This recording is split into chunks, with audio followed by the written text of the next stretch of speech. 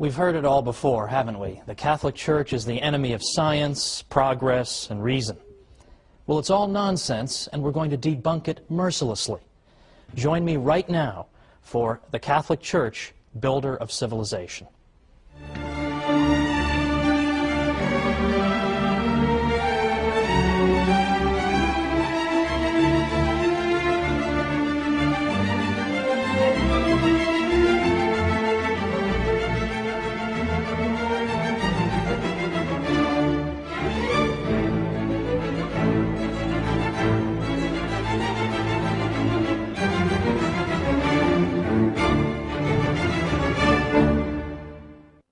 Welcome to the Catholic Church, builder of civilization. I'm your host, Thomas Woods. I'd like to begin this 13-program series with a fact that's fairly obvious to most of us. There's a bit of a double standard in the world when it comes to the Catholic Church. You can say anything you like about the Catholic Church, your career won't be over, no one will care, there'll be no candlelight vigils or hunger strikes. You say anything you like about it, and that's just fine. If anything, you'll be even more welcome in fashionable circles than before. So, what's the result of that? The result is that you can get away with saying the most absurd, ludicrous things about the Catholic Church. And people believe it. People are inclined to believe every ridiculous calumny against the Catholic Church. But worse still, some Catholics themselves, I think, have begun to interiorize some of these criticisms. And deep down, I think they themselves wonder, has the Church really been a positive influence in history, after all? Hasn't she been responsible only for repression and ignorance? And hasn't she been an opponent of the sciences? We've all been taught to believe this. It would be a miracle if people didn't believe it. But it's not true. And in this series we're going to show why it's not true, and we're going to show the true glory of the Catholic Church. Now, the attacks on the Catholic Church and on religious belief in general have accelerated just over the past 5 years or so. We've already seen in recent years best-selling books by Richard Dawkins and Daniel Dennett and Sam Harris condemning religious belief in general as irrational and foolish, and in effect they're saying to children in this country, your parents are stupid for teaching you the faith. Worse than that is that after the July 7th, 2005 bombings in London, what we began to see is this trend, that Islamic terrorism is now giving intellectuals an excuse to oppose all religion. The argument being that all religion is irrational, all religion can give rise to violence, so it should all be condemned. So, for example, in Scotland's Sunday Herald, we read Muriel Gray saying, "The cause of all this misery, mayhem, violence, terror, and ignorance is, of course, religion itself." And she called religion Dark Ages nonsense. For the government of a secular country such as ours, she said, to treat religion as if it had real merit, instead of regarding it as a ridiculous anachronism, which education, wisdom, and experience can hopefully overcome in time, is one of the most depressing developments of the 21st century. Now, I'll leave aside the fact that she doesn't know how to use the word hopefully correctly. That's another matter. The point is, this is our critic. Another critic, Polly Toynbee in the London Guardian, said, "It is now time to get serious about all religion and draw a firm line between the real world and the world of dreams." In the London Spectator, Matthew Paris said, "What unites an extremist mullah with a Catholic priest or evangelical Protestant minister is actually much more significant and interesting than what divides him from them." Well, these criticisms have become routine. Day in and day out we hear them. All religion is the enemy of progress. But the Catholic Church in particular is consistently viewed as the enemy of science and progress and knowledge. Consistently. Now, why is that? How did that happen? In part, it began 200 years ago or more in the so-called Enlightenment, which was a period in 18th century European history in which the intellectual classes became extraordinarily hostile to the Church. They disparaged the Middle Ages consistently. In fact, that's why they had the word Enlightenment. Because the idea was that before the Enlightenment, before the wonderful 18th century, all we had was misery and backwardness and ignorance fostered by the Catholic Church. But now, thankfully, We have secular intellectuals to bring us enlightenment. I sometimes think that the most depressing job on earth must be to be a history professor who teaches about the Middle Ages. It must be the most depressing job on earth. All day long, you lecture about the Middle Ages, and you say, Middle Ages weren't so bad. In fact, a lot of great things happened in the Middle Ages. Catholic Church made a lot of great things possible. You lecture on this all day long. You write books and articles on it. You even appear on television. You appear on radio, and you talk about it. And what happens? You get home at night, you turn on the TV, nothing you've done has made any effect. Everybody still believes the Middle Ages was a time of ignorance and repression, and it was all the fault of the Catholic Church. All of that stuff, in effect, cannot be dislodged. It must be extremely depressing. Now, why are these falsehoods so resistant to the truth? Why is it so hard to get people to change their minds on this? Well, ever since the Enlightenment, what has taken root in our culture and in our way of thinking is that the Catholic Church is assumed to be wrong, and that secularism, that is the idea of organizing society and all of life without reference to God, that is said to be the source of progress. So by definition, anything the Church is connected to involves retrogression, whereas anything that a secular intellectual brings us, well, that brings us progress. And that has been the lens through which history has been viewed over the past 200 years. That's why it's only over the past maybe 50 years that we've begun to see historians finally cracking through this nonsense and finally saying, wait a minute, not only did the Catholic Church not obstruct the sciences, she may have helped to foster them. Not only did secularists not invent the science of economics, for example, but in fact it turns out it was Catholic priests and professors who developed the ideas of economics centuries earlier, and on and on and on. But it's taken a long time to crack through this accepted idea that the Church is responsible for retrogression and ignorance. It's taken forever. Now let's think about some of these areas in which the Catholic Church has really built our civilization. I mean, I choose that word advisedly. Why is it that the Catholic Church can be said to be her builder? Well, for example, consider how we think about charity, charitable work. We think that you're engaged in charity when you help somebody without any expectation of a reward, when you do it because it's good and it's right to do it. You do it because you know that in the grand scheme of things, that unfortunate person is in some sense your equal, having been made in the image and likeness of God. And so you help that person. You don't help that person because you expect 3 years down the road to revisit him and say, remember that $15 I gave you, why don't you cough it up? Or to revisit him and say, I need votes, I need some political support, why don't you come help me? We don't do it so we can tell the whole world, hey, look at what a great guy I am, I just gave that guy $10. We don't do it for those reasons. We do it out for the reasons that I gave, purely disinterested motives. Well, where do we get that idea? That idea comes from the Catholic Church. Because in ancient Greece or Rome, if you had said, oh, I'm going to go help somebody with no expectation of any reciprocity, I'm just going to go do it out of the goodness of my heart, they would have thought you were crazy. What are you talking about, man? Much less the idea that I would pray for and even try to help my own enemies. What, are you insane? But yet today, we take this for granted as the ideal, that the good man tries to observe these principles. But again, where do they come from? They come from the Catholic Church. The Catholic Church teaches this about charity. The ancient world didn't. So here's an area in which things that we take for granted, this is the way we think, we take it for granted. Where does that come from? It comes from the Catholic Church. We'll have more to say about that in a future episode. How about the idea of rights, that I have a right to own property, or a right not to be killed, for example? Where does that idea of rights come from? Well, we've always been told that secularists in the Enlightenment, or just before the Enlightenment, came up with this idea. In the 17th century, all of a sudden, boom, rights just developed. Well, that's not true either. And once again, modern research is coming to the rescue of Catholicism. I know that sounds odd. You think modern researchers, you want to run the other way.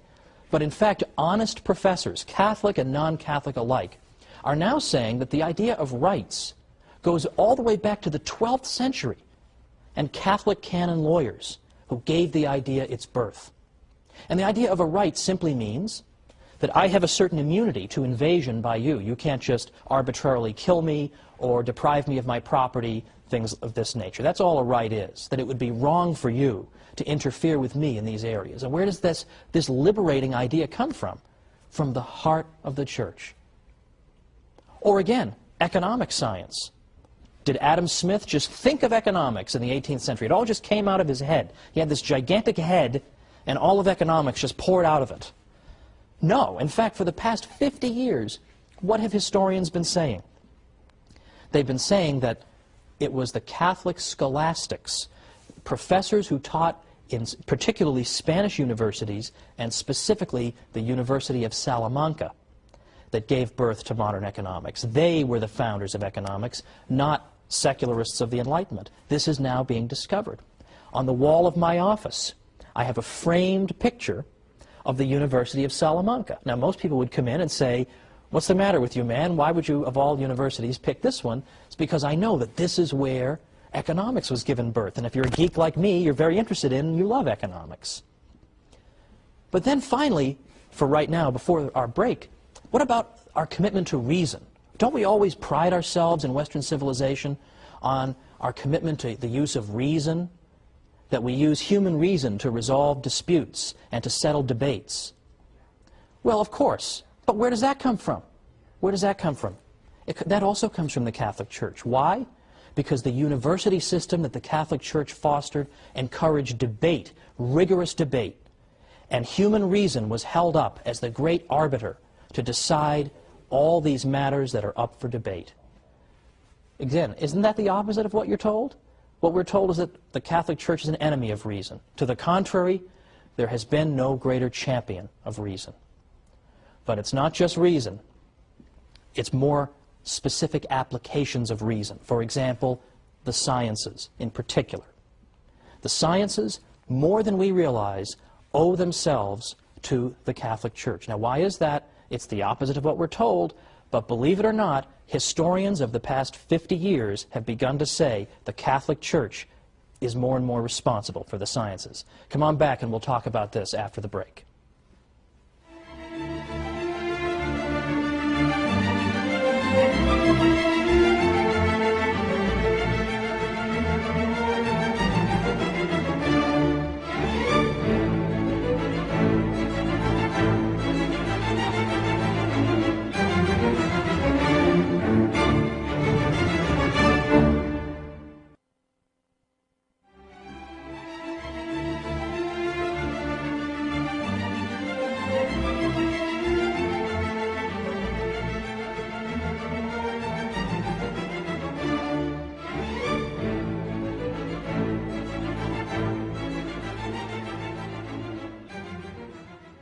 Welcome back to the Catholic Church, Builder of Civilization. I'm Thomas Woods. Before the break, we were talking about all these areas in which the Catholic contribution to our civilization has been indispensable, but in which it's largely neglected. How many of the facts that we've uncovered even up to now are covered in schools on a regular basis? Do I even have to ask that question? But I teased you a little bit with the idea of the Catholic Church as having helped to give birth to science in Western civilization just before our break here. What did I mean by that? Well, I'm going to tease you a little bit again, because by next time we're going to get into the sciences in real depth, the next 3 episodes, in fact, because here I think we have the aspect of Catholic history that is most often mangled and distorted, and most often used, I think, as a bludgeon with which to beat the Church over the head. And I want to show that this is largely without merit. What I at least want to tell you for now is that it really is true that over the past 50 years, scientists who write the history of science have begun rethinking the old arguments against the Church and said, you know what, on second thought, the Church actually did very important things. There's a reason that science took root and then was sustained for so long in Western civilization, whereas it wasn't in others. And this, it turns out, is not in spite of the Catholic Church, but in some ways because of it. Now, 100 years ago, it's true, you would have read a book by Andrew Dixon White called, that refers to the alleged warfare between religion and science in Western civilization. Today, White's book is considered almost laughable among professors. It's so out of date and so ludicrous. Today, you have professors like Edward Grant writing Cambridge University Press books. You've got Thomas Goldstein, A.C. Crombie, David Lindbergh, and many besides. And what they all agree on is that you can't just say the Church was an opponent of the sciences. To the contrary, there were aspects of Catholic thinking that were indispensable for the development of science. And we're going to get into specifically what were those. But right now, I want you to know that this old myth is being overturned by professors. Unfortunately, the findings of these professors have not managed to trickle down to the general public yet. This is what we're going to try to do on our series. Let me give you, by the way, an example of a typical story that people have been taught to believe about the Catholic Church, and then consider why it is they so readily believed it when there isn't even a stitch of evidence for it. And here's an example that I think even many people in the viewing audience might have believed, and I myself believed. I have no reason to think otherwise. And that's the idea that Christopher Columbus, when he engaged in his famous voyages, was actually seeking in part to prove that the Earth was not flat, but rather spherical. Now, we've all heard the usual story that Columbus was warned. No, Columbus, no, don't go sailing that far. You're going to fall off the edge of the Earth. Don't you know that? The Earth is a big flat disk, and you're going to fall off the edge and get eaten by dragons, or giant radioactive spiders are going to eat you, something like that. He was warned about all this. Don't do it. Well, he did it anyway, and this goes to show how brave and wonderful he was. Now, I don't dispute that Columbus was indeed a brave and skilled navigator. But Columbus himself, were he here today, would tell you that he was not seeking to prove the Earth was spherical. Why? Because everybody already knew it. Everybody already knew the Earth was a sphere. In effect, no educated person in Europe believed the Earth was flat. That is a myth. That's an almost absurd myth. In fact, just try to go back and find anybody in the history of Christendom who believed in a flat Earth. Just look for them. If everybody believed it, that shouldn't be so hard. And yet you can't find any examples. Well, I correct myself. You can find two examples of people you've never heard of. Lactantius, for example, from the late 3rd and early 4th centuries. He had no influence on anybody, and in any event, he was speaking more allegorically than anything else. The other person who seems to have believed it was a 6th century figure named Cosmas Indicopleustes. You ever heard of him? Neither have I. And neither had anybody in Western Europe. Cosmas wrote in Greek. By the time you get to that period of time, hardly anybody in the West speaks Greek. Pope St. Gregory the Great, for instance, who was Pope from 590 to 604, already he doesn't even speak a word of Greek. So hardly anybody could have read Cosmas. He wasn't translated into Latin until 1706. So anybody who may have taught a flat Earth had an audience of about 1 or 2 people, had no influence on anybody. The fact is, everybody understood the Earth was a sphere. The reason people were reluctant to sponsor Columbus wasn't that they were afraid he was going to fall off the edge. The reason they were afraid to do it was that they thought he had very much underestimated the size of that sphere. Columbus was saying, oh, don't worry about it. It's not a very big Earth. I'll just sail right around. I'll be right back. It'll be fine. But they were saying to him, no, the Earth is several times larger than you think it is, and you're just going to starve to death. You're going to sail, and you're going to sail, and you're going to sail, and you're not going to be any land. Well, luckily for Columbus, a couple of continents managed to spring up, quite contrary to his expectation, and thankfully for him and for his crew. But that was why they didn't want him to go. It wasn't because they thought he was going to fall off the edge. Now, I realize that is so much the opposite of what you've been told. You almost think that I must be making this up, right? I'm sure people believed in a flat Earth, but I promise you they didn't. And there's actually a whole book that was written to answer the obvious follow-up question. If nobody believed in a flat Earth, how did this myth ever get started? And the answer comes in a small book by a guy named Jeffrey Burton Russell. He wrote a book called Inventing the Flat Earth. And what he found was that it was a very, very tiny group of intellectuals in the 19th century who gave birth to this myth. And they did it because it made the Catholic Church look ridiculous. Because it made the Catholic Church look ridiculous. Because in the 19th century, there was a lot of debate and dispute with the Church about Darwin and other matters. And the idea was that if we can portray the Church as being so ridiculous that it used to actually teach the Earth was flat, then we can show that she is an utterly contemptible opponent.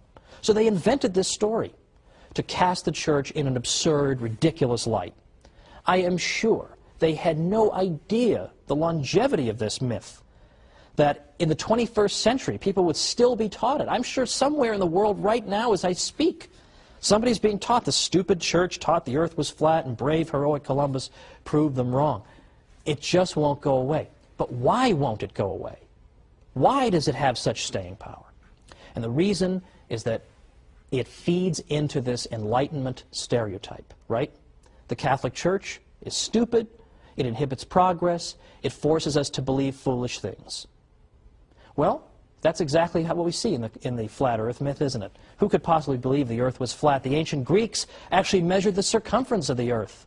So obviously they knew it was round. How could the foolish church think anything different? So there's a great example that can easily be overturned.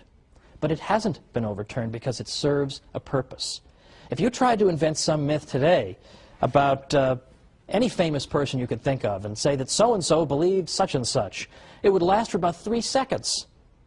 But people believe what they are prepared to believe. And people are prepared to believe the worst about the Catholic Church. So the point of the series, the point of the next 12 weeks in which I'll be joining you, is to go after not simply these little myths, but to build up an edifice to show the glories of the Catholic Church. Not simply to say, well, the church didn't really do this, or the church wasn't really so bad over here. We're not going to make any progress if our message is, the Catholic Church, not as bad as you thought. We need something a little more vigorous, a little more vigor in our message. We need instead to say, it's not simply the Catholic Church isn't as bad as you thought, or she didn't really teach the earth was flat. We can't win by always running around putting out fires. Nobody ever built a house by putting out fires. Fires have to be put out, it's true. But we understand that we can't build if that's what we're always doing. If we're always letting opponents of the church define the debate for us, then we're always going to be on the defensive. And it seems to me, given the state of our civilization, that it's about time that we went, shall we say, on the offensive. And we showed people all the glories of the church, and we showed them all this hidden history. So we don't have to say, oh, we're not really as bad as you think. We're far more glorious than we ourselves even realize. And we are going to be up against, well, frankly, very, very influential people in this world. I'm sure many of you remember that the European Union's Constitution excludes all mention of the Christian influence on Western civilization. How willfully blind would you have to be, surrounded by cathedrals and religious artwork and the fruits of what the church has given us? How blind would you have to be not to mention that the church had a little something to do with building this civilization? No. Instead, the European Union Constitution begins and ends with the idea that Western civilization, that comes to us from ancient Greece and Rome, and then from the Renaissance and the Enlightenment. And that 1,000-year period in between, well, I don't know what was going on. Apparently nothing much. That's the standard view, and that was the standard view many people had up until, as I say, as recently as 50 or 100 years ago. But today, any medieval historian worth his salt knows this is a whole lot of nonsense and would reject it with a laugh. But yet, the architects of the European Union exclude mention of the church or of Christ from their founding document. It isn't that they're stupid. If it were just a matter of stupidity, that would be easily overcome. We just come back with the facts and that'll be the end of it. It's that they're hostile to the church. I mean, what could be more obvious than that? Look at what the European Union is up to half the time. Do they seem like pious Catholics, most of these people? They have no interest in spreading the truth about the church. And that's why we as Catholics are under a particular obligation. We have to learn what we can about our faith. And we have to go and spread it. And we have to go and tell people the real history of the Catholic Church. Because if we don't defend ourselves, nobody's going to do it for us. I actually wrote a book called How the Catholic Church Built Western Civilization, because I thought it was about time that we told our story. And that's what I'm going to spend the next 12 episodes doing, is telling our story. But for next time, we're going to start 3 programs on the subject of the church and science. And you're going to have more ammunition then you're going to know what to do with by the time we're done with the next 3 episodes. Because did you know, for instance, that the Jesuits, the Society of Jesus, did you know that they were so accomplished in the sciences that right now 35 craters on the moon are named after Jesuit scientists? Did you know that 1 out of 20 of the greatest mathematicians who ever lived belonged to the Society of Jesus? Or that the Jesuits helped to found and then became the greatest practitioners of the study of earthquakes, seismology. And we can go on and on and on. Atomic theory, the study of ancient Egypt, the study of physics, and I can go on and on. There are so many ways in which the Catholic Church contributed to the sciences. So join me next time for the Catholic Church, Builder of Civilization.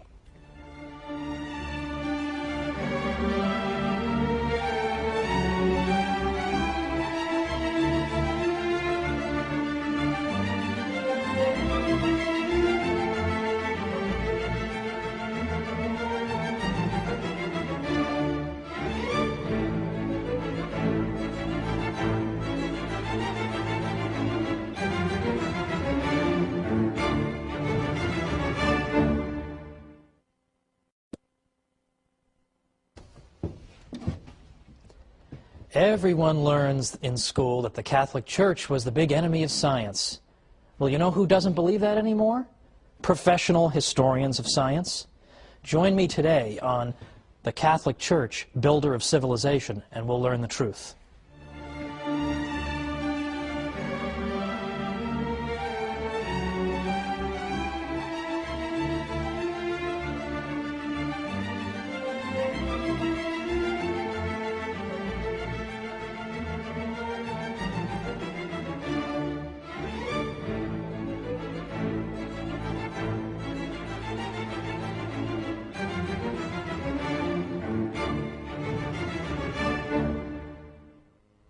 Welcome to the Catholic Church, Builder of Civilization. I'm Thomas Woods. It comes as a surprise, doesn't it, to learn that the Catholic Church may have had a positive role in the development of science, right? Because we're all taught from birth the exact opposite. In school, in the media, in movies, scientists are always brave martyrs against the ignorant church that wants to suppress their findings. Well, you might be excused for this view if you lived 100 years ago, because then the dominant book on the subject was written by a fellow named Andrew Dixon White. I mentioned him in our first program because he wrote a book called A History of the Warfare of Science with Theology in Christendom. This became the defining volume on this subject. But it is full of nonsense. In fact, it turns out that in White's book, you actually read that the Catholic Church taught that the earth was flat. Now, we saw last time there is not the tiniest stitch of evidence for that. But White, anxious to portray the church as silly and backward and ridiculous, simply repeated what other historians had said without bothering to investigate it. That was the quality of his book.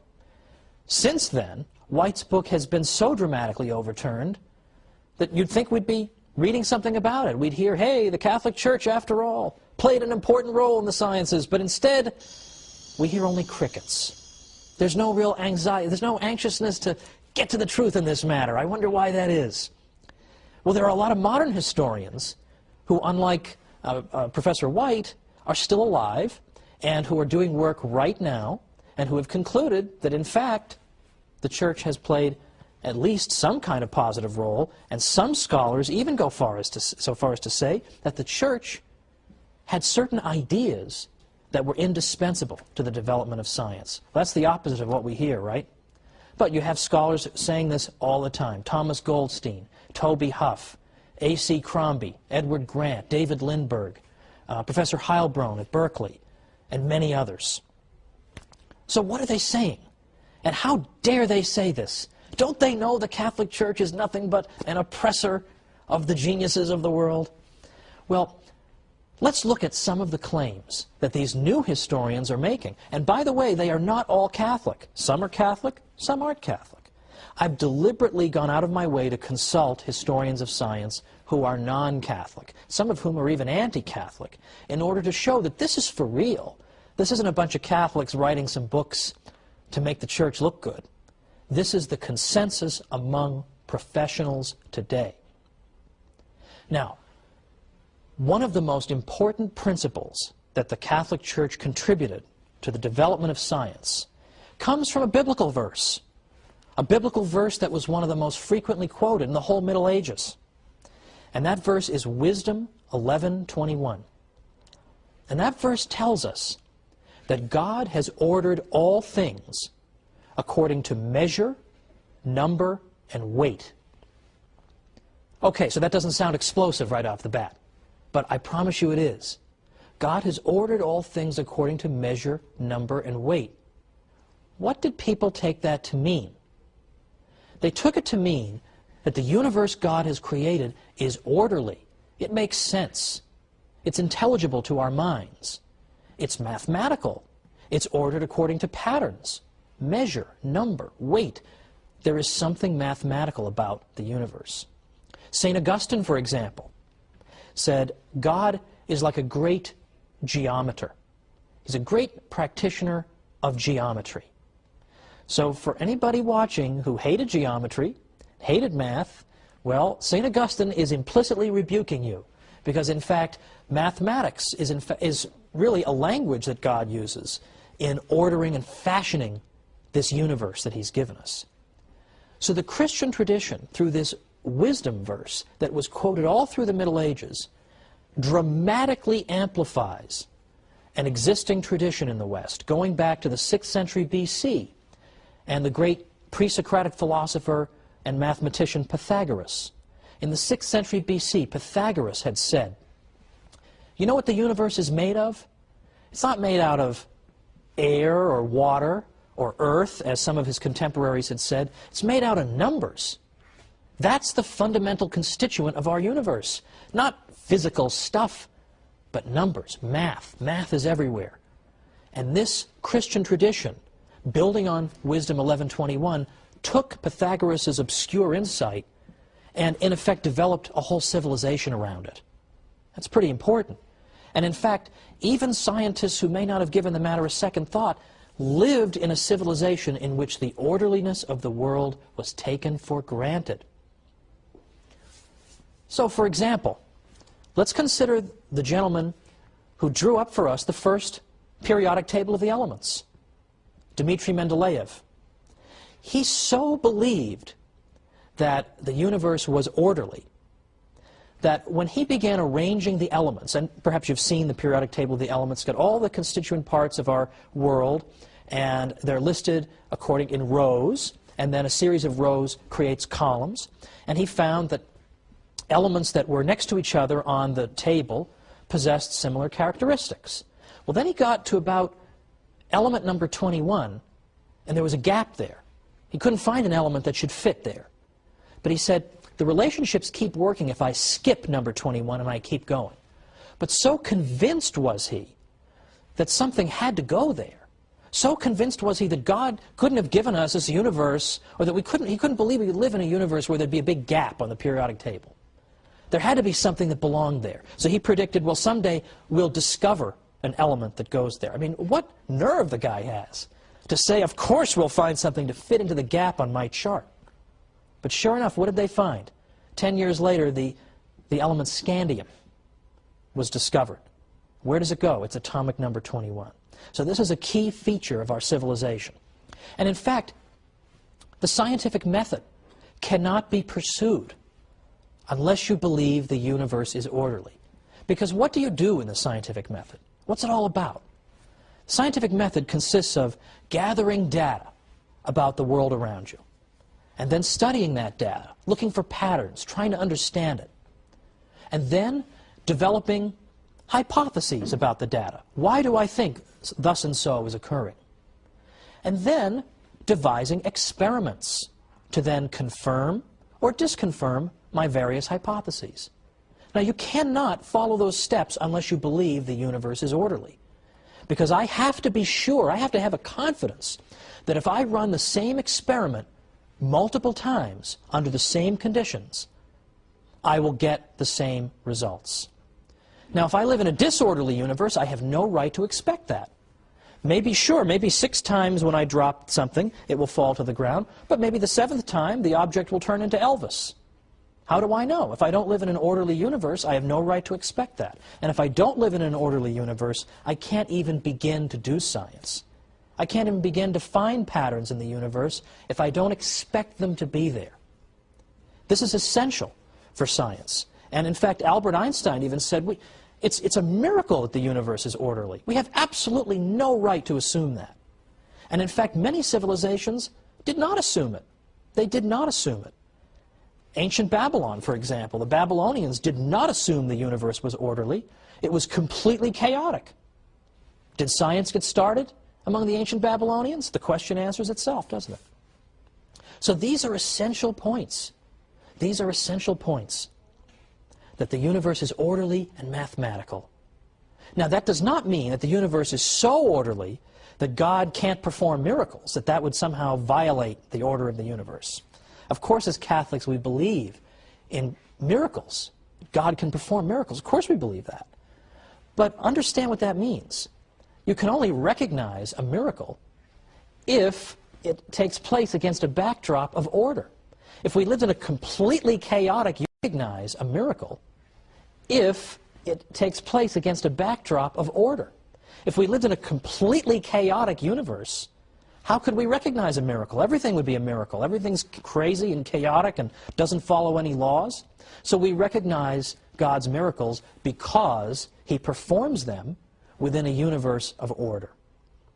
St. Anselm very helpfully clarified this point. He said that God has His absolute power, or potentia absoluta, for you Latinists, and His ordered power, or potentia ordinata. That is to say, sure, God has the raw power to turn that object into Elvis, but He also has His ordered power by which He behaves according to the laws that He's built into the universe, that it would not befit the dignity of our God for Him to behave in such a whimsical way. He can't do that. He has to, in effect, behave in a way that is consistent with His promises to us. And in effect, the functioning of the universe is one of those promises. So we expect to find order in the universe, and that's why scientists go looking for it. But as I say, not all civilizations have been able to do this, have had this insight. We take this insight for granted. The universe makes sense, we can find mathematical relationships in it, but not every civilization could. And one civilization that could not is Islamic civilization. Now, there's much we can say about Islamic contributions to civilization and even the sciences. For example, in some of what we might call the applied sciences, like medicine and optics. Well, Muslims made great contributions in those areas. But in the more theoretical sciences, Islamic science, in effect, suffered what Father Stanley Yaki calls a stillbirth. It seemed like it was going somewhere, and then boom, gone. And then today, of course, Islamic civilization is largely a backwater, scientifically. Now, why is that? Why did Islam suffer such devastation in terms of the sciences? One reason involves this matter of the ability to view the universe as being orderly. Islamic civilization could not do that. Because if you were to say that the universe is ordered according to certain laws that must be observed, that would be an insult to Allah, who may behave as arbitrarily as He wants. What looks like a law to you may just be one of His habits that He can discontinue at any time. Well, we got a break now, but come on back for some more myth-busting about the Church and science.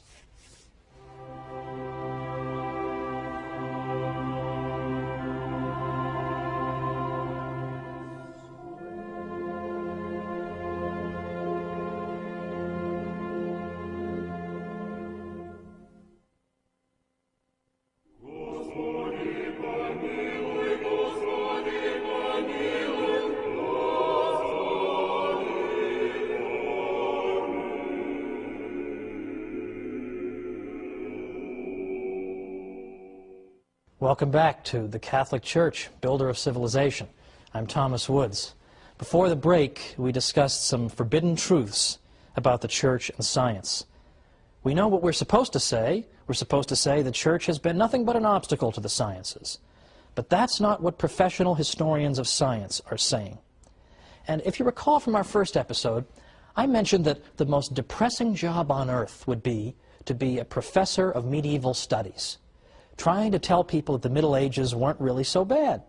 Well, I think a good runner-up for most depressing job on earth would be to be a historian of science, trying to argue that, in fact, the Church had, by and large, a positive influence on the sciences. Even your fellow scientists aren't going to believe you, much less the general public. But yet you have an enormous amount of evidence that you can amass. And book after book after book is being written today, and yet you still can't crack through to the general public.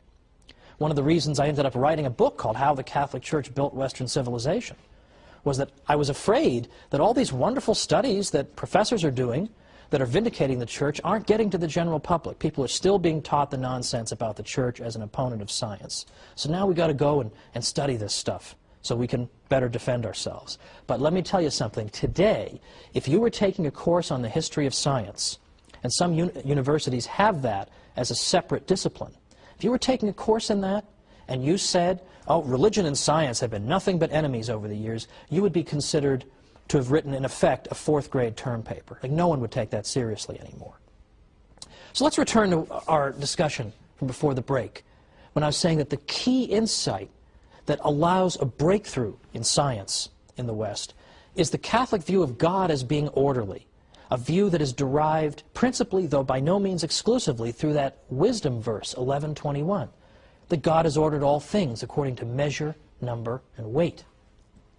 And we saw that St. Augustine took that to mean that God was a great geometer, and other Christian thinkers elaborated on it as well. At the cathedral school at Chartres, for example, in France, there was a lot of elaboration on that critical wisdom verse. Now, cathedral school, first of all, what's that? Charlemagne, who was emperor of the West from about 768 to 814, had established that the various cathedrals should have schools set up, attached to them. And these cathedral schools, in some cases, developed into our earliest universities, although we'll discuss that in a future episode. But at the cathedral school at Chartres, those scholars seized upon Wisdom 11:21 and took it to mean that if we want to understand the universe, we must understand it quantitatively. That's a fancy way of saying that if we want to understand the universe, we have to understand it through math. Well, that is actually an extraordinarily modern idea. The cathedral school at Chartres was really at its peak perhaps in the 12th century, and yet it's got this fantastically modern idea that at least at some level, the universe can and should be understood mathematically if we want to understand its workings and predict how it will behave in the future. We have to understand it through math. And they interpreted Wisdom 11:21 to mean just that, that the universe is mathematical and we understand it that way. Because the cathedral school at Chartres spread this idea far and wide, that the universe is mathematical and should be understood through math, they are increasingly given credit as having helped to launch the scientific revolution centuries before it really began to take place in the 17th century. In addition to that, the scholars at Chartres took for granted that God was orderly and had built natural laws into the world, and that if we want to understand how the world works, we first use our natural reason. And only when our natural reason breaks down do we then say we are faced with a miracle, we're faced with something supernatural, and we refer this to God. But the Chartres scholars were convinced that God has given us our reason for a reason. That we're not cows, we're not aardvarks, we're not ants. We have the ability to think and to draw cause and effect conclusions and relationships. Why would God give us this faculty unless we were meant to use it? And we become true human beings only when we use the unique gift that human beings alone possess, which is reason. So, for example, one scholar at Chartres said, "It is through reason that we are men. For if we turned our backs on the amazing rational beauty of the universe we live in, we should indeed deserve to be driven therefrom, like a guest unappreciative of the house into which he has been received." Another scholar at Chartres said, "I take nothing away from God. He's the author of all things, evil excepted.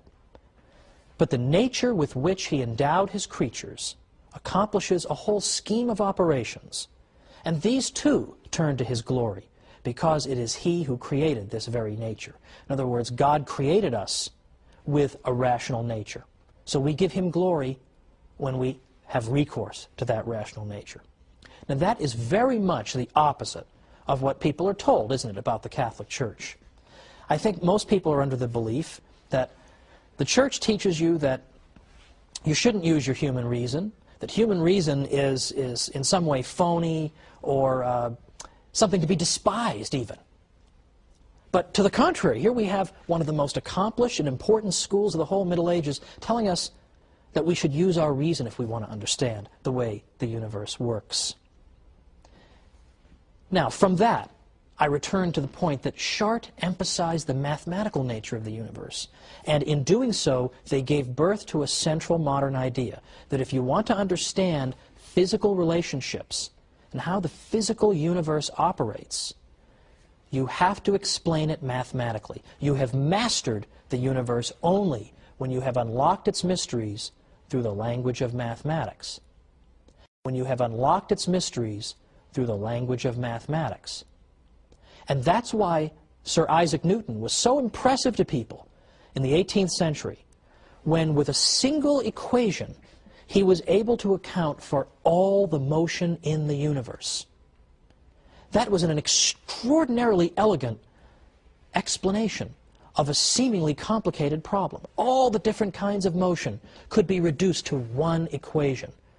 And so in the sense in which we're speaking of, he understood the universe because he was able to take disparate phenomena that are all different kinds of motion, but yet account for them all with one simple, elegant mathematical equation. So he is simply bringing to fruition the mission that the Cathedral School of Chartres gave to the scholars and scientists of the West. Now, another problem that was solved in large part by the Cathedral School at Chartres goes all the way back to the ancient world, all the way back to the world of ancient Greece and Rome. Because as far back as that time, people had believed that the heavenly bodies that you see out there were in fact in some way divine. They must have some kind of divine attributes, or perhaps they even have souls in some way, or they were composed of imperishable matter that operated according to laws different from those of our terrestrial world here on Earth. This was taken for granted for many reasons. For instance, in the ancient world, it was taken for granted that a body at rest tends to stay at rest.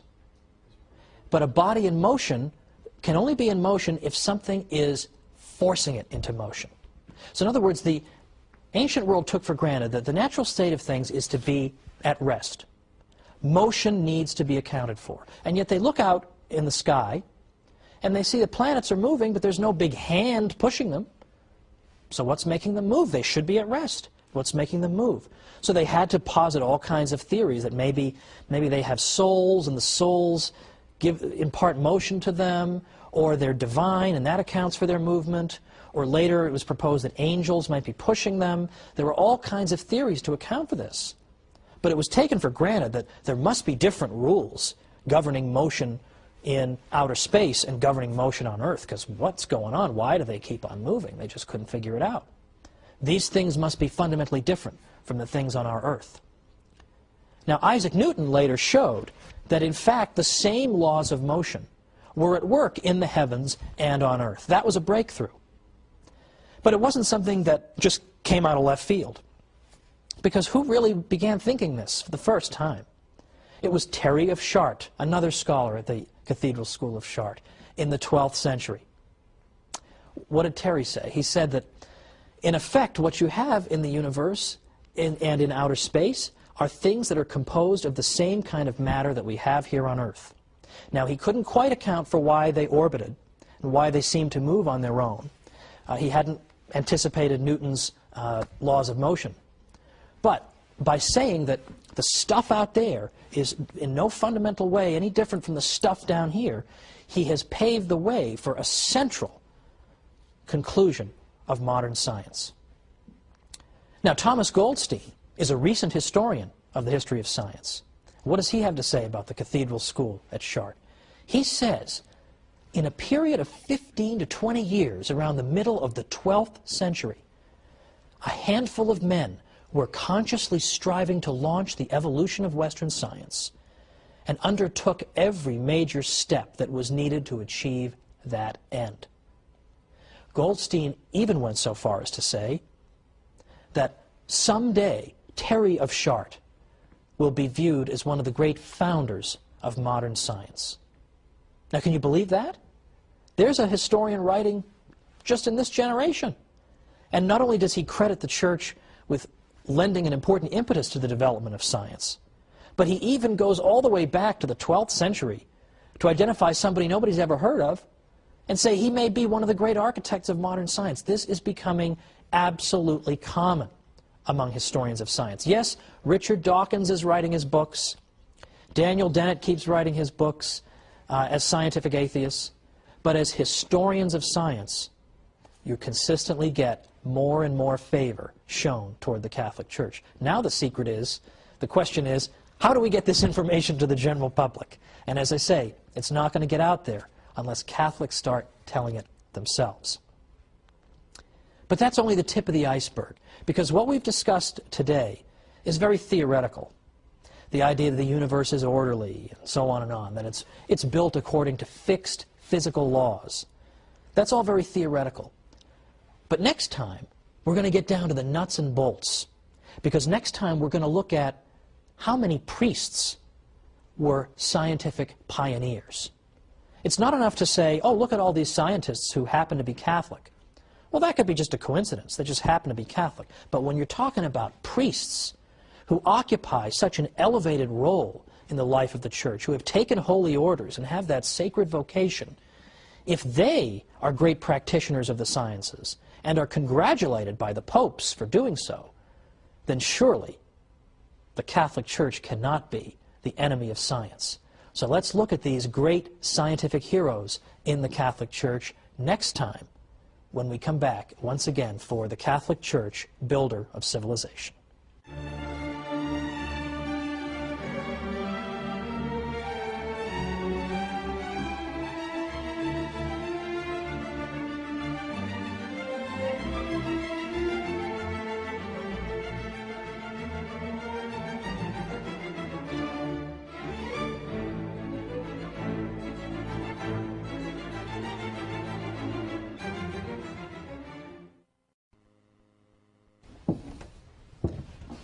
Last week, we started to overturn that firmly established myth that the Church has been an enemy of science.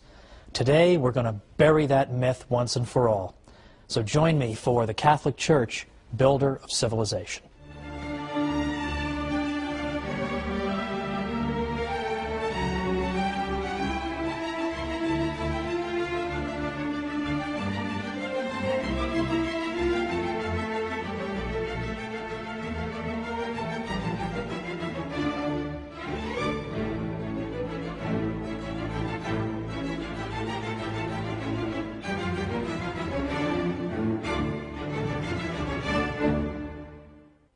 Welcome to the Catholic Church, builder of civilization.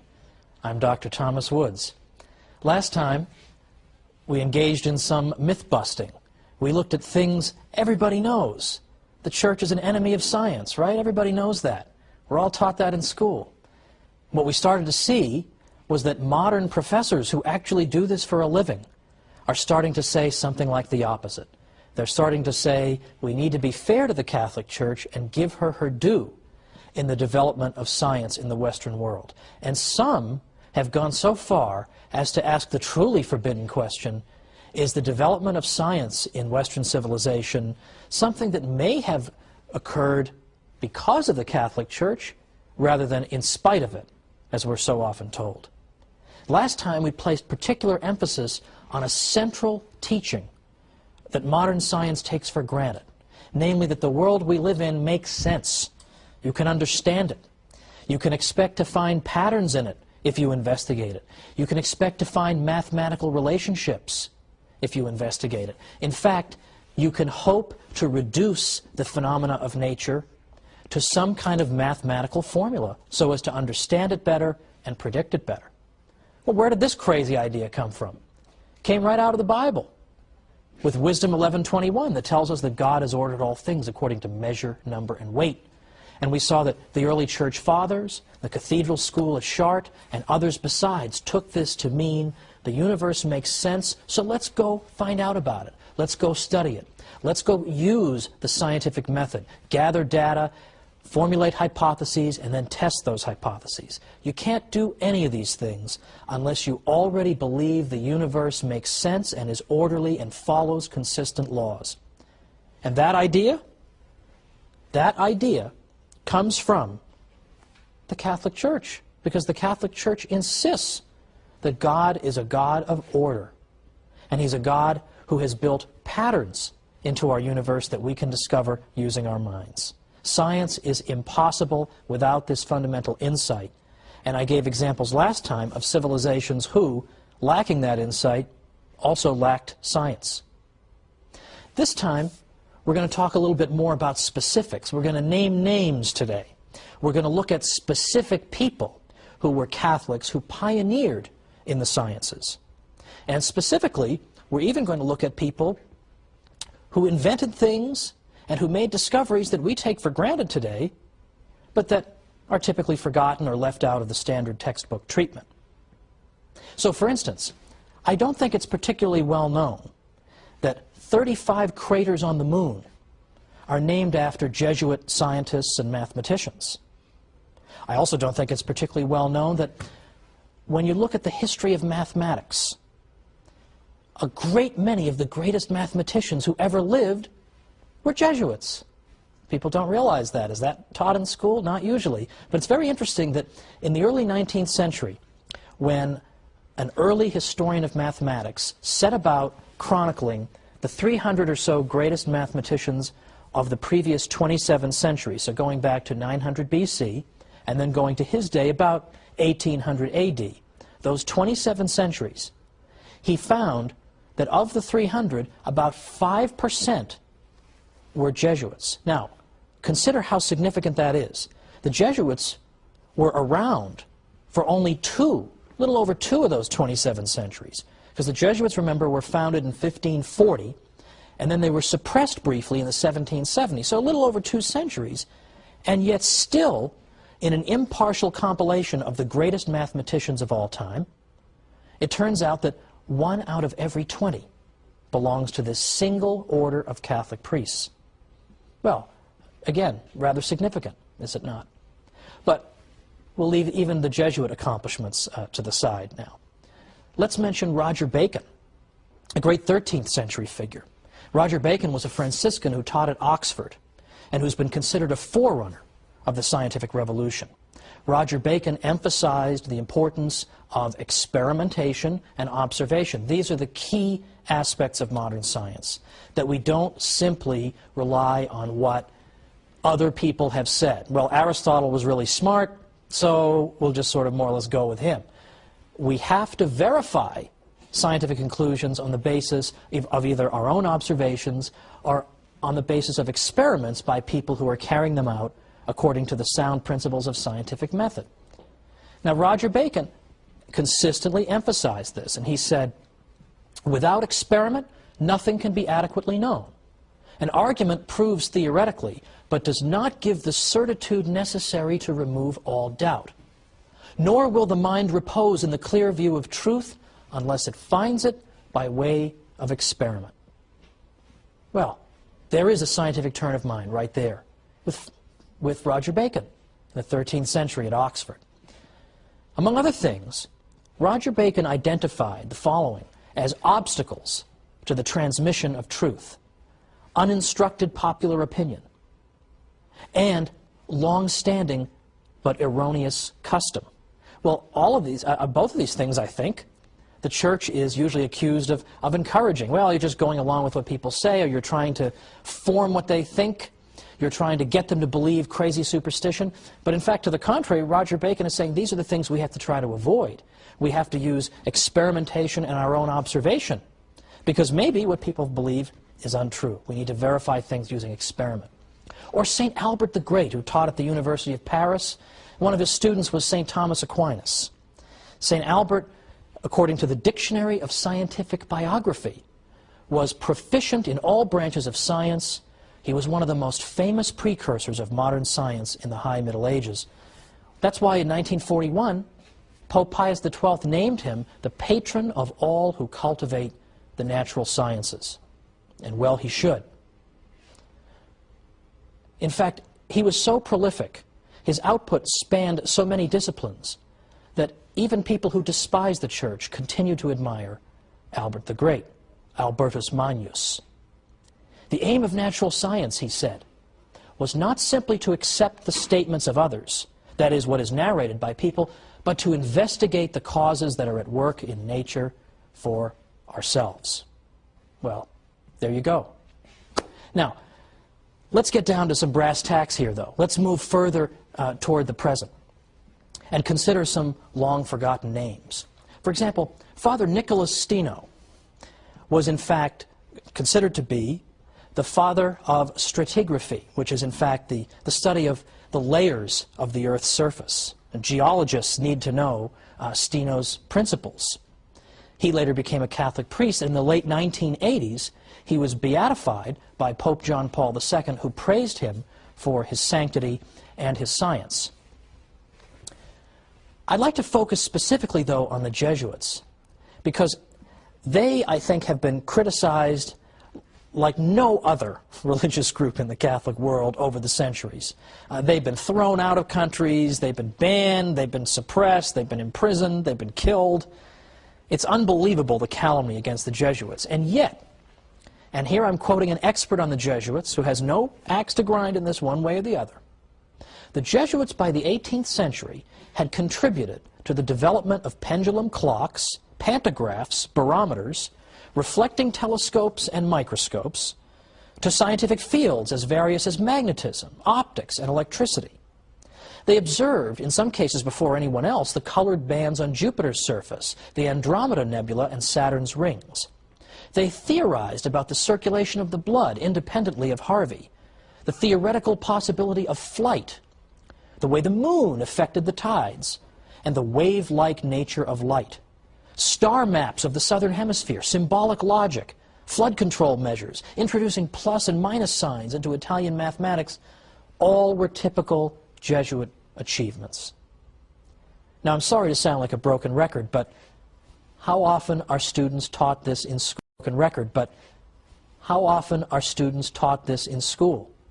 Never. It's not like they're taught it a little, or once in a while they hear about this. They never hear it. They never hear it. I've never seen a Western civilization textbook that takes note of this phenomenon. Not one. And believe me, over many an anguished night when I was a professor in New York, I would search through Western Civ textbooks, one after the other. Which one of these can I assign in good conscience? And it was hard to find any. So what I wound up having to do, in case you're wondering, is assign a not-so-good textbook, but then also assign my own How the Catholic Church Built Western Civilization. And I took some comfort in knowing that, okay, maybe the students won't read my book, but these are the same students who won't read the textbook either. And so one encouraging thing about the fact that we live in a world in which students don't read is that they won't be reading the propaganda either. And so it'll be easier for me to de-brainwash them, because they won't be reading anything. They won't be reading anything to contradict that. They'll actually finally get to hear the truth for a change, unmediated. But consider now some more specific examples of Jesuits and their achievements. We have only a minute before we have the break, but let's consider Father Giambattista Riccioli was the first person to calculate how fast a freely falling body accelerates to the ground. Surprising, isn't it? Father Francesco Grimaldi first discovered and named the phenomenon of the diffraction of light. Now, Father Francesco Grimaldi, you may be thinking about pasta sauce, but that's Francesco Rinaldi, and I'm sure Francesco Grimaldi would be appalled at that sauce. But what's interesting about the two of them is that they worked together to produce a selenograph, which is a detailed description, or pardon me, a detailed map, in effect, of the surface of the moon, depicting all the various aspects of it. And their selenograph adorns the entrance to this day to the National Air and Space Museum in Washington, D.C. These were not stupid idiots. Now, there are still other scientists we have to cover, and we'll be getting to them a little bit after the break. But for now, let's just note that it isn't just that we've got a bunch of scattered scientists here and there. It's that in practically every scientific discipline, there are priests who are involved, not just Catholic laymen, but priests who occupy this most important vocation in the Church. So join me in a minute. Let's keep doing some myth-busting.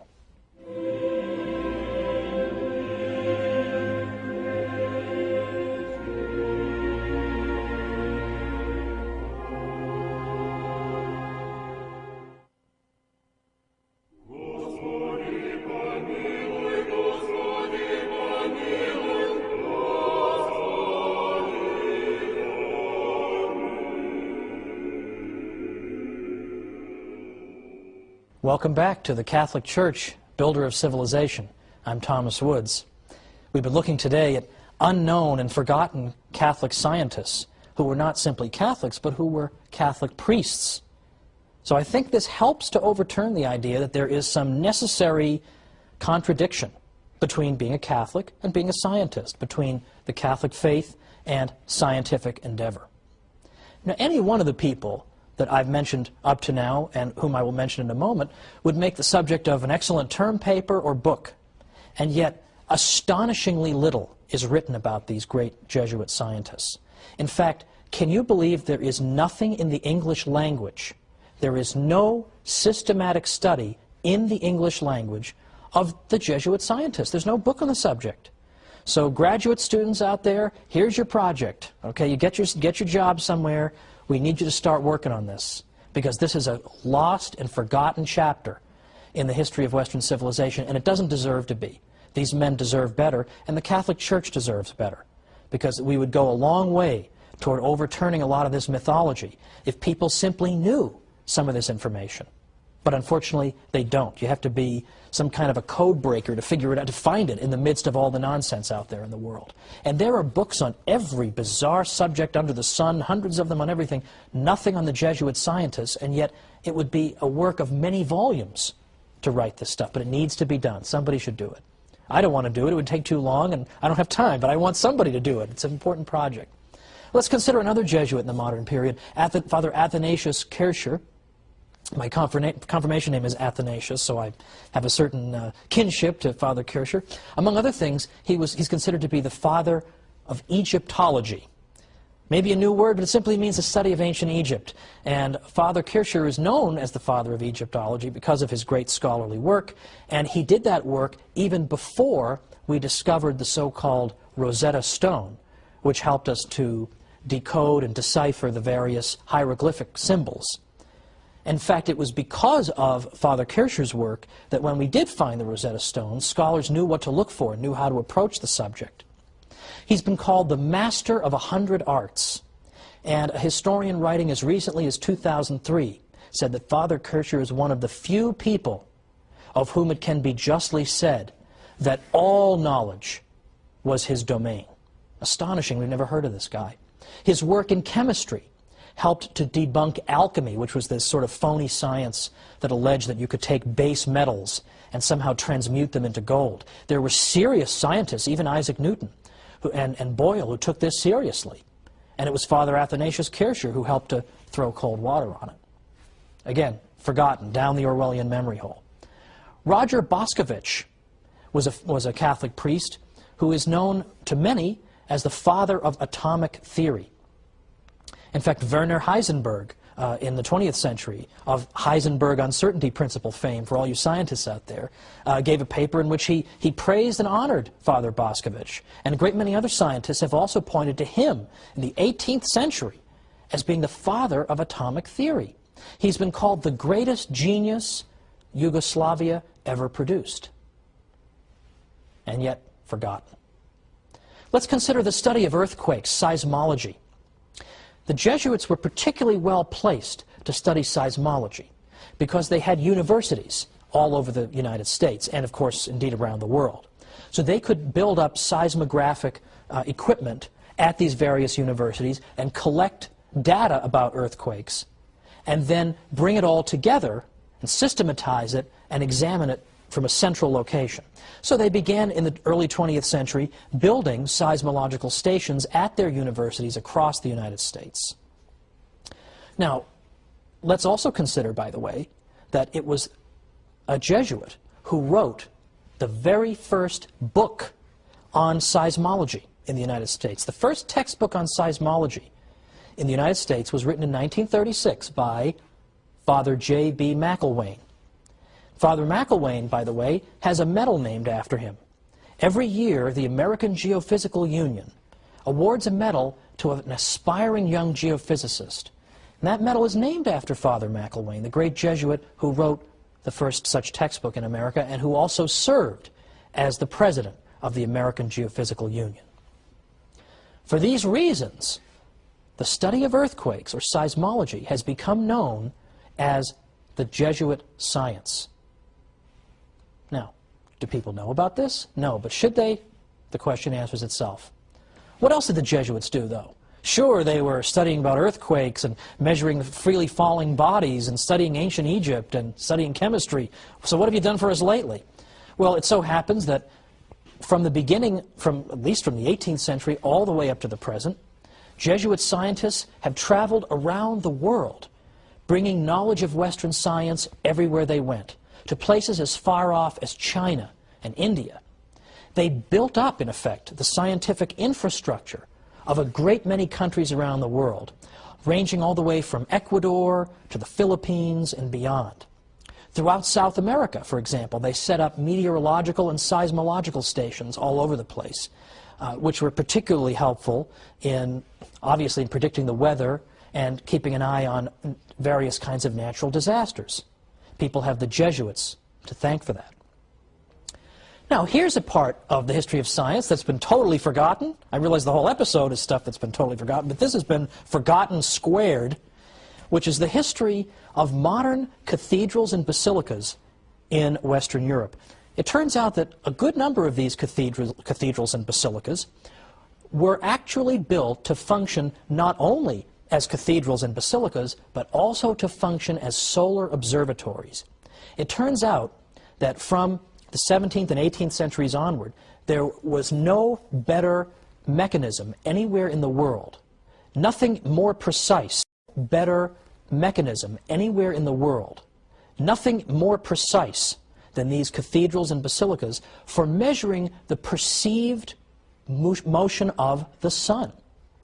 And they were constructed so that you could observe the sun's apparent movement on the floor using various shadows and the like. Well, this is extremely significant because, in fact, modern astronomers were able to use these precise instruments in order to verify important theories about planetary orbits. For example, it was a Catholic astronomer named Giovanni Cassini who used the Cathedral of San Petronio in Bologna, in the heart of the Papal States, where the Pope lives, the Pope who's supposedly discouraging the sciences. It was in that basilica that this Catholic astronomer Cassini used the mechanism of this basilica to in fact verify Johannes Kepler's theories of planetary motion. That was done in the Papal States in a Catholic basilica by a Catholic astronomer. And Kepler himself, by the way, who was not a Catholic, nevertheless consistently observed that his favorite scientific correspondents were Jesuits, were Catholic priests, because they were so knowledgeable. They understood what he was talking about, unlike most of the world. Again, these are forgotten chapters, but they don't need to be. And they're starting to be brought out little by little. Isn't it interesting that it was a professor at UC Berkeley, University of California at Berkeley is not exactly known as being a big cheerleading institution for the Catholic Church. We'll put it that way. But Professor Heilbronn there wrote a book, about 5-6 years ago, called The Sun in the Church. And he told the story, this forgotten story, about the use of cathedrals and basilicas in the advancement of our knowledge of astronomy. In fact, Heilbronn went and said that there is no institution anywhere on earth that had done more for the advancement of astronomy or contributed more resources to this study than the Catholic Church. Now, in large part, the Catholic Church did that because we wanted to be able to predict equinoxes, for instance, so that we could establish when Easter should be celebrated and establish it far enough in advance that we could enjoy a 40-day period of penance in advance, namely Lent. But nevertheless, once they're built, scientists begin to use them, Catholic scientists, and advances science. A totally forgotten chapter, finally being brought forth by a figure, as far as I know, isn't Catholic at all, but just is interested to recover important work and discoveries that, for one reason or another, we've forgotten about. Now, the objection in the back of people's minds, and it's an understandable one at this point, is, what about Galileo? Because you can talk all you want about all the wonderful things the Church did for science in general, and astronomy in particular, but what about Galileo? I mean, wasn't he tortured, and didn't they try to kill him or something because he disagreed with the Church? But that is part of a mythology that, let's say, is extremely difficult to dislodge from people's minds. Now, I think it is safe to say that the Galileo episode is not exactly the Church's shining moment, and it should be acknowledged that there is reason for regret about it, to say the least. In fact, in my 7 years as a university professor in New York, I would say that the one episode that did more than everything else put together to discredit the Catholic Church in the minds of my students was the perceived history of the Galileo episode. There's no question about it. So the consequences of it were just disastrous. At the same time, I think it is important to revisit this episode for two reasons. First, because so that it won't seem as if we're just trying to duck it, or that I'm just trying to find the good news and not dwell on the not so good. But secondly, because I think the standard telling of the Galileo story is incomplete, or is unfair, or is one-sided. Yes, it's, as I say, it's nothing to be particularly proud of, but at the same time, there are facts, I think, that deserve mention. And before getting into the details of Galileo, we'll just simply say this.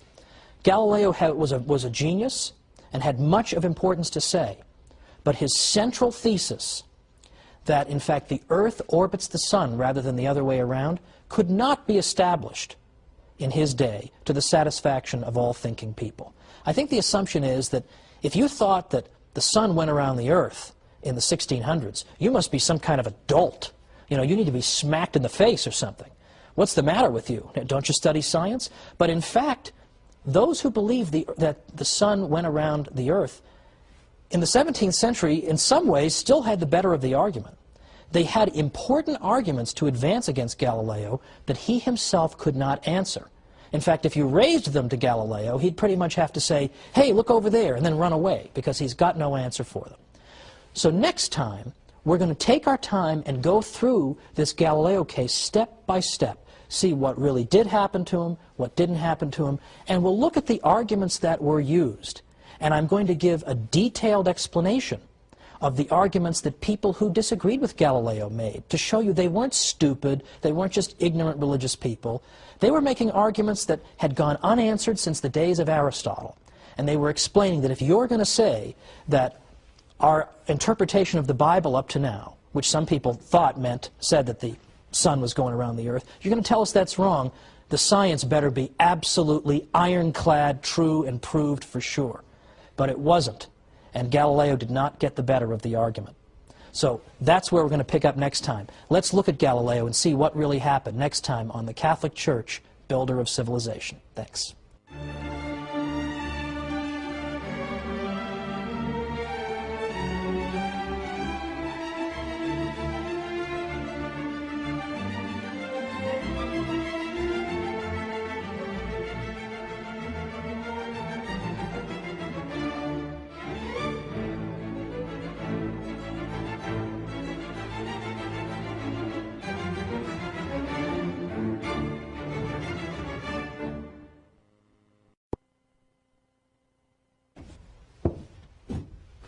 The Galileo case. Does it really prove that the Church was an enemy of science? What really happened in the Galileo incident? Let's look at it today on the Catholic Church, Builder of Civilization.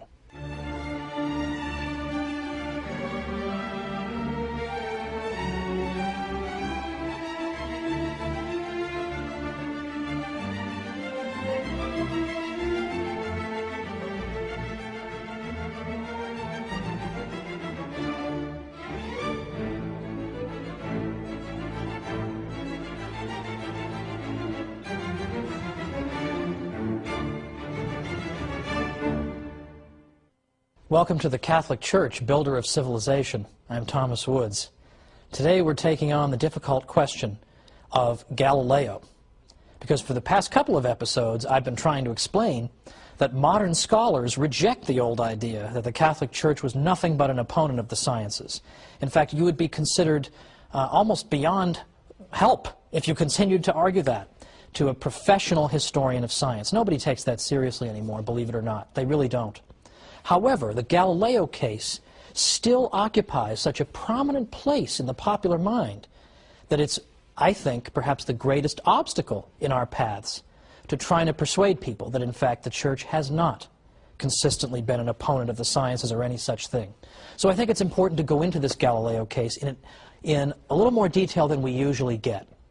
And I will say up front, as I said last time, that I'm not here to suggest that every course of action pursued by important churchmen, and even in this case a pope, was wise or prudent. In fact, I think it has damaged the Church's reputation tremendously. At the same time, though, in all fairness, I think it's only fair that both sides receive a fair hearing. And typically that's not what happens. What happens is Galileo is portrayed as the great hero who was irrationally put upon by ignoramuses from the Catholic Church. Well, it's time to at least hear both sides. Now, John Henry Cardinal Newman was the great 19th century convert from Anglicanism. A great many of you, I'm sure, have heard of Cardinal Newman. And he was a great historian in his own right. And he used to say that the Galileo case was, quote, the one stock argument against the Church with regard to the Church's relationship to science. Because he said, in effect, that this is the only argument people typically have. And that if you say to them, what if for the sake of argument I granted you the Galileo case? Do you have anything else? What else have you got? Again, most of the time people will just kind of stand there, stare at you blankly, or run away, because that is all they have. So even if you were to grant the Galileo case, Cardinal Newman says this is the one stock argument that's always brought out. But people unjustly extrapolate from this one incident and then draw general conclusions about the Church and science. It's unjust. Well, what we're going to start with is a gentleman who lived before Galileo, who was a 16th century figure. Copernicus, Nicholas Copernicus, was a Polish astronomer. Copernicus believed, in general, in what we would call the Ptolemaic system, or system of the universe or of our solar system. He had one change that he wanted to make, but let's first look at what did Ptolemy believe. Ptolemy was an ancient astronomer. He was a Greek, and Ptolemy proposed that the way the planets were arranged was as follows, that you had the Earth at the center, and you had the Sun and the other planets orbiting the Earth. And according to the Ptolemaic system, or sometimes called the Ptolemaic Aristotelian system, the planets orbited the Earth in perfect circles, and they orbited the Earth at a perfectly constant speed.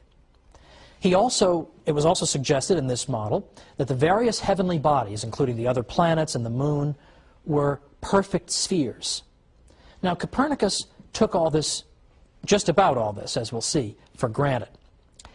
What he suggested, however, was that what we should do is switch a couple of these things. We should put the Sun at the center and have the Earth simply be one of the planets orbiting the Sun. But he kept everything else. He kept the perfect spheres. He kept the perfectly circular orbits and the constant speed. He kept all that. He simply said, let's put the Sun at the center. This became known as the so-called heliocentric system. The system that put the Earth at the center is known as the geocentric system. Now, this is not a ridiculous system, by the way, the pre-Copernican one. The idea that the Earth is at the center and everything's orbiting it, let's just say, first of all, that that's not a ridiculous conclusion. It does seem to comport with common sense. We don't feel like we're moving, right? People standing on Earth, we don't feel like we're moving. And in fact, we speak of the sun rising and the sun setting. We speak in this way. So it's not a ridiculous position. And as I'll show later on in our episode today, there were actually some excellent scientific arguments in favor of the idea that, in fact, the Earth was motionless and it was the sun that was orbiting the Earth. So we'll put that to one side. And we'll also note that this system actually worked very well for observing planetary motion. It actually worked pretty well. It wouldn't have lasted for 2,000 years or 1,500 years anyway. if it didn't sort of work. It does sort of work. Now, the system that Ptolemy proposed wound up getting a little more complicated over the years in order to make his system correspond to what was being seen in the sky. So it is true, he had to add things called deferents and epicycles, but roughly this was his system.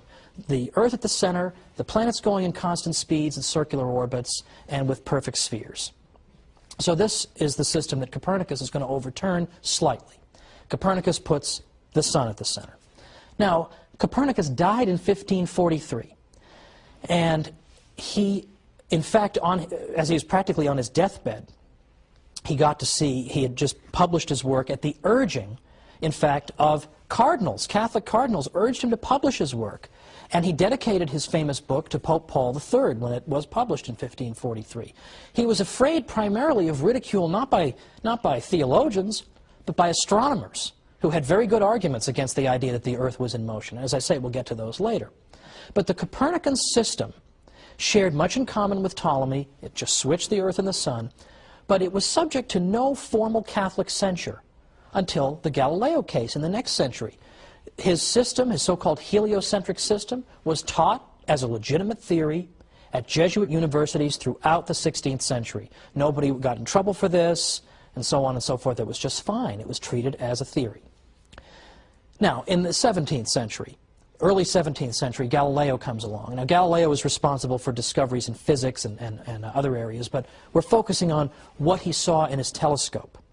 Because although he didn't invent the telescope, he put it to important use. Because when Galileo looked in that telescope, he was able to see things that undermined aspects of Ptolemy's system. For instance, Galileo noted that clearly there are craters in the moon. I mean, the moon is not a perfect sphere, so that spherical thing is wrong. He noted that there were moons orbiting Jupiter. This contradicts Ptolemy because here we have something orbiting something other than the Earth. These moons are orbiting Jupiter. But more than that, as Jupiter is moving in its orbit, its moons are staying with it. One of the arguments against the idea that the Earth could be moving was that if the Earth moved, it would leave the moon behind. But here's Jupiter moving, and its moons are orbiting with it. And he observed other things through his telescope as well. These things could not be reconciled with the model of Ptolemy, in which everything orbits the Earth, and so on and so forth. Now, Galileo and his work were in fact welcomed and celebrated by prominent churchmen. For instance, in late 1610, Father Christopher Clavius wrote to tell Galileo that his fellow Jesuit astronomers had confirmed the discoveries that Galileo had made through his telescope. Galileo was greeted with enthusiasm in Rome in 1611. There was a day of lectures given in his honor. He wrote, "I have been received and shown favor by many illustrious cardinals, prelates, and princes of this city." He enjoyed a long audience with Pope Paul V and enjoyed a day of activities in his honor at the Jesuits' Roman College. In 1612, for the first time in print, Galileo said that he favored the Copernican system, at least the part about the sun being in the center. He believed in the heliocentric system. Well, this did not get him in trouble. In fact, in this particular writing, one of the many enthusiastic letters of congratulation he got came from the future Pope Urban VIII, who in fact was the Pope who, as we'll see, later got Galileo in some trouble. But in 1612, there was no trouble at all with what Galileo said, and yet it's the same thing. So what's going on here? Well, again, the Church is arguing that the Copernican model is okay as a theoretical model, but it hasn't yet been proven to be the literal truth. The literal truth. He believed that the sun really was in the center. It wasn't just an elegant model. The sun really belonged in the center. That really was it. The Earth really was moving. But as I say, he couldn't really prove this. The evidence that Galileo had that the Earth was in motion consisted, for example, of arguing from the evidence from the tides. Of course, we know the waves at the ocean. He argued that the reason that we see waves at the ocean is that the Earth is both rotating and it's revolving. So it rotates and it goes around the sun, and the result of all this is it's shaking up the water and creating the waves in the ocean. Well, if that sounds like a silly explanation, that's because it is. So people didn't necessarily buy that.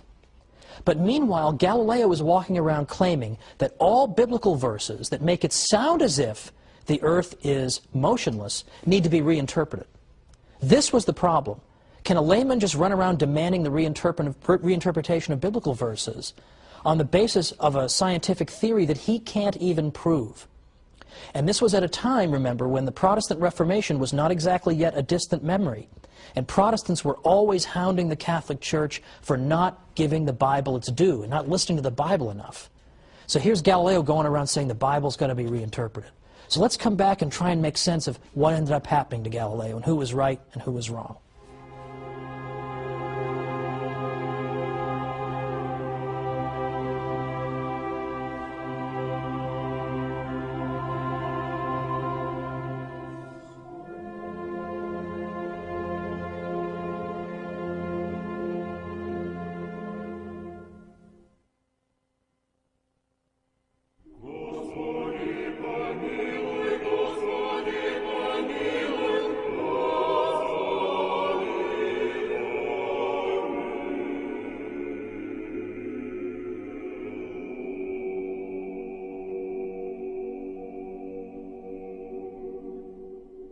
Welcome back to the Catholic Church, Builder of Civilization. I'm Thomas Woods.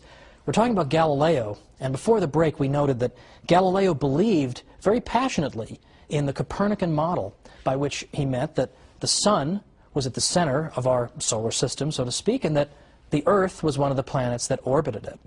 But as I also suggest, that he did not have ironclad proof of that by any means. And if you talk to any historian of science who knows anything about the 17th century, he will tell you that the geocentrists, those who disagreed with Galileo and put the Earth at the center, still had a very good and reasonable scientific argument. And I want to amplify that point and just show that it wasn't a question of complete morons irrationally opposing Galileo, and Galileo being a wonderful genius who has to tolerate all these stupid ignoramuses. To the contrary, they had extremely good arguments that he could not answer. The main argument involved something called stellar parallax. Now that sounds very complicated, but you'll be amazed at how simple it is. Let's first just look at that word parallax. This is a phenomenon that we're all familiar with. We see it every day. Parallax shift works as follows. Let's suppose, for lack of a better prop, that this candle is my mother, and I'm on a merry-go-round as a child, and I'm looking at my mother watch me go around the merry-go-round. And let's suppose that over in the distance there's a tree over here. But let's say that over here there's a hot dog stand. So here I am, I'm going on the merry-go-round, and I'm looking at Mom, and I'm waving, and when I get to this part of the merry-go-round and I look at her, I see her against the tree. But when I get to this part, and I look at her from this angle, I see her against the merry-go-round. Well, I don't say to my mother, hey, how come you're shifting around while I'm on the merry-go-round? I just know that in each case, it's because I'm looking at her from a different angle. When I look at her from this angle, I see her against the tree. When I look at her from this angle, I see her against the hot dog stand. This is called a parallax shift. It's why, if you look at a close-up object against a background, and you look at it with one eye, and then you look at it with the other eye, it seems to shift against the background. It's not because the object is actually moving. It's that you're looking at that object from a slightly different angle when you look at it from either of your eyes. Now, stellar parallax simply means a parallax shift that involves stars. And here, I'm going to refer you now to this diagram. What we see here in the diagram, you'll see on the left-hand side there are two human eyes. A little disturbing, but just work with me here. Look at the top eye in the upper left-hand corner. When that eye is looking at the object in the middle is that yellow star. From that angle, it sees the yellow star against the blue background at the lower right of the diagram. Now let's look at the bottom eye. In the lower left corner, we see the bottom human eye. When it looks up at the object, it sees it against the red background. So the apparent shifting of that object is the parallax shift. Now let's look at our second diagram. This one is portraying outer space. And here, instead of two human eyes, we have two solid circles. The top solid circle is the Earth on, let's say, January 1st. The bottom one is 6 months later, when the Earth has gone halfway around the sun. Now, what's going on here? Well, notice that, again, we have a closer-up object and some farther-away objects. In the case of my merry-go-round example, my mother was the close-up object, and the tree and the hot dog stand were farther away. Here, we have a closer-up star, and then we have stars that are farther away.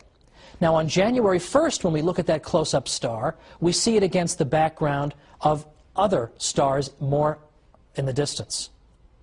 Now, 6 months later, when we look back at that star, we're looking at it from another angle, so we're going to see it against a different background of stars. In other words, in the same way that my mother seems to shift, depending on where I am on the merry-go-round, close-up stars are going to seem to shift depending on where we are on the Earth's orbit around the Sun. So we should see a parallax shift. We should see the closer-up stars appearing to move against the background of the farther-away stars. Okay, that's the end of the diagram segment today. Well, what does this all boil down to? It boils down to this, that in fact, at that time in the 17th century, geocentrists were making that argument. They were saying, okay, Galileo, if you're so sure the Earth is going around the Sun, how come we don't see parallax shifts? Now, that's not a stupid argument, is it? Does that sound like a dumb guy argument? That's a very sophisticated argument, isn't it? But Galileo had no answer for that.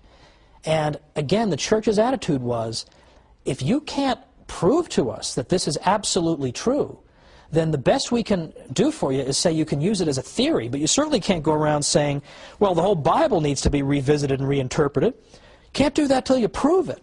And as I say, it had not been proven. The stellar parallax question had not been dealt with. And in fact, it wasn't until a very long time afterward that we got sensitive enough equipment to be able to detect the parallax shift. It is there, but the distances involved, with the stars being so far away from us, were so much greater than anyone thought. No one had any idea they'd be so far away. No one realized that the parallax shift would be so tiny because of the distances involved. It looked as if there were no parallax shift, and so therefore the Earth is motionless. So I think that's important, just as a matter of justice, to point out that these were not just stupid heads. That's a serious objection to Galileo. Now, Galileo refuses the compromise that's offered to him, whereby you can teach this as a theory, but at this point, it has not been proven. And again, the Church, as I said, is sensitive to Protestant charges that Catholics aren't paying proper regard to the Bible. So you have all these factors at work. Cardinal Robert Bellarmine said, look, if there were a real proof that the Sun is in the center of the universe, that the Earth is in the third heaven, and that the Sun does not go round the Earth, but the Earth round the Sun, then we should have to proceed with great circumspection in explaining passages of Scripture which appear to teach the contrary, and rather admit that we did not understand them than declare an opinion to be false which is proved to be true. But he said, as for myself, I shall not believe that there are such proofs until they are shown to me. Well, that's not a crazy position to hold, it seems to me. In 1624, Galileo was again received with great enthusiasm in Rome. The Pope told him that the Church had never declared Copernicanism to be a heresy and would never do so. And the Pope decided to hang on to this idea that Galileo could continue to teach what he wanted to teach as long as it was in the realm of theory, until such time, if ever, it should become established firmly as fact. Well, Galileo broke the rules. In 1632, he wrote his Dialogue on the Great World Systems. And in this work, he does not, in fact, stick to the idea that the Sun being at the center is a mere theory. He suggests that it's a fact. But worse than that was that Galileo wrote this dialogue as a dialogue. And one of the characters in this dialogue was a dunce, a dummy. And into the dummy's mouth he put the Pope's opinions. Well, you're not exactly going to ingratiate yourself into the Pope's favor by taking his view and putting it in the mouth of the idiot. But this was sort of typical of Galileo, who had a very, very, well, some might say aggressive kind of way about him. He had a very irascible nature. He had a personality that left a bit to be desired sometimes. So, for instance, if you disagreed with Galileo on something like the nature of sunspots, he would come out and publicly call you a blockhead. And this was not a subtle person. And there's no subtlety at work when you take the Pope's opinion and you put it in the words of the fool in your dialogue. Well, Father Greenberger, who was a Jesuit, who was a big fan of Galileo, had said that if he had just kept to the idea that this is a theory and had not tried to make it stick as absolute fact before it could be proven, there would never have been an issue. But what seems to have happened here, the way I read it, is that you've got several factors coming together simultaneously to bring about this unfortunate outcome in the Galileo case. You have the fact that Galileo can't actually prove this, and that there is a very good argument against it, the parallax shift argument. He can't answer that. You have the fact that Protestants are putting pressure on Catholics, saying you've got to stick to the Bible, you can't just indiscriminately go and adopt novel interpretations unless you've got a really good reason. And then you have this clash of personalities between Galileo and the Pope. And that's a big problem as well. It's the way human nature is. Because as we've seen, this Pope, Urban VIII, had previously praised Galileo, had had no problem with Galileo publishing the Copernican theory, and even assured him that the Church would never condemn this theory. So it can't just be that the Church refuses to allow evidence or refuses to allow science. This was all allowed. The Galileo tragedy occurred because of the convergence of all these factors. Now, that doesn't excuse what happened. Galileo was, in 1633, told that he could not publish in this area at all. Does not excuse that. But on the other hand, it helps us to understand it a little bit better, and that's important too. Now, a good many scholars have begun to argue that people at the time, at least some of them, understood that the sentence against Galileo was intended in large part personally against him. Because, for example, Father Boscovich, whom we talked about last time, the father of atomic theory, openly used the idea of a moving earth in his work, and he never got in trouble, was never hauled before any church tribunal. So, as I say, a great many people have said that it was aimed personally at Galileo. Now, having said all this, as I say, my purpose here is not to say that there was no wrong done or that this episode is something to celebrate. But at the same time, I think we can understand that what actually happened here was the fruit not of any mythical Catholic hostility to science, but merely the unfortunate convergence of a variety of factors occurring at the same time. Because what we've seen in these past few episodes is that the Church's achievements when it comes to science are legion and are substantial. And that we have seen that more and more professionals who actually do this for a living, who study the history of science for a living, are saying that Galileo case or no Galileo case, the Church helped to make the scientific revolution possible. And it helped make it possible not simply because a great many Catholic priests engaged in important scientific discoveries, or wrote important scientific works, or composed great scientific encyclopedias, all of which the Jesuits did. It's not simply that. It's that the Church provided the framework in which science was possible. It made us believe that the universe could be understood by our minds and encouraged us to engage in this type of undertaking. And finally, even beyond that, the Church encouraged, yes, believe it or not, the free interchange of ideas. It encouraged a culture of debate and discussion. That was the culture that was fostered in the university system of the Middle Ages. And that's what we're going to look at next time. In the universities, we see the Western tradition of rigorous, rational debate, back and forth to discover the truth, taking root. And who was the great patron of that university system? The Catholic Church. So, I look forward once again to being with you and talking once again about another unfortunately unheralded aspect of our Western civilization, the Church's fostering of the university system, which gives us our great civilization. Thank you.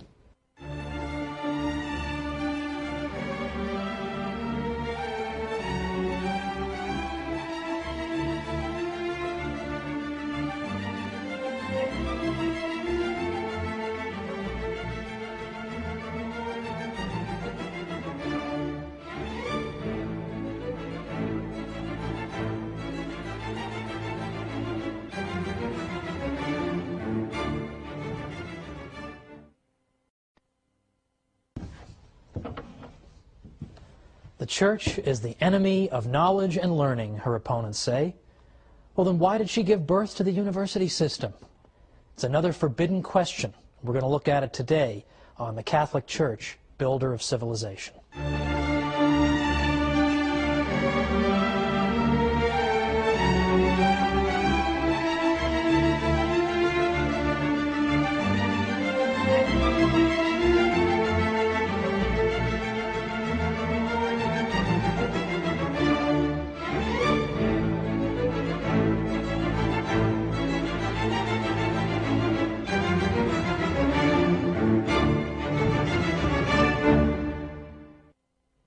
Welcome to the Catholic Church, builder of civilization. I'm Thomas Woods.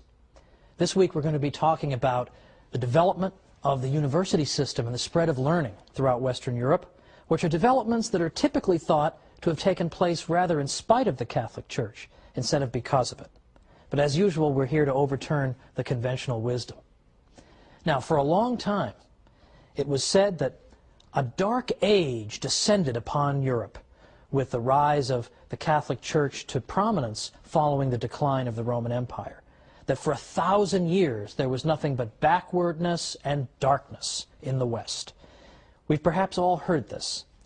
But today, more and more we see historians are scaling back the time period that they would designate as dark.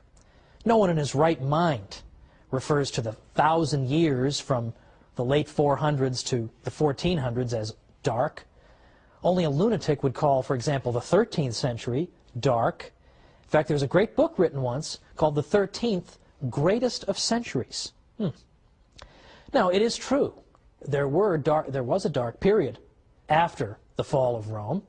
There was a time where education declined, culture declined, civilization declined. But was that the fault of the Catholic Church, with barbarian groups in control politically of various parts of Europe? Was that the Church's fault? Now, it's interesting to note what historian Will Durant said.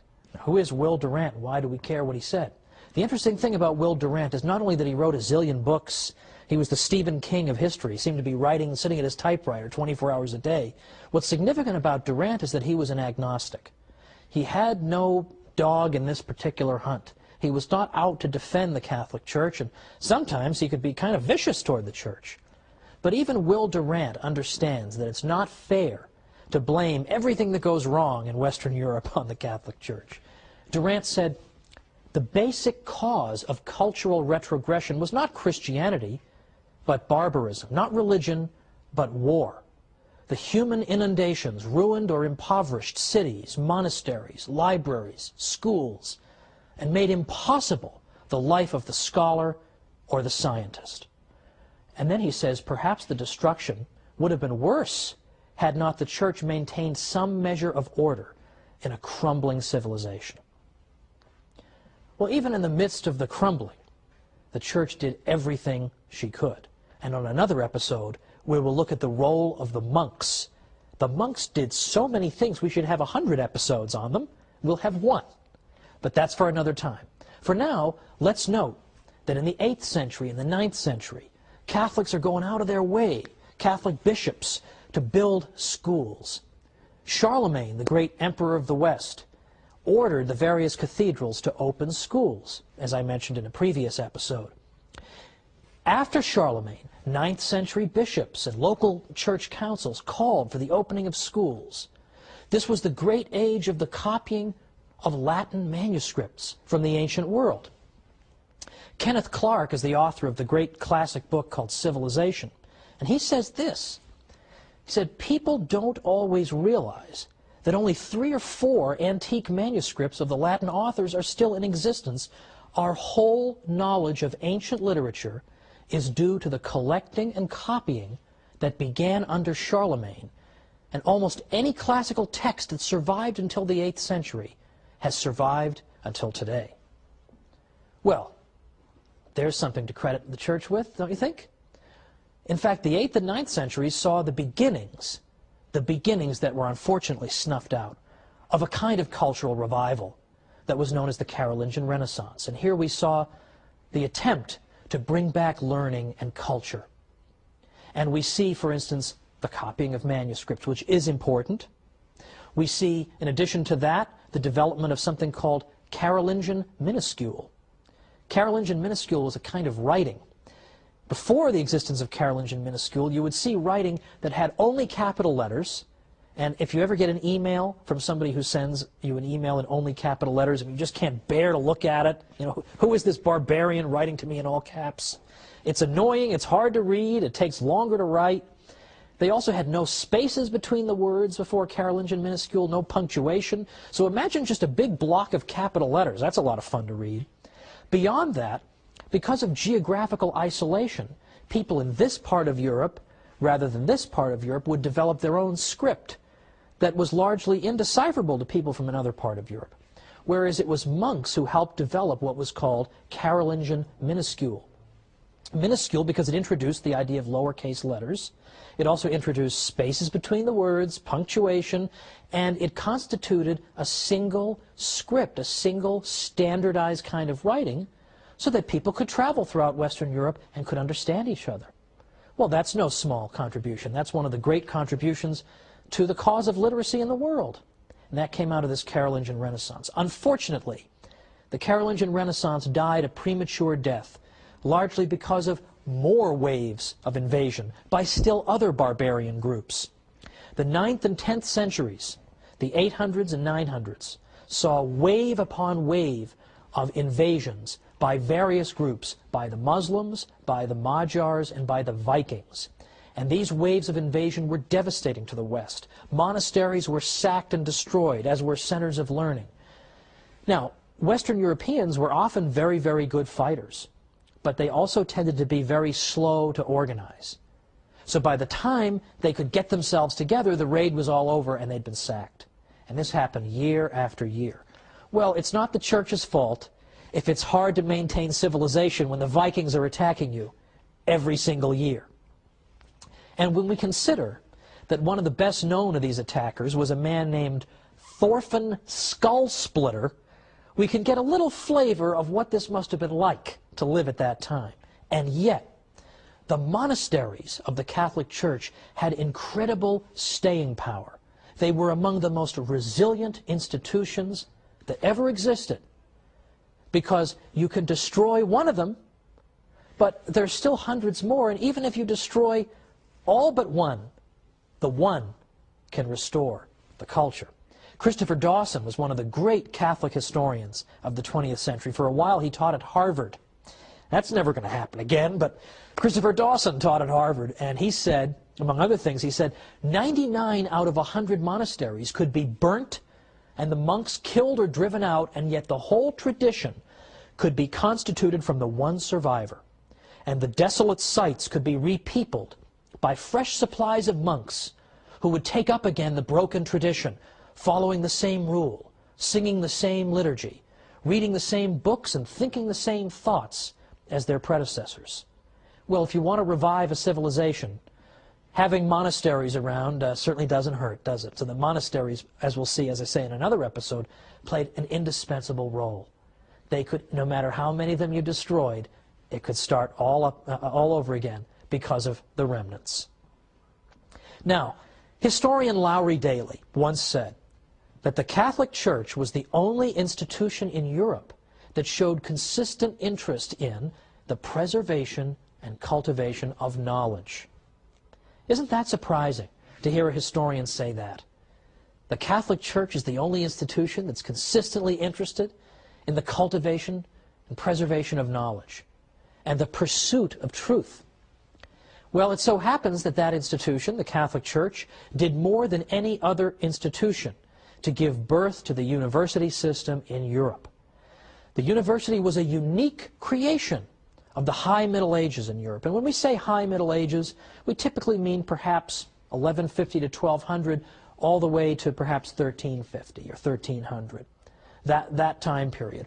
And it's an extraordinary time because, as I say, it gives birth to the university system. How could you call an age dark that gives us the universities? Now, where did the universities come from? Where did the universities come from?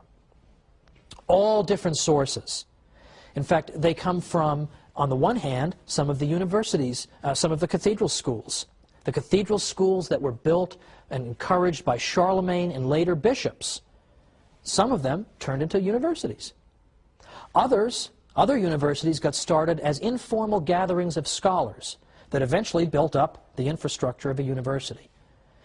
And we can't identify with exact precision a date that they got started, but certainly we can say that by the latter half of the 12th century into the 1200s, the universities are getting going.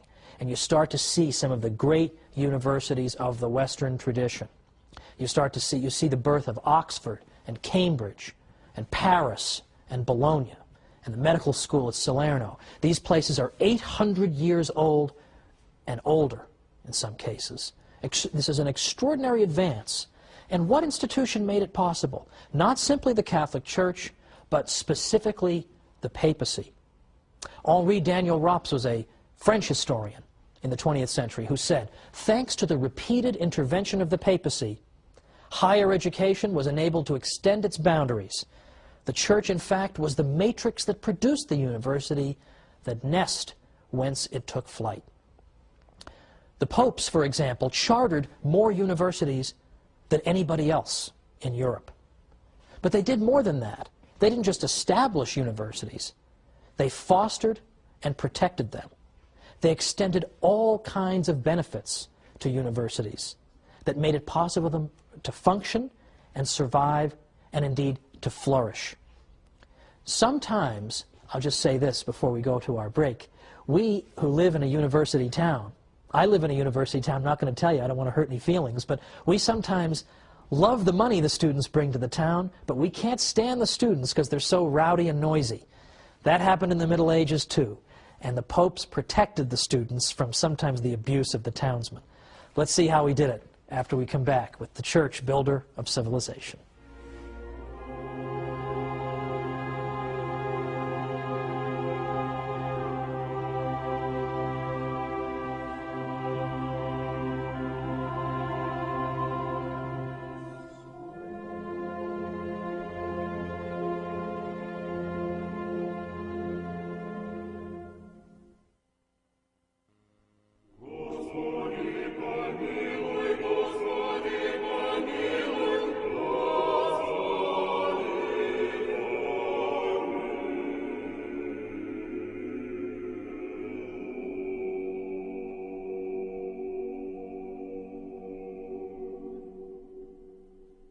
Welcome back to the Catholic Church, builder of civilization. I'm Thomas Woods.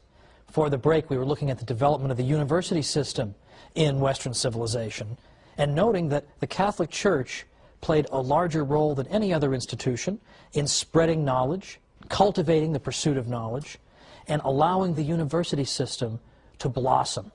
There was no institution that did more, and the papacy in particular consistently intervened. Now, right away, as early as the 1200s, as the universities are forming, we already see the characteristics of modern universities. They were not absolutely identical to our modern universities, but we see important similarities. For instance, that we had the same distinction between graduate and undergraduate education that we have now. We had the idea that you go and you pursue a fixed course of study, upon the completion of which you receive a degree. All these things were features of the medieval university. Now, in the ancient world, they had schools, of course, they had academies, but they didn't have quite these features that I've described. And typically, if you belonged to an ancient academy, it meant that you belonged to the school of thought that dominated that academy.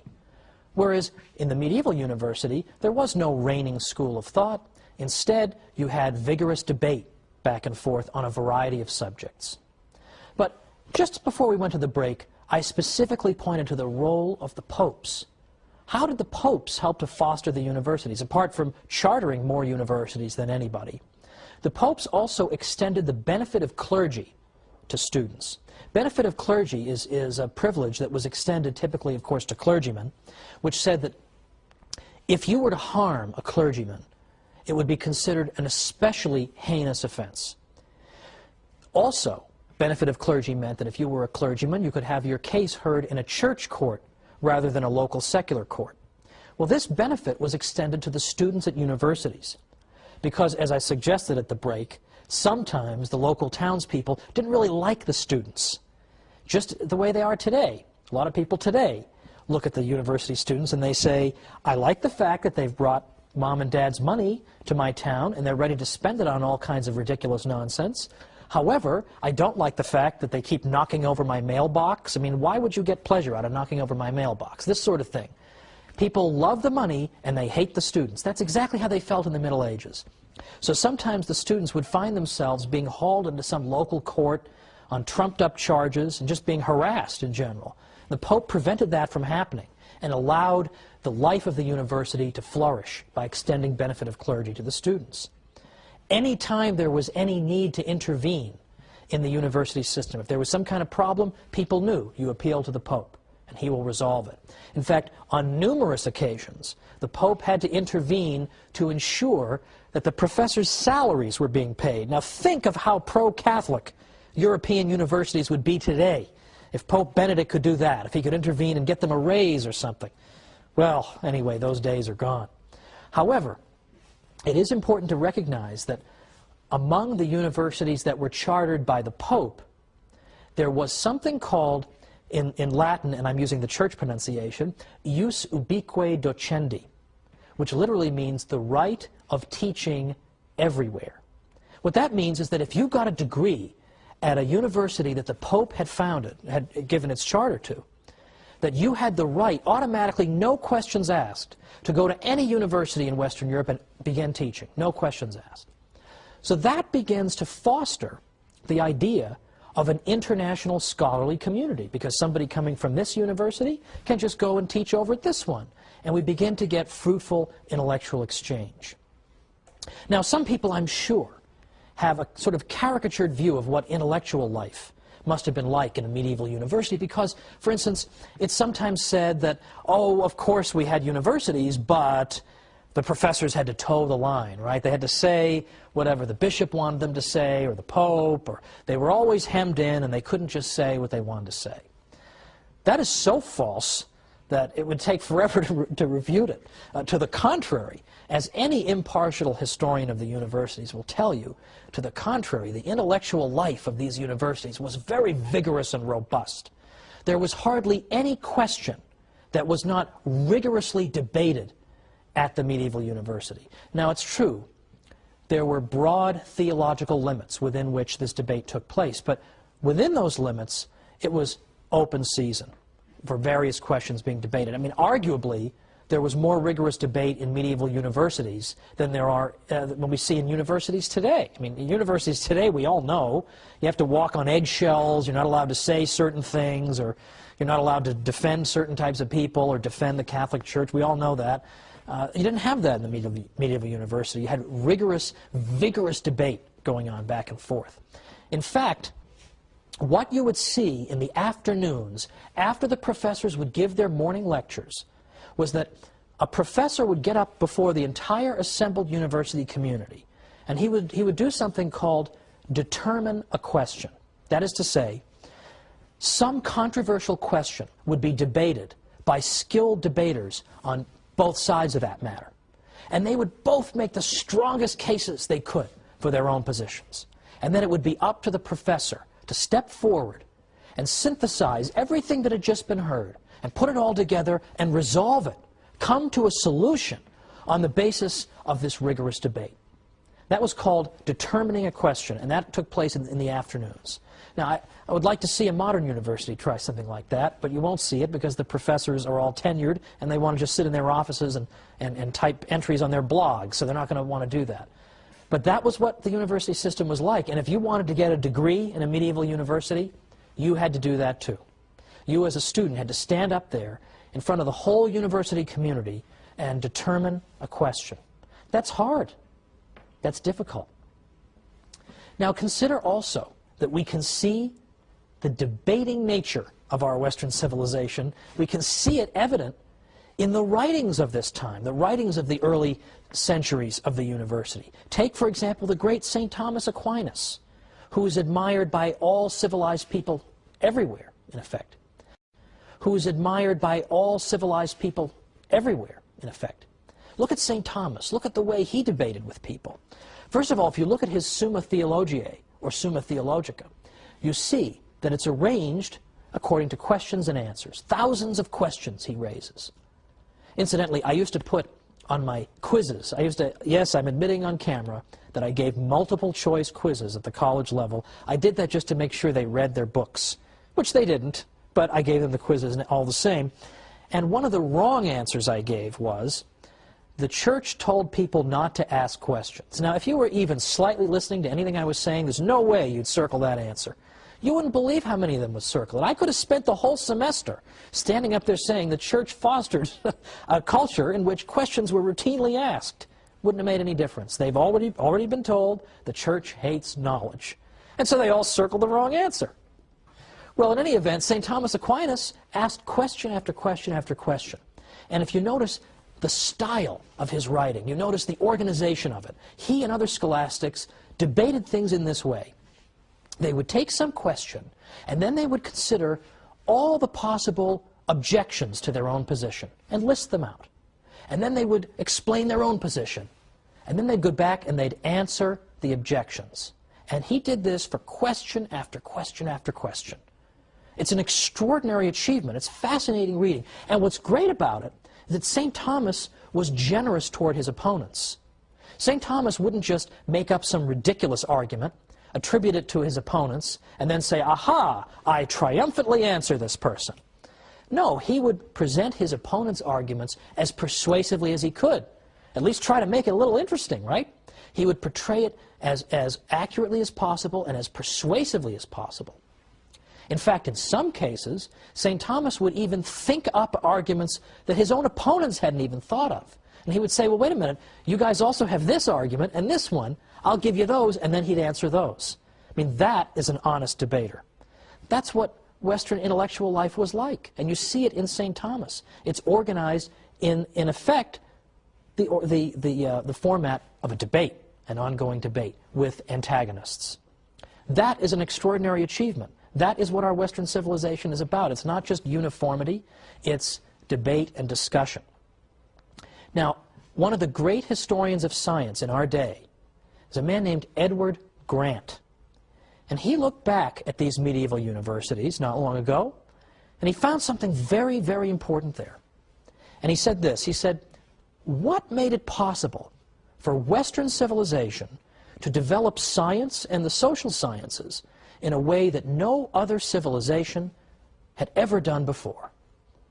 The answer, I am convinced, lies in a pervasive and deep-seated spirit of inquiry that was a natural consequence of the emphasis on reason that began in the Middle Ages. With the exception of revealed truths, reason was enthroned in medieval universities as the ultimate arbiter for most intellectual arguments and controversies.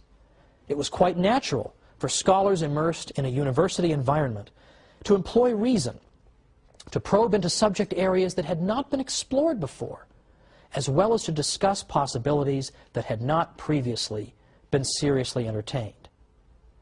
And Professor Grant went on to say that the commitment to reason and rational discussion that we see in the Middle Ages and that we see in our modern world, this is one of the great gifts of the Latin Middle Ages to our world. But nobody knows about it. And he said it must, unfortunately, remain one of the best-kept secrets of the past hundreds of years. Isn't that astonishing? We shouldn't keep it a secret, however. We should go around telling people about this, because it's an extraordinary aspect of our civilization. Let's just end with St. Anselm, for example, is another example of what I'm talking about. St. Anselm, although he lived just before the universities were getting started, but he had the same spirit of rational inquiry. St. Anselm, for instance, had a book in Latin, Cur Deus Homo, which has been usually rendered in English as Why the God-Man, or Why Did God Become Man? Because St. Anselm used purely rational argument to try to consider, why did God do the extraordinary? Why did he become man and dwell among us? If he wished to reconcile the human race to himself, why did he not simply make a declaration from heaven? Why did he become man? And St. Anselm explained this by using his own reason, thinking about it. But what St. Anselm is known for the most, perhaps, among philosophers, is that he asked another rational question: does God exist? And he began to use reason to try to uncover the answer to that question. Does God exist? St. Thomas picked up this question, of course, and he had 5 ways that he used to demonstrate that God existed. And this is where we're going to pick up next time, because this intellectual tradition of debate and discussion and reason turns itself on the faith itself and asks questions like, does God exist? And if so, can we demonstrate it? And I'm going to suggest that they did it. How did they do it? We'll see next time on The Catholic Church, Builder of Civilization. See you then.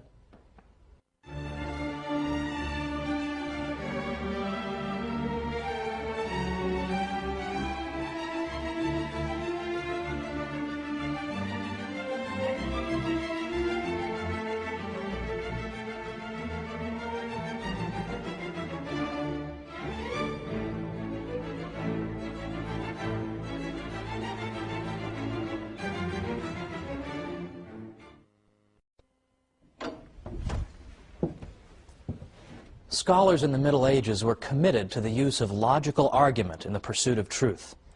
Today, we're going to explore how they used logical argument in pursuit of the ultimate question, whether God exists. How did they use reason to demonstrate that? Join me today for The Catholic Church, Builder of Civilization.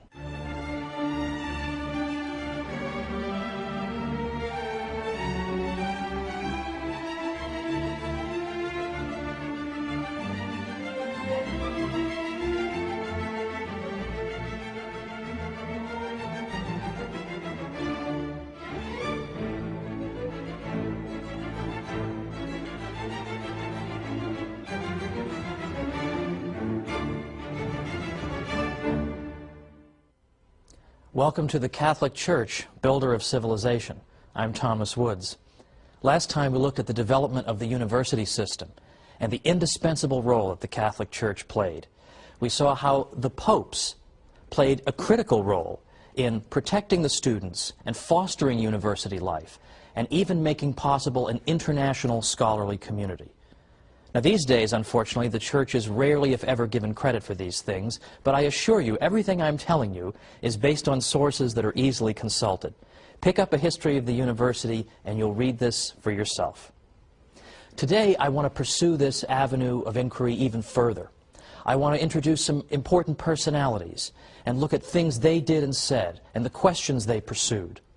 And in particular, I want to take 2 famous people in church history and look at how they answered the critical question, can we prove the existence of God?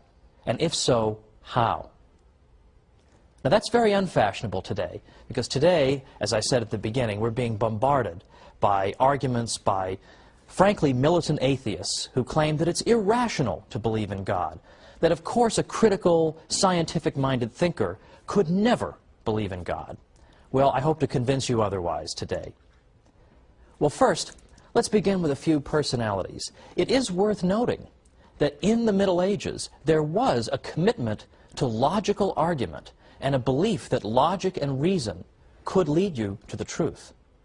In fact, Pope John the 21st wrote a book on logic, and his textbook was used for centuries afterward and went through 166 printings. Very, very few books go through that many printings. And here is a pope, a future pope, writing a book of that nature. Now, more specifically, a fellow named Peter Abelard was a scholar who died around 1142. He was controversial in his day, but he paved the way for scholars who came after him. Abelard was known particularly for a book he wrote, in Latin is known as Sic et Non. Literally means yes and no.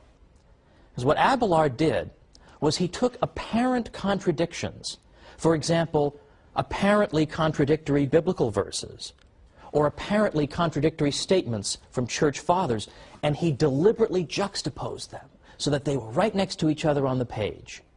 And there you were, face to face with an apparent contradiction. How would that contradiction be resolved? Well, the reason that Abelard's book was a bit scandalous for his time was that he didn't answer that question. He left the apparent contradictions just hanging there. And the reason he did this is he said, I'm a teacher for a living, and I'm not going to do my students' work for them. his students had the task of reconciling these apparent contradictions. So I always get a kick out of it when young students in college would come up to me and say, well, aren't there a lot of contradictions in the Bible? Ho, ho, ho. Well, Peter Abelard was talking about this in the 12th century and was using reason to try to resolve them, so I don't think I need some kid from Long Island to tell me this. But Peter Abelard's point was that when you have two sources, both of which are authoritative, biblical verses, for example, church fathers, but they seem to be saying different things, how can you resolve this matter? You can't resolve it by an appeal to authority, because here you have two authorities that are saying different things. So how do we resolve it? Through the use of reason. Because Peter Abelard was convinced that truth could not contradict itself, that these contradictions must be only apparent contradictions, and that once we get beneath the surface, we'll find that in fact the statements can be perfectly well reconciled. For instance, perhaps the two speakers, or the two verses, are speaking about the same issue under different aspects. Or perhaps one of the quotations is taken out of context. Whatever the explanation, Peter Abelard was certain that there was one. So here was a scholar who was absolutely prepared to take apparent intellectual difficulties in the faith and arbitrate them at the bar of human reason. Now that is pretty much exactly the opposite impression that I think people have about the Catholic Church, is it not? Then we have a fellow named Peter Lombard. He lived from about 1100 to 1160, who wrote a work of theology called the Sentences that became the most studied theological text, apart from the Bible, for the next several centuries. Now, Lombard, in his book, used authority to explain various aspects of the faith, but he did not hesitate also to appeal to human reason in order better to understand and explore the mysteries of our faith. Again, more or less the opposite of what we're told, isn't it? This, in a nutshell, is what we call scholasticism. In some ways, it's hard to define scholasticism in a way that every single scholastic would qualify as one. But I think it's safe to say that scholasticism initially began as a term simply to refer to professors who taught in universities. Now, right away, that would exclude St. Anselm, because he didn't teach in a university, but he was a scholastic, so it doesn't always work. But beyond that, the scholastics typically were interested in the use of reason in order to understand better and to defend the Catholic faith. They believed that there was no contradiction between reason and faith, and that if there appeared to be one, then we had simply misused our reason, we had not correctly argued the matter, or we simply understood some aspect of the faith. But the two could not contradict each other. They were two wings, in effect, that would soar toward the truth. I believe that's how Pope John Paul II put it in his encyclical Fides et Ratio in the late 1990s. That's exactly what St. Thomas Aquinas believed. So the scholastics are committed to this project of the use of reason in the pursuit of truth and in entertaining opposing views. Typically, particularly after the 13th century, a scholastic didn't just get up there, give his position, and sit down. He always anticipated what the other side would say. And as I said, St. Thomas Aquinas was so generous to his opponents that he would not only explain their position very persuasively, but he would sometimes think of arguments that his own opponents hadn't even thought of, and he would come up with those arguments and say, here, you can have these arguments, but I'm going to answer those too. That's typical of scholasticism. Well, let's look at a well-known early scholastic, a figure we've looked at briefly already, St. Anselm. He's a very early scholastic. He dies around 1109. St. Anselm was interested in this question: does God exist, and can we prove that God exists? Now, it's true, over the course of his career, St. Anselm asked and answered a great many questions. But this one, perhaps more than any other, established him as a philosopher, because even if people didn't accept his argument, from then on, people at least had to reckon with it, one way or the other. You had to at least show why you didn't agree with him. St. Anselm, in effect, argued as follows. It's just a very few steps that he took to try to prove through reason alone that God exists. And his first claim is as follows, that regardless of whether you agree with me that God exists, we can certainly agree on a definition of God. God is the greatest conceivable being. God is that than which nothing greater can be conceived. That was how he put it. So there's our first statement. God's the greatest conceivable being. Our second statement is the greatest conceivable being has to be absolutely perfect, has to be perfect in every way, has to possess every possible perfection. I don't think that's particularly controversial. That follows from the first statement. Now, the third statement goes like this. It's more perfect if you exist both in reality and in the mind than if you exist only in the mind. Now, that might sound a little tricky, so I'll give you a good example. Suppose you're thinking in your mind about a hot fudge sundae, but it doesn't exist in reality. There is no hot fudge sundae in the room. It's only in your mind. I think we would all agree that that hot fudge sundae is not as perfect as a hot fudge sundae that is both in your mind and right on the table in front of you. It has a perfection by existing in the world that the imaginary sundae does not have. Well, what does this have to do with God? Well, what St. Anselm is saying is, suppose God exists only in our minds. He's just a figment of our imagination, like the non-existent hot fudge sundae. Well, then that being is not as perfect as a being who existed both in our minds and also in reality. Now, his next step, in effect, is, therefore God exists. Now, it might seem like he's maybe skipping a few steps here. How does he get there? Well, his point is, if we've said that God's the greatest conceivable being, he has every possible perfection, and one perfection is to exist in reality, the greatest conceivable being would have to have that perfection. He would have to exist in reality. Or he wouldn't be the greatest conceivable being if he were only in your mind. But we already agreed that he is. Therefore, God exists. Now, in effect, what St. Anselm is saying is that the existence of God is implied in the very definition of God. Once we unpack that definition, what do we find? We find that his existence is immediately implied. In the same way that if we really understand what the number 9 is, then what follows from the definition of 9 is that its square root has to be 3. Once we've fully understood the concept of 9, we understand its square root is 3. Well, likewise, once we fully understand the definition of God, we then see that part of his nature is to exist. He has to exist. Now, if you're thinking to yourself, well, I'm not so sure that one works, that seems a little bit slippery, I will point out that most philosophers have in fact rejected St. Anselm's proof. In fact, St. Thomas Aquinas rejected St. Anselm's proof, as a matter of fact. But there's always been, in the Western philosophical tradition, a minority tradition that has accepted Anselm's proof. And, in fact, very recently, a dear friend of mine, Bill Mara, who died in 1998, he taught philosophy at Fordham for decades. And he absolutely believed that Anselm's proof works. But whether you believe it or not, for our purposes, is not so important. What I simply want to show you is that Anselm and other Catholics were committed to the pursuit of truth through human reason. There is nothing scriptural in that argument from St. Anselm. He wanted to show that the human mind could solve this problem. Well, after the break, we're going to see how St. Thomas Aquinas solved this problem, and I think much more persuasively. So join me after the break.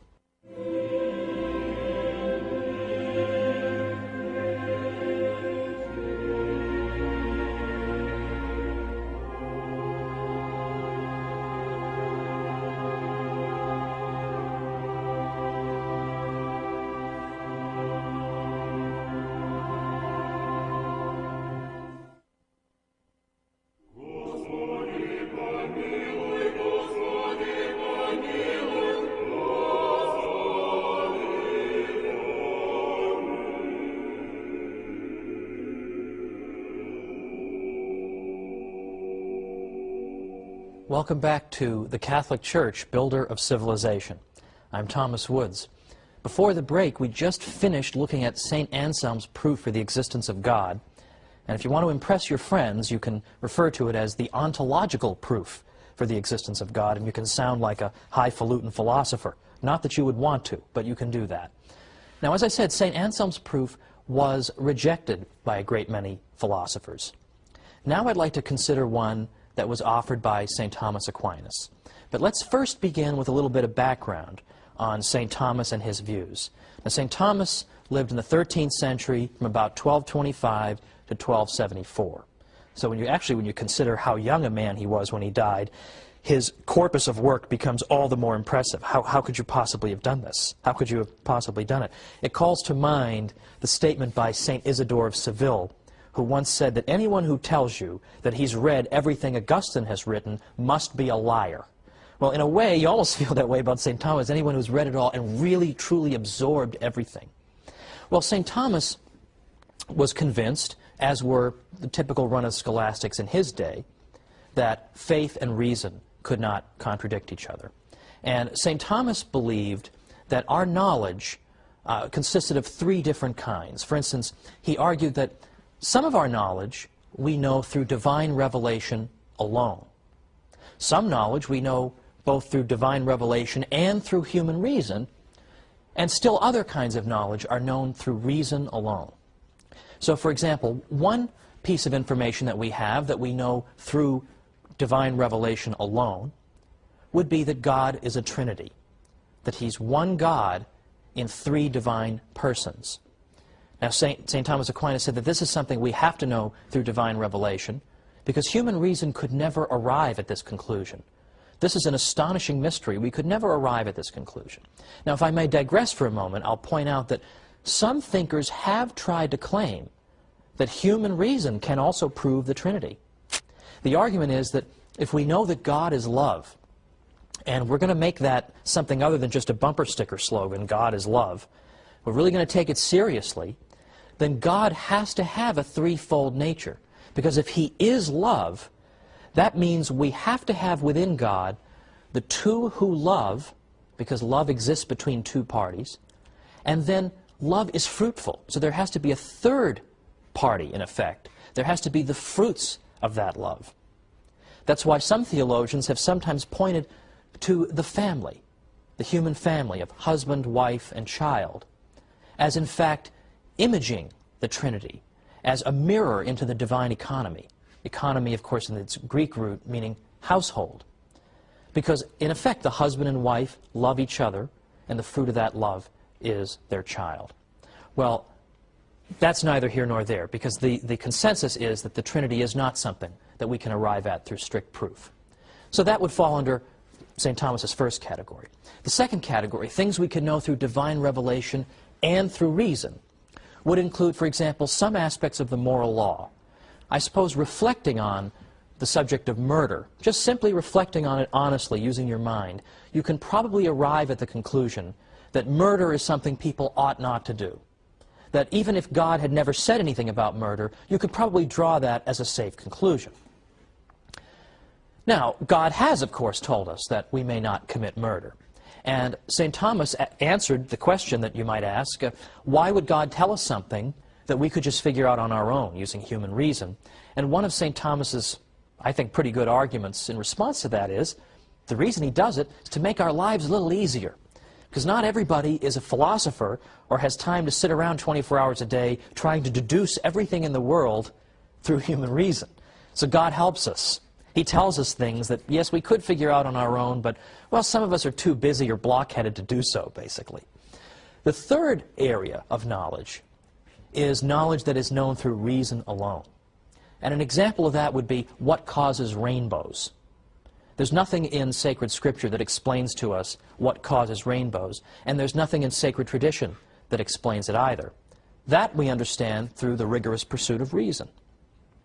Well, now, getting back to St. Thomas, he poses the question whether God exists. Now, as I said, St. Thomas always anticipates his opponent's arguments, and he anticipates all of them.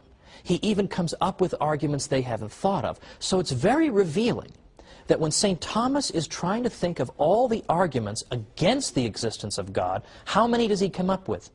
Only two. One of them is the existence of evil, and the other one is that the universe seems to run itself. It's like we don't need a God. It would be superfluous to posit the existence of a God. And in some ways, these are very much the same arguments that are still with us today. Well, here's one of St. Thomas's proofs, and I'm sort of adapting it for modern use. But let's begin as follows. Let's suppose you're in the deli, in the supermarket. You want to go up to the deli counter and get some turkey. You go up there, though, and you find that you have to take a number before you can get to the counter and get your turkey. So just as you're about to take your number, you see another device. And this other device says, well, before you can take a number, you have to take a number to get in line to take a number. Well, this is a very disturbing, Kafka-esque deli, to be sure. So you're about to take that number, and it turns out there's another number machine. It says, whoa, whoa, whoa, not so fast. Before you take that number, you have to take a number. Before you take that number, you have to take a number. So you have to take a number to get in line to take a number, to get in line to take a number, to get to the deli counter. Well, suppose you turn your head and you see that going on infinitely down this supermarket is an infinite series of numbers you have to take. Well, are you ever going to get to the deli counter? Of course not. You'll spend the rest of your miserable, rotten life standing there trying to take numbers, but being unable to do so because there's always a preceding one you have to take. You can never even take a number because there's always one before it that you are supposed to take first. You'll never get to the deli counter, that's for sure. But suppose you're wandering around all frustrated in the supermarket, you're wandering around, and you see somebody with turkey in the shopping cart. Then you know the numbers must not go on forever, because then how did this person get the turkey? There must have been a stopping point somewhere. Or consider this. You want to sign up for a course at a college, a special course, and you're told, well, if you want to sign up for that course, you have to go see Mr. Jones. You go see Mr. Jones, and he says, oh, sorry, before you can see me, got to see Mr. Brown. Mr. Brown says, before you can see me, got to see Mr. Johnson.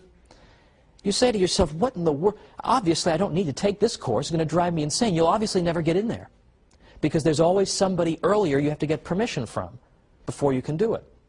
But suppose you see somebody enrolled in that course. Then you know there must not be an infinite sequence of people you need to get permission from, because then how did this person get in there? Now, what does this have to do with the existence of God?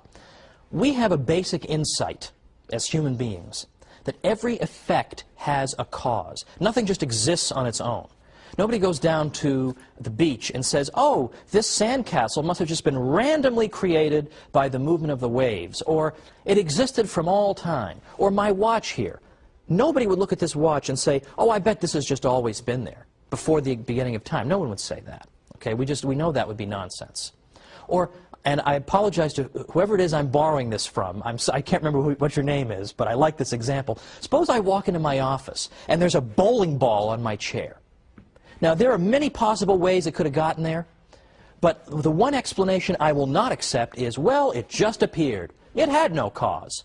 No one would accept that, right? I would be willing to consider the most ridiculous explanations before I would accept that. In fact, I'd be willing to consider the possibility that the CIA is trying to spy on me, and they've put a little chip in this bowling ball to make that possible. I would consider that before I would consider the ball just appeared. Well, now here's St. Thomas's proof. Every effect requires a cause. So consider anything existing. It requires a cause. Consider a thing Z. It requires a cause. We'll call the cause of Z Y.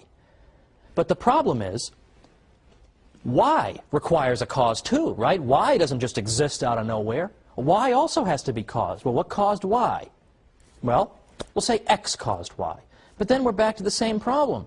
What caused X? X isn't just self-existing. Every effect requires a cause. So what caused X? Let's see. W. Okay, I guess you can probably see where I'm going with this. W caused X. And then we keep on going because that doesn't solve the problem either. Because then what caused W? So what St. Thomas is saying is, suppose you have an infinite series of causes in which Z is caused by Y, but Y is caused by X. X is caused by W. W is caused by V, and this just goes on and on forever. If that were true, then nothing would exist. Nothing would exist because before anything could exist, it would be awaiting a cause for its existence. But that cause doesn't yet exist because it requires a cause. And that cause doesn't yet exist because it's awaiting a cause. If everything is always awaiting a previously existing cause, the sequence of causes could never get started. It would be like waiting to try to get turkey at that hideous deli. it just goes on forever. You can never get it started. You can never get that number to get started. It just goes on forever. You'd never get any turkey. And in this case, nothing would exist in the world. But look around you. Things do exist. Okay? Things do exist. The TV you're watching this on exists. All these things do exist. So the series of causes cannot logically go on forever. There must be a stopping point. There must be something that exists entirely outside the causal sequence that gets this relationship going, that begins to cause the next thing, which causes the next thing, which brings all the things we see into existence. And St. Thomas says, this cause must be God. Now, some people will say, well, then what caused God? Well, that actually shows a complete misunderstanding of the argument. The point is simply that it is logically necessary, it's unavoidably necessary, that something must exist outside this causal sequence in order to get it going.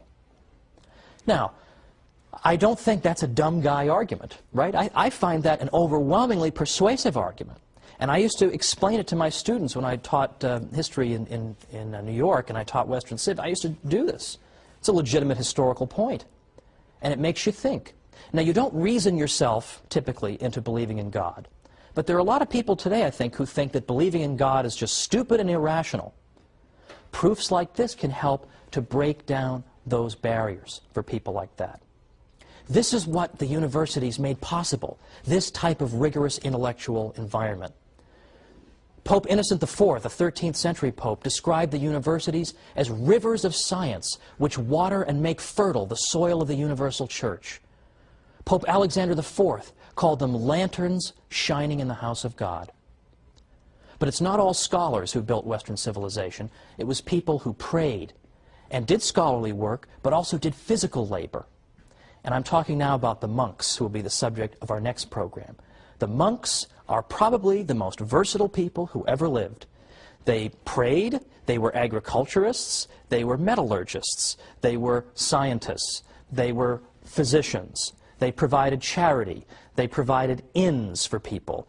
They did more than any other group of people in any culture I've ever been familiar with, and they played an essential role in building Western civilization. So join me next time as we talk about the monks on the Catholic Church, builder of civilization. See you then.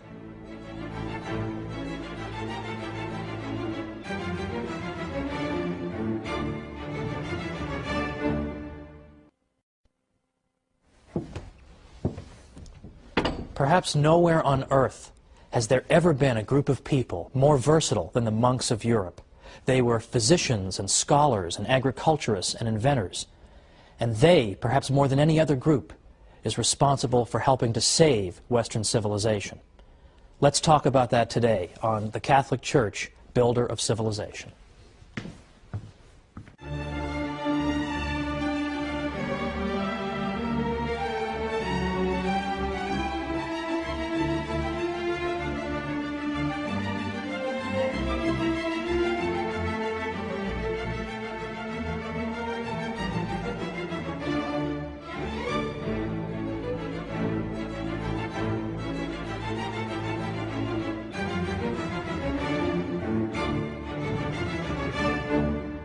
Welcome once again to the Catholic Church, builder of civilization.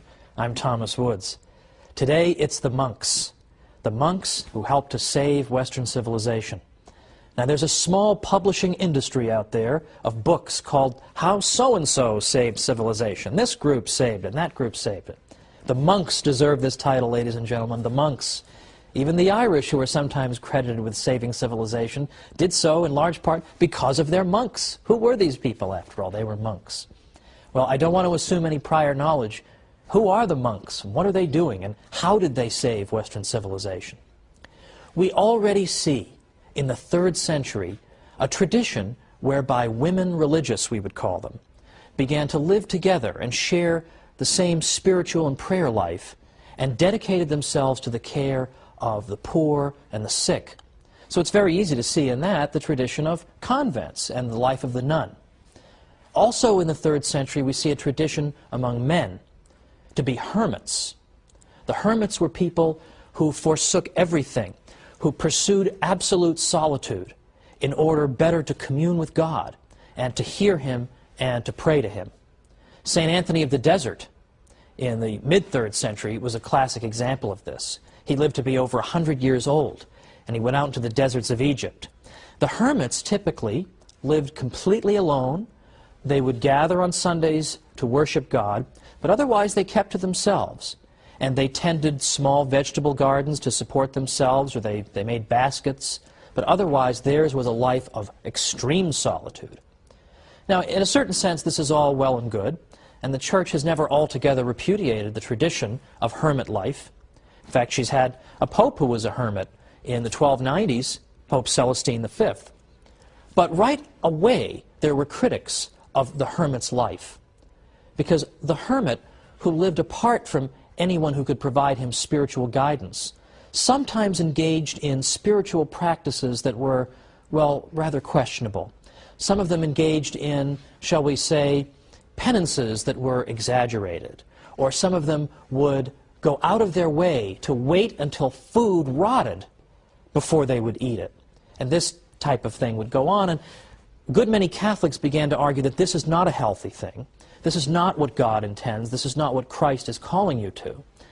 For example, in the Christian East, St. Basil the Great repeatedly said that the life of the hermit is not the Christian one, ideally, because what we should be doing is living among our fellow human beings, ideally. That would be the best solution. The monks should live in solitude, but in a sense a kind of communal solitude, with other monks, with other people who have in effect retreated from the world.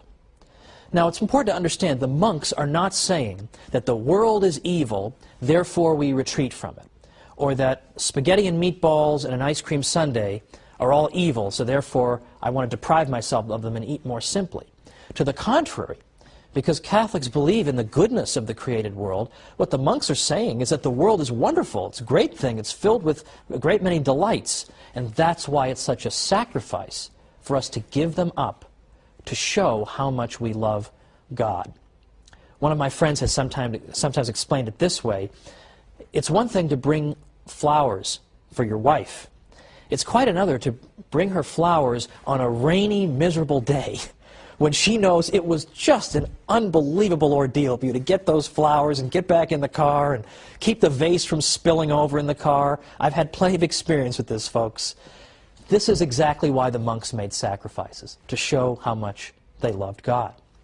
In the West, it was a man named St. Benedict who argued that we need to have monks who live in a single place, and they live together, and they have the same spiritual regimen, and they live under the authority of an abbot. St. Benedict composed something called the Rule of St. Benedict, which was in effect an outline for how a monastery should be run. He wrote this around 529, and with the passage of time, this became the model for organizing monasteries. A monastery, of course, is where the monks live. And St. Benedict argued that the monks should live penitential lives, it's true, but not lives that are so penitential that it would disrupt their spiritual lives. We don't want that. We want them to live at the material level of about the average Italian peasant. That would be acceptable. They should get adequate sleep. They shouldn't do too much physical labor. They should be moderate in all things. Physical labor and prayer and study, and nothing out of moderation. The monasteries in Ireland were quite another story. There, the model, in effect, was working 14 hours a day, doing back-breaking labor, and then coming in and praying all the Psalms. And this, it seemed to St. Benedict, was just too much, that you couldn't live a healthy spiritual life if you were being that rigorous with your physical body. Now, it should be mentioned, by the way, that the Irish monasteries attracted people from all over. They couldn't house them all, so they must have been doing something right. But this was St. Benedict's model. It was flexible, and it seemed to understand human nature very well. And it turns out that St. Benedict and his monks played an essential role in saving Western civilization at a critical moment and building up important parts of it. And yet, I will never forget, in my days as a professor in New York, after telling my class all about the monks and all the things they had done, I actually had a student say to me, "That's very interesting. Are there any monks today?" Well, that's just depressing, right? That she didn't even know there were still monks today. And so of course I told her, not only are there monks, I've got 1,000,000 friends who are monks. I realize that's perhaps somewhat unusual, but I have a great many friends who are monks. And let me tell you something, living in Manhattan as I did while I was getting my doctorate, you find that just about anything can go on in Manhattan, nobody cares. Nobody's looking at you, you can have a weird haircut, nobody cares. You could be on fire, nobody cares. But I had a friend of mine who was on his way to becoming a monk. He hadn't taken his vows yet, and he came and visited me in his habit. And we went out for nachos at a local place. And I'll tell you, people will look away at anything, but if you're having nachos with a monk, they cannot take their eyes off it, apparently. This is just a bizarre sight, even for Manhattan. So, unfortunately, the monks don't have the high profile they once did, but they deserve our respect. Because, after all, what did the monks accomplish? Well, for one thing, apart from just copying texts, which we all know they did that laboriously, but they also did a lot of physical labor. For example, they cleared and reclaimed all kinds of land in Western Europe. Because what often happened is that people wanted to donate land to the monks as a good work. That's wonderful. Look at what I'm doing for the monks. But people would typically give the monks really crummy land. They want to help them, but they don't want to help them that much. So the monks often found themselves having to deal with land nobody really wanted. And a lot of times it was swampland. In those days, I mean, obviously a swamp has no value. It's just a source of pestilence. The monks would dike and drain the swamp and make it into fertile land. And a great many experts on the history of agriculture in Western Europe have said, for example, we owe the agricultural restoration of a great part of Europe to the monks. Another one said, wherever they came, they converted the wilderness into a cultivated country. They pursued the breeding of cattle and agriculture, labored with their own hands, drained morasses and cleared away forests. By them, Germany was rendered a fruitful country. And finally, every Benedictine monastery was an agricultural college for the whole region in which it was located. The monks introduced crops and industries and production methods that people hadn't known before. And they weren't afraid to work with their hands at a time when manual labor was looked down upon and despised. The monks were inspired to engage in physical labor because they knew, for one thing, that when you engage in hard physical labor, this can be a great form of penance and an opportunity for the mortification of the flesh. So sure, they were thrilled to work with the swamp that nobody else wanted to do. So at a time when you were despised for doing physical labor, the monks, in effect, made it something honorable. At a time when agriculture was collapsing, the monks' labor helped to bring it back. The monks were involved in rearing cattle and horses, brewing beer, raising bees and fruit. And all over Europe, they introduced essential aspects of local economies. For example, in Sweden, it was the corn trade that owed its existence to the monks. In Parma, cheese making. In Ireland, salmon fisheries. And in a great many places, the finest vineyards. The monks were also intensely practical in that they stored up the waters from springs in order so that they could distribute them if a drought ever struck. In Lombardy, the peasants learned irrigation from the monks. The monks have also been credited with being the first to work toward improving breeds of cattle instead of just leaving the process to chance.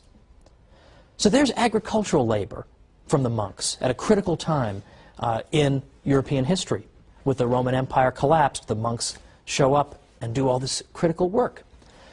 Beyond that, the monks pioneered in machinery and mechanization. The ancient world of Greece and Rome was not particularly heavily mechanized, but Europe of the Middle Ages changed all that.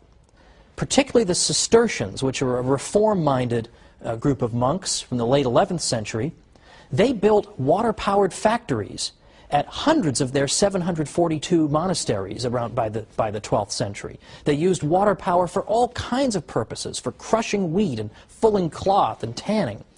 Far more mechanized were they than anything that had ever been seen in Europe up to that time. They were also great metallurgists. They used the slag from their furnaces as fertilizer. So they were constantly thinking of practical things they could do for the life of Europe, and they instructed Europeans as to how they themselves could do these things. They were also technologically advanced in practical things like clocks. The first clock we have any record of was built by the future Pope Sylvester II in 996, but much more sophisticated clocks were built in the 14th century. But it's not just clocks, and it's not just agriculture. It's charity and education and inventiveness. All these things we're going to look at as soon as we come back from the break. So join me after the break, and let's talk more about these monks.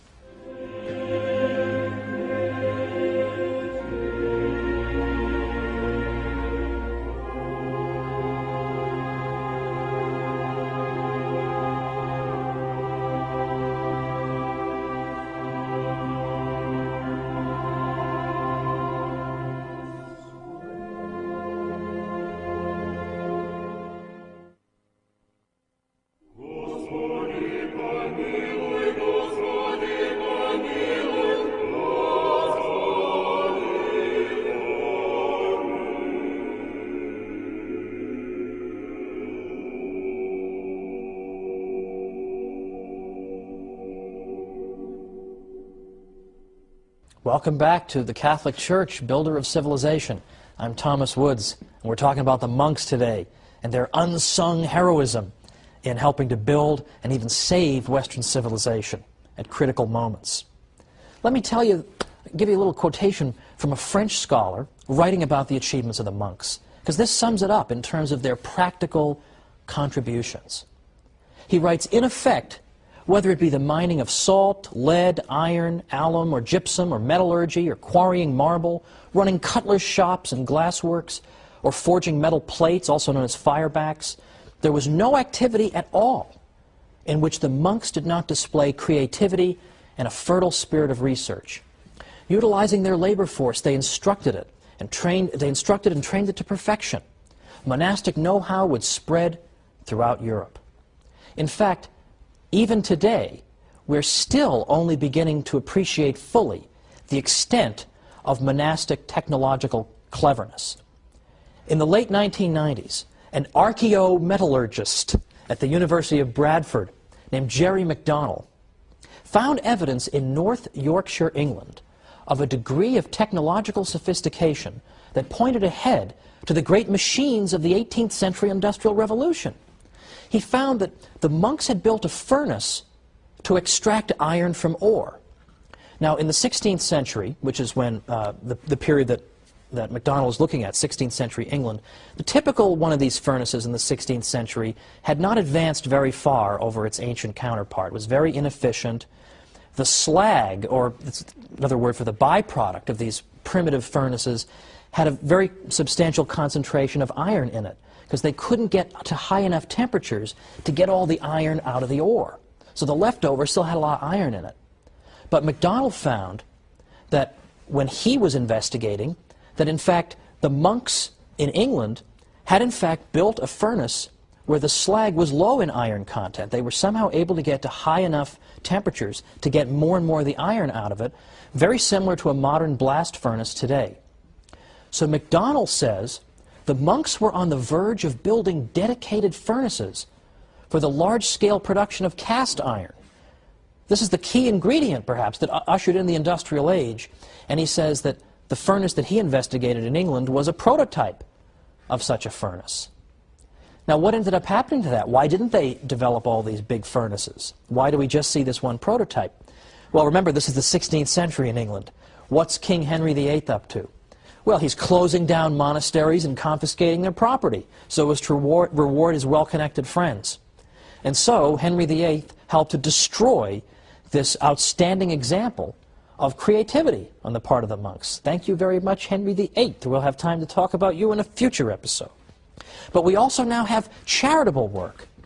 Now, charitable work we're going to spend a whole episode on, but I want to at least pause and say something about the monks' specific contributions to charity. The rule of St. Benedict called for the monastery to dispense alms and hospitality to whatever extent its means permitted. Specifically, it instructed monasteries that all guests who come shall be received as though they were Christ. Now, the monasteries served as free inns where foreign travelers and pilgrims and the poor could find a safe resting place. I love this quotation from an old historian of the Norman Abbey of Bec. He said, "Let them ask Spaniards or Burgundians or any foreigners whatever how they have been received at Bec. They will answer that the door of the monastery is always open to all and that its bread is free to the whole world." In some cases, the monks were even known to make efforts to track down poor souls who, being lost or alone after dark, found themselves in need of emergency shelter. They established contrivances for warning sailors of perilous obstacles.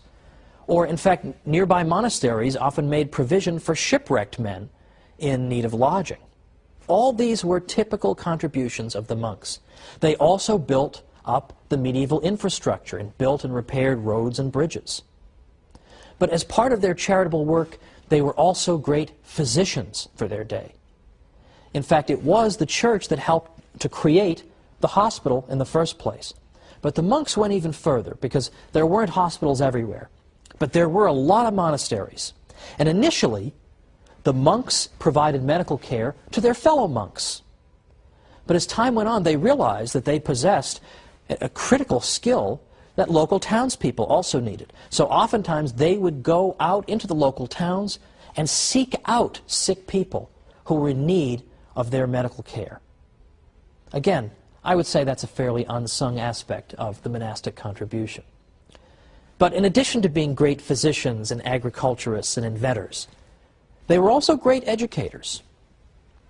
St. John Chrysostom tells us that it was already in his day, around the 4th century, it was already customary for people in Antioch to send their sons to be educated by the monks. St. Boniface established a school in every monastery he founded in Germany.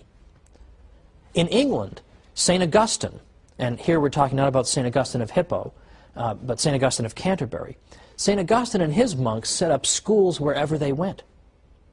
St. Patrick is given credit for encouraging Irish scholarship. And of course, the Irish monasteries developed into very important centers of learning, and they dispensed instruction to monks and laymen alike. Now, sometimes it's been said that the monks did engage in some education, but they were really only educating their fellow monks. Well, that's, as we've seen, not entirely true. There are plenty of cases we have on record of the monks. There are plenty of cases we have on record of the monks providing education to people in the local area. But let us say that that accusation is true. Let's even grant it for the sake of argument. Let's say that the monastery's contribution had simply been to teach other monks how to read and write. That's all it was. Well, even if that had been their only contribution, that would have been no small accomplishment. Because consider what happened in the Greek Dark Ages. Now, people have typically forgotten about this, but it's very important. From about 1100 to 800 BC, we had something called the Greek Dark Ages. And what happened here was that the Mycenaean Greeks had some kind of terrible disaster befall them. The nature of that disaster is still debated. But something terrible happened to these people. And when the smoke had cleared, for the next 300 years, we find that, in effect, the ancient Greeks, the Mycenaean Greeks, had lost literacy. They had lost the ability to read and write. Now you wonder, how could you lose the ability to read and write? How could you forget that? Well, partly it happened because people were scattered following whatever disaster it was that befell them. And they had to think solely of their own survival. And learning how to read and write was not exactly critical when you just needed food and sustenance. Secondly, it's been speculated that maybe whatever disaster struck the Mycenaean Greeks struck in particular the educated classes, so that those who would have remembered literacy were in fact wiped out. Well, whatever the explanation, the fact is they lost literacy at a time of general civilizational collapse. Well, let's remember that the monks were functioning and carrying out all these wonderful tasks I've described at a time in Western European history that was very similar. There was general collapse. There was political disorder. There was an abandonment of education by and large. There was an abandonment of urban life. That was the environment in which the monks functioned. And so, even if all they had done was to keep literacy alive, well, that's very important, because that means they prevented a repeat of the Greek Dark Ages, when literacy was lost. Thanks to the monasteries, literacy was not lost, but Western Europe managed to hang on to it. That's no small contribution, is it? In fact, the contributions of the monks have been so great that even scholars who are inclined to be unsympathetic to them have conceded it. And I've always tried to go out of my way when I've written about Catholic history to cite not only non-Catholics, but anti-Catholics when possible, so that people won't come back and say that I'm just picking and choosing among my sources. When people who don't even like the Catholic Church are saying, okay, the monks did a lot, that says something. So, for example, one unsympathetic scholar said, the monks not only established the schools and were the schoolmasters in them, but also laid the foundations for the universities. They were the thinkers and philosophers of the day and shaped the political and religious thought. To them, both collectively and individually, was due the continuity of thought and civilization of the ancient world with the later Middle Ages and with the modern period. That's no small compliment. A century ago, another historian said, it was the monks, and they alone, who carried to a successful issue the tremendous undertaking of mollifying the rampant invader, softening the rudeness of his manners and the harshness of his spirit, familiarizing him with the restraints of Christian morality, and bringing home to him with convincing power the necessity of observing the fundamental principles of law and order, instructing him in the use of arts and instruments of industry and social progress, in a word, of assimilating, civilizing, and Christianizing 20-odd barbarian tribes, many of which, by the way, were very impressed with the morality and the conviction of the monks. They were very moved by their witness. A Protestant historian says, had it not been for the monks and monasteries, the barbarian deluge might have swept away utterly the traces of Roman civilization. The monk was the pioneer of civilization and Christianity in England, Germany, Poland, Bohemia, Sweden, Denmark. With the incessant din of arms around him, it was the monk in his cloister, for instance on Mount Athos, who by preserving and transcribing ancient manuscripts, both Christian and pagan, as well as by recording his observations of contemporaneous events, was handing down the torch of knowledge unquenched to future generations and hoarding up stores of erudition for the researches of a more enlightened age. The first musicians, painters, farmers, statesmen in Europe after the downfall of imperial Rome, under the onslaught of the barbarians, were monks. Now these are critics of the monks. You can only imagine what their friends have to say. These are their critics. Here is the monastic contribution. And you'll notice that in this brief overview, I've not even mentioned, or at least hardly so, the contributions they made to the literature of the Western world by preserving ancient classics and indeed the Bible itself through laborious copying. Because that is the one thing that's conceded to us. The monks did this. But what I want to show you is they did so much else in so many areas, one can hardly even believe it. Now today we touched briefly on the subject of charity, because we saw the monks as great dispensers of charity. Guests are to be treated as if they were Christ himself. Well, that is a small part of the story of Catholic charity, which will occupy us next time. Catholic charity is one of these areas in which people will concede the Catholic Church has done wonderful things. But what I want to suggest to you is that even we Catholics don't realize just how great Catholic charity is. It's a far more extraordinary story than even we believe. So join me next time on the Catholic Church, Builder of Civilization. See you then.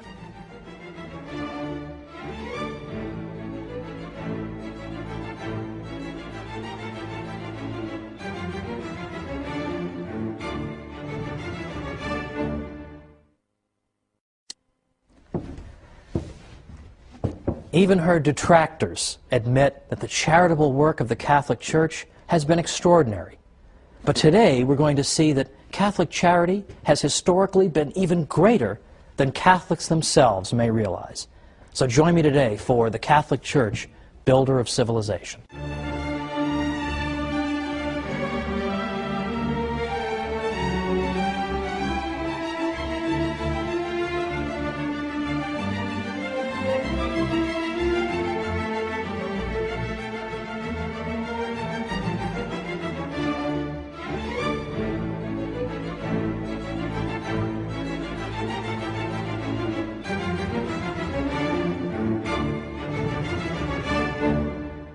Welcome to the Catholic Church, builder of civilization. I'm Thomas Woods. Today we're talking about Catholic charity. Now we all think we know all about Catholic charity, and indeed we do know a great deal about it. Even her opponents admit that the Catholic Church has done more charitable work than you can possibly believe. But Catholic charity is in fact even greater than people realize. And today we're going to explore why.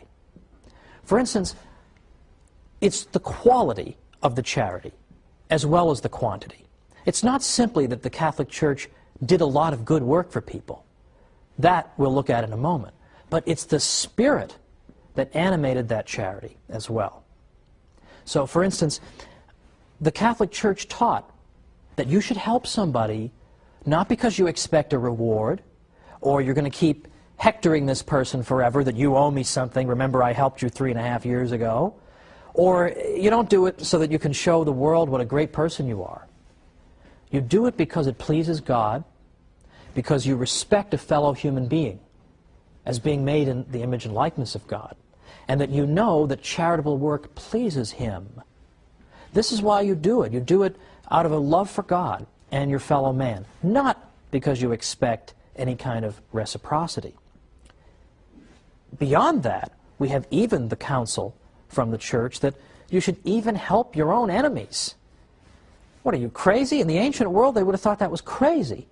In ancient Greece and Rome, that would have been considered absurd. And indeed, in the ancient world, a lot of the giving was self-interested.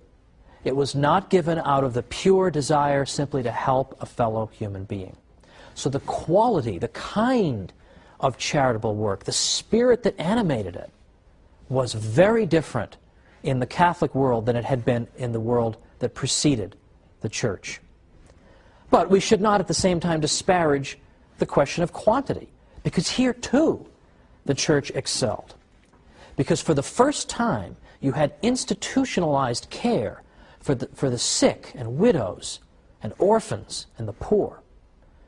Now again, there had been generosity shown in the ancient world, no one would deny that, but nowhere near the level that we see under the Catholic Church. Now remember my rule, I want to cite anti-Catholics whenever I can to show that what I'm saying really is true, because even an opponent of the Church admits it.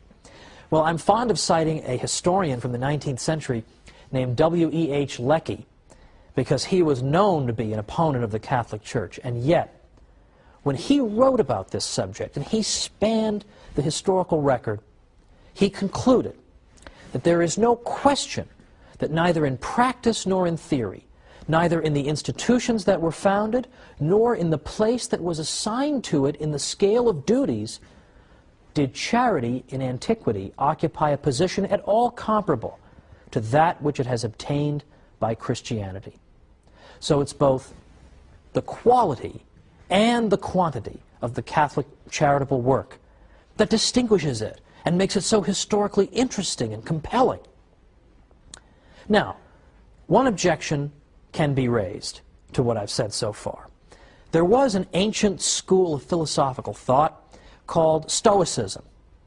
And the Stoics did indeed seem to be people who called for doing good deeds out of a sense of duty and without any expectation of reciprocity.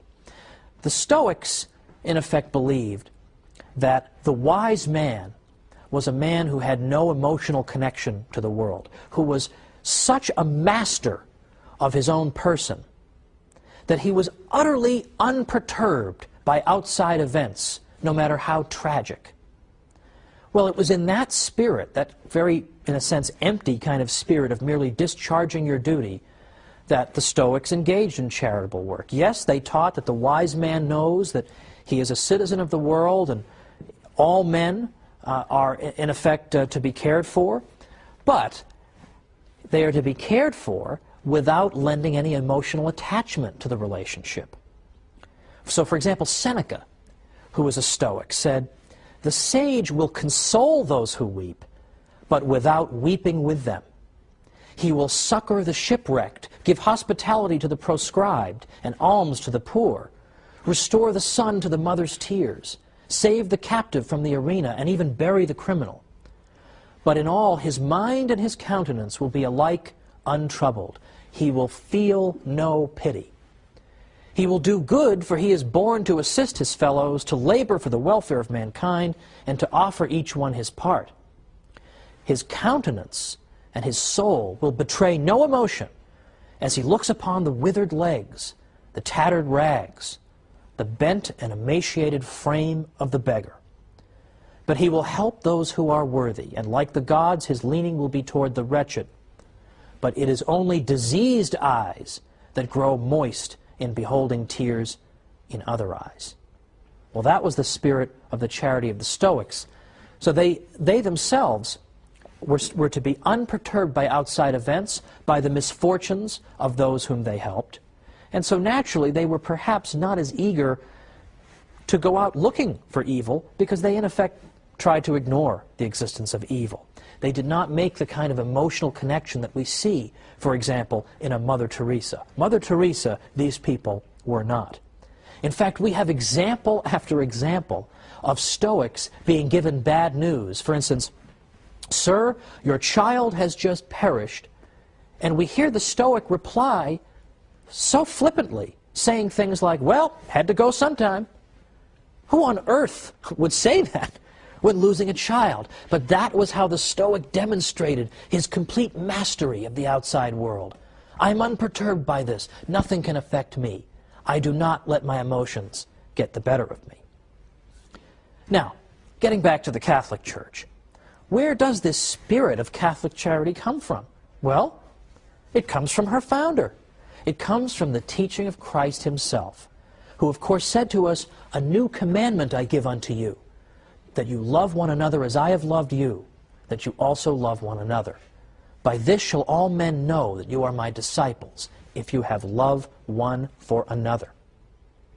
St. Paul went to an even greater extreme to some people when he specifically noted that you should show charity even toward your enemies. Now, Christ instructed that of us as well.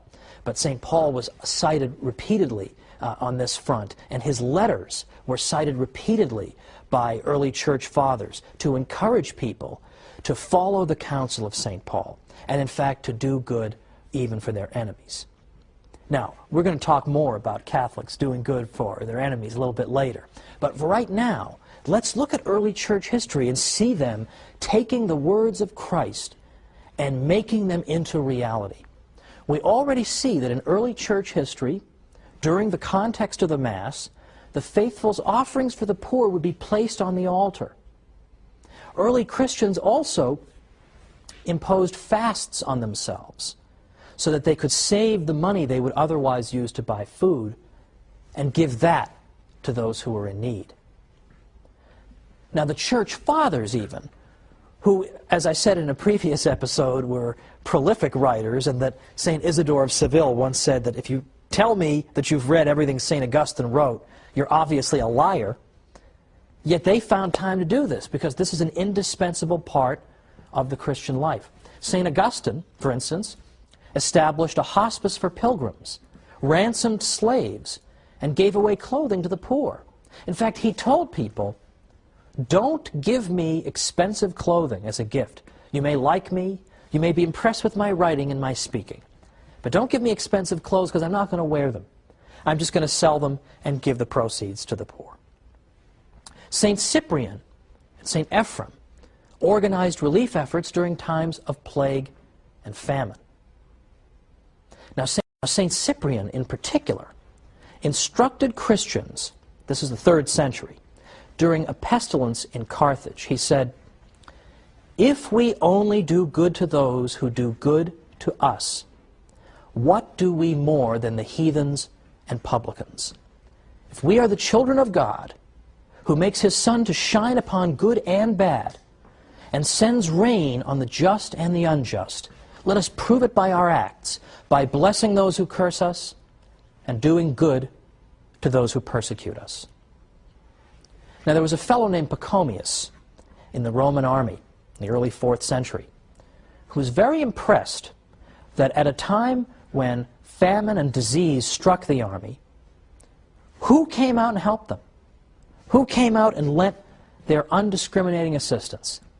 It was those who believed in Christ. And here they were helping some of the very people who had persecuted them in the past. This amazed Pachomius. He wondered, what kind of religious tradition could it be that could inspire this kind of disinterested benevolence, in which you would indiscriminately do good, even to those who had done evil to you? He couldn't believe these people. So what do you think happened? He began investigating the faith. What is this all about? And before long, he himself was a convert. This is, in large part, how a great many Catholics have converted non-Catholics. It's not always by debating them into the church or bashing them over the head into the church, although, by the way, that's how I came in. People bashed me over the head over and over and said, it's the one true church, what's the matter with you, you Lutheran? And it made me think, and I came in. But other people have been brought into the church because Catholics have just niced them to death. They're just so nice to them all the time, they just can't take it anymore. Okay, I will look into this. How can you people be so good to me? And that's what brings them in. That's what brought in Pachomius. This is the great witness of Catholic charity. Now, as I say, it's always fun to see what anti-Catholics have to say. And there are many of them.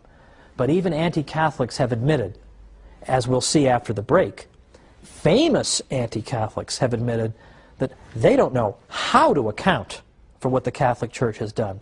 They look at Mother Teresa, they don't know how to explain this without using a supernatural explanation.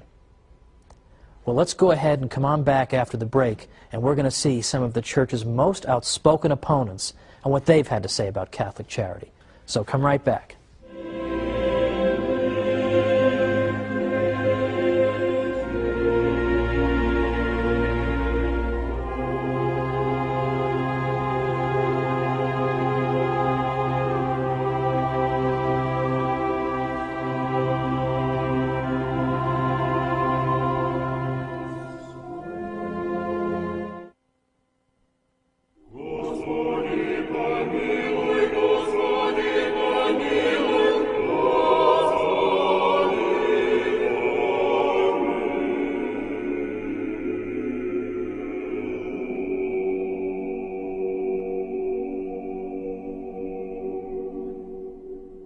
Welcome back to the Catholic Church, builder of civilization. I'm Thomas Woods.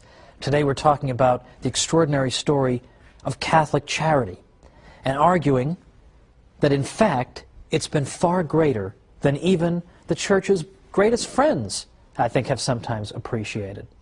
So we've gone through and seen, for example, what the early Church Fathers did in terms of charity. I gave a few examples of that. Or we've seen in the Scriptures where Catholics are urged to display an exemplary degree of charity. We've seen how it contrasts with the attitude of the ancient world, in which charitable work was something to be done, in effect, for a reward, or to call attention to oneself. And even when you do have the example of a school of thought like the Stoics, that does seem to say you should do good without expecting a reward, they do it out of such an emotionless sense of duty that we almost would view it as dehumanizing today. And that's not what the Catholic Church calls for at all. Well, just before the break, I was pointing out that a great many of the Church's best-known opponents over the years have conceded this point about Catholic charity. So I'd like to make good on that promise and go through a few of them, because this is quite astonishing, what we hear. Voltaire was perhaps the most anti-Catholic French intellectual of the 18th century, and that is saying something. And yet even Voltaire had to admit that he could not get over the extraordinary sacrifice that women religious made in order to work in hospitals.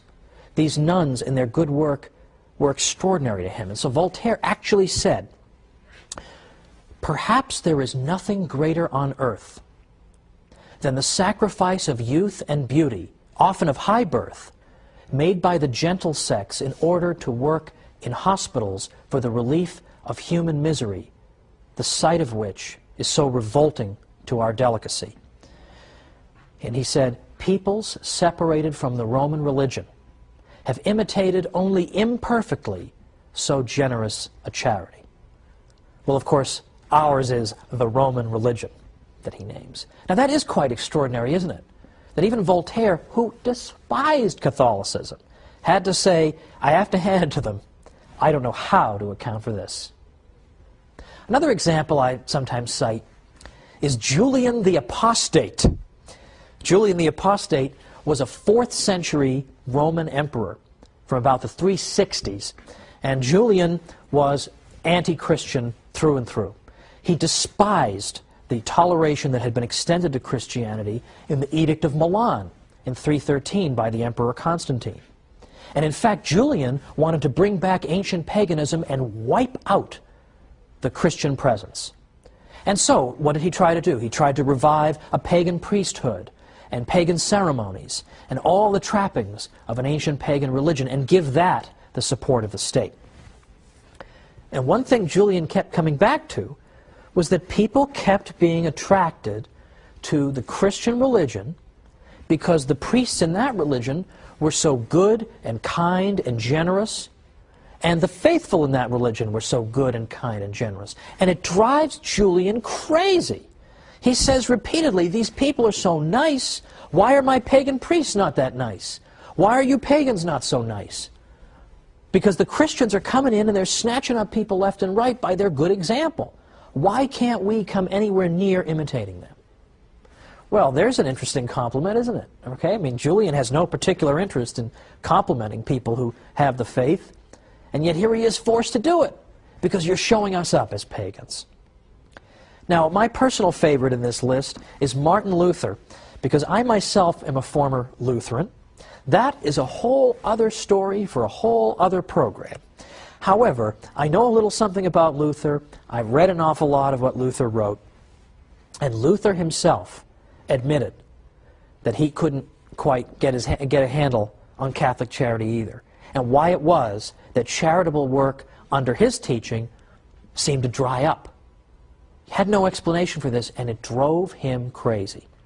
Now, before I go any further, I want to anticipate an objection here, because sometimes I get this. I get people saying, well, should you really portray Martin Luther as an enemy of the Catholic faith? I mean, wasn't he, toward the end of his life, didn't I hear something about maybe he was having second thoughts? Well, I don't think so.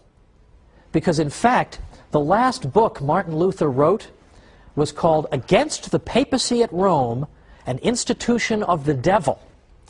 So if he's having second thoughts, he has a very funny way of showing it. Well, Luther, of course, taught the doctrine of justification by faith alone. And he repeatedly said that we don't need to do good works in order to get into heaven. Now, this is a very technical theological discussion here. And Luther, by the way, was not saying that nobody should do good works.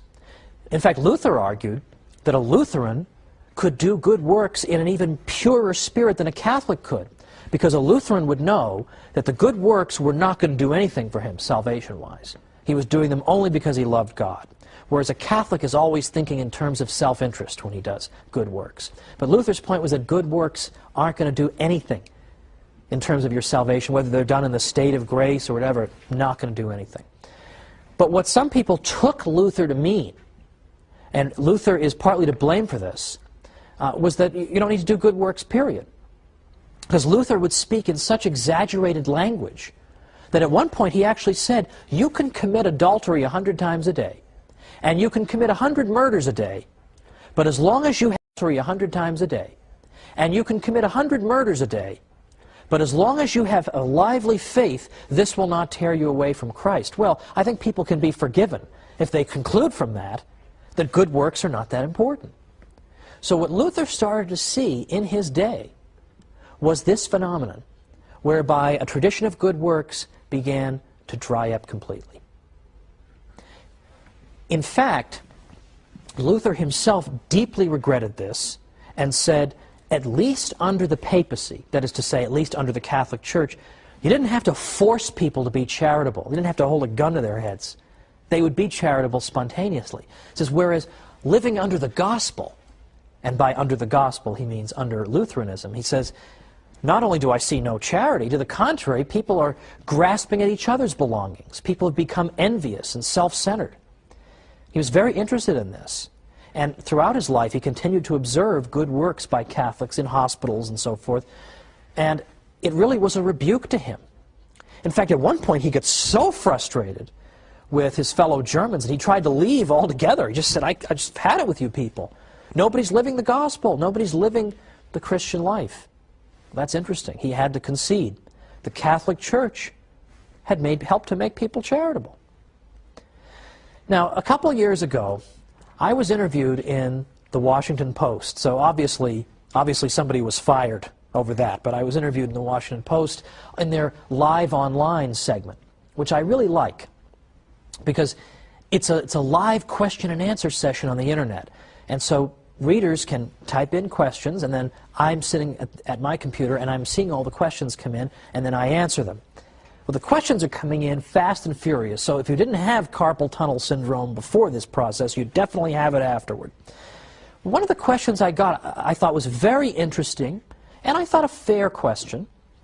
The person asked, after all, however, isn't Catholic charity really at its root self-interested? Because, in fact, isn't the person engaged in charity because he expects a reward? He expects to go to heaven. So can't we really say that really Catholic people are no different from people in the ancient world? They're all seeking rewards. And so I thought that was a fair enough objection. So I gave this answer.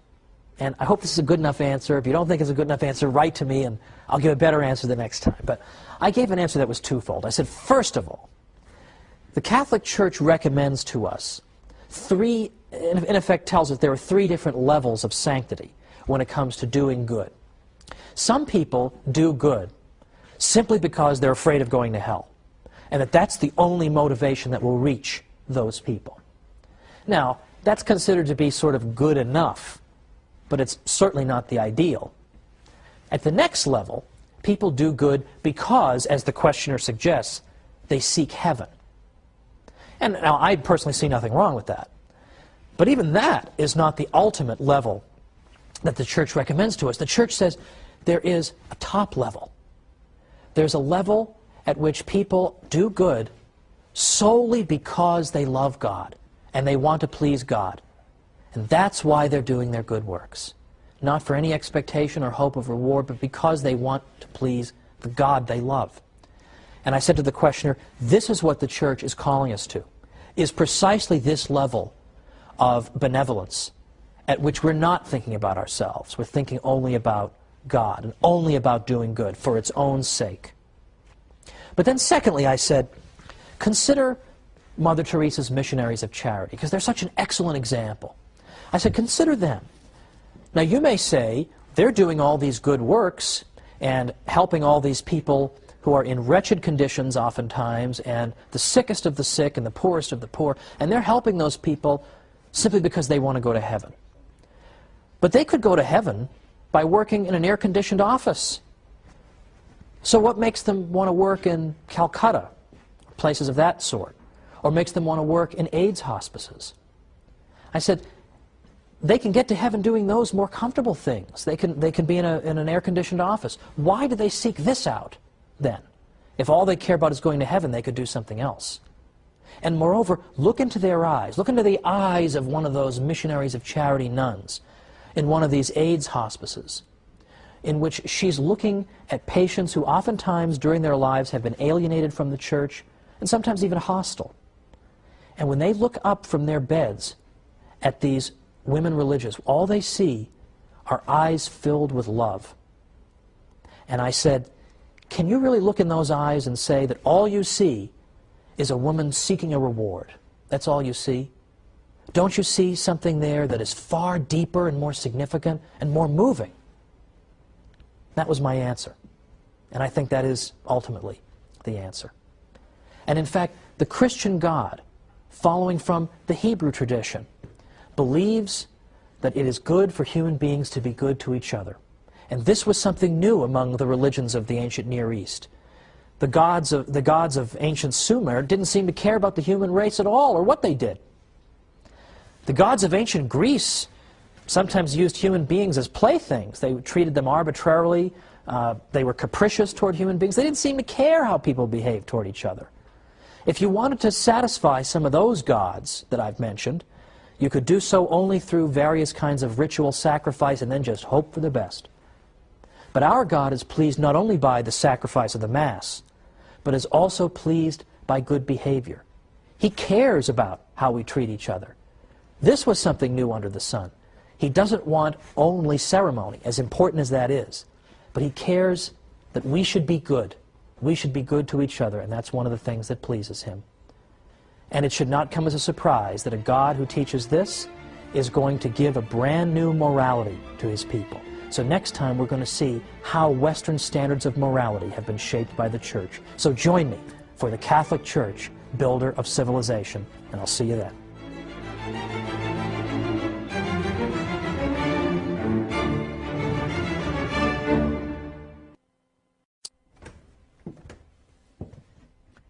We've been talking about a lot of things the Catholic Church has introduced into the world. But how about the sanctity of life, the dignity of marriage? Let's talk about these things and a whole lot more today on the Catholic Church, builder of civilization.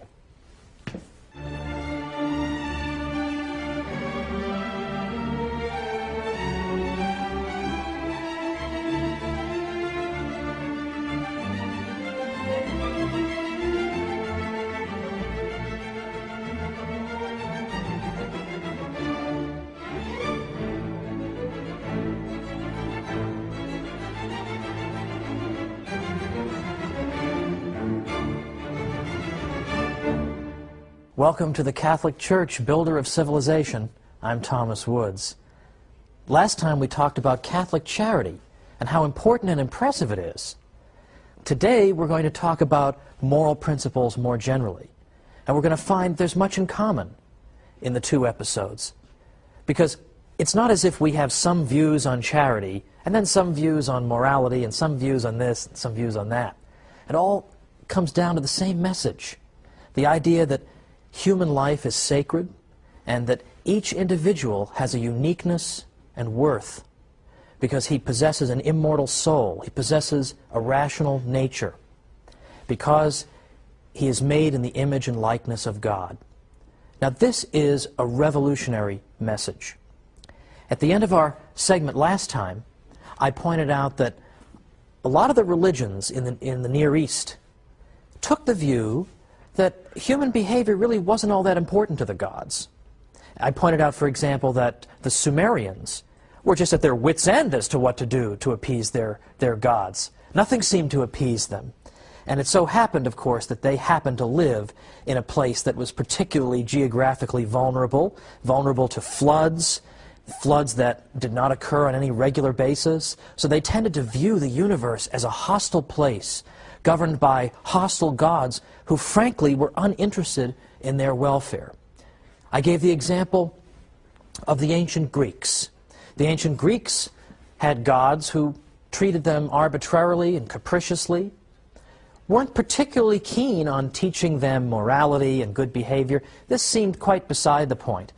The ancient Greek gods were often completely self-absorbed and narcissistic, nothing at all like the God of our own tradition.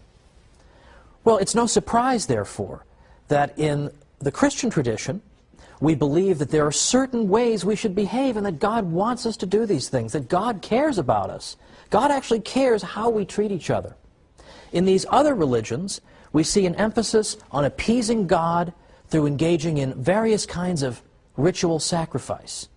Now, it's true that for Catholics, we engage in the holy sacrifice of the Mass every day. But we also treat each other, are supposed to treat each other well, because that pleases God too. And that's something unique in the history of religions up to that point. This was something new in the world. And so the same religion that teaches you to give of yourself to others, to think about other people and their misfortunes, and to give in a way that's unselfish and in no way self-interested, that same religion, it should not surprise us, also teaches us important moral principles that follow from the idea of the sanctity of life. It's a single stream of thought. Now, how can we see these principles in practice? Look at the early church. What types of things do we see going on in the early church? What are the causes that people are taking up in their society? Well, of course, the early church gets its start during the period of the Roman Empire.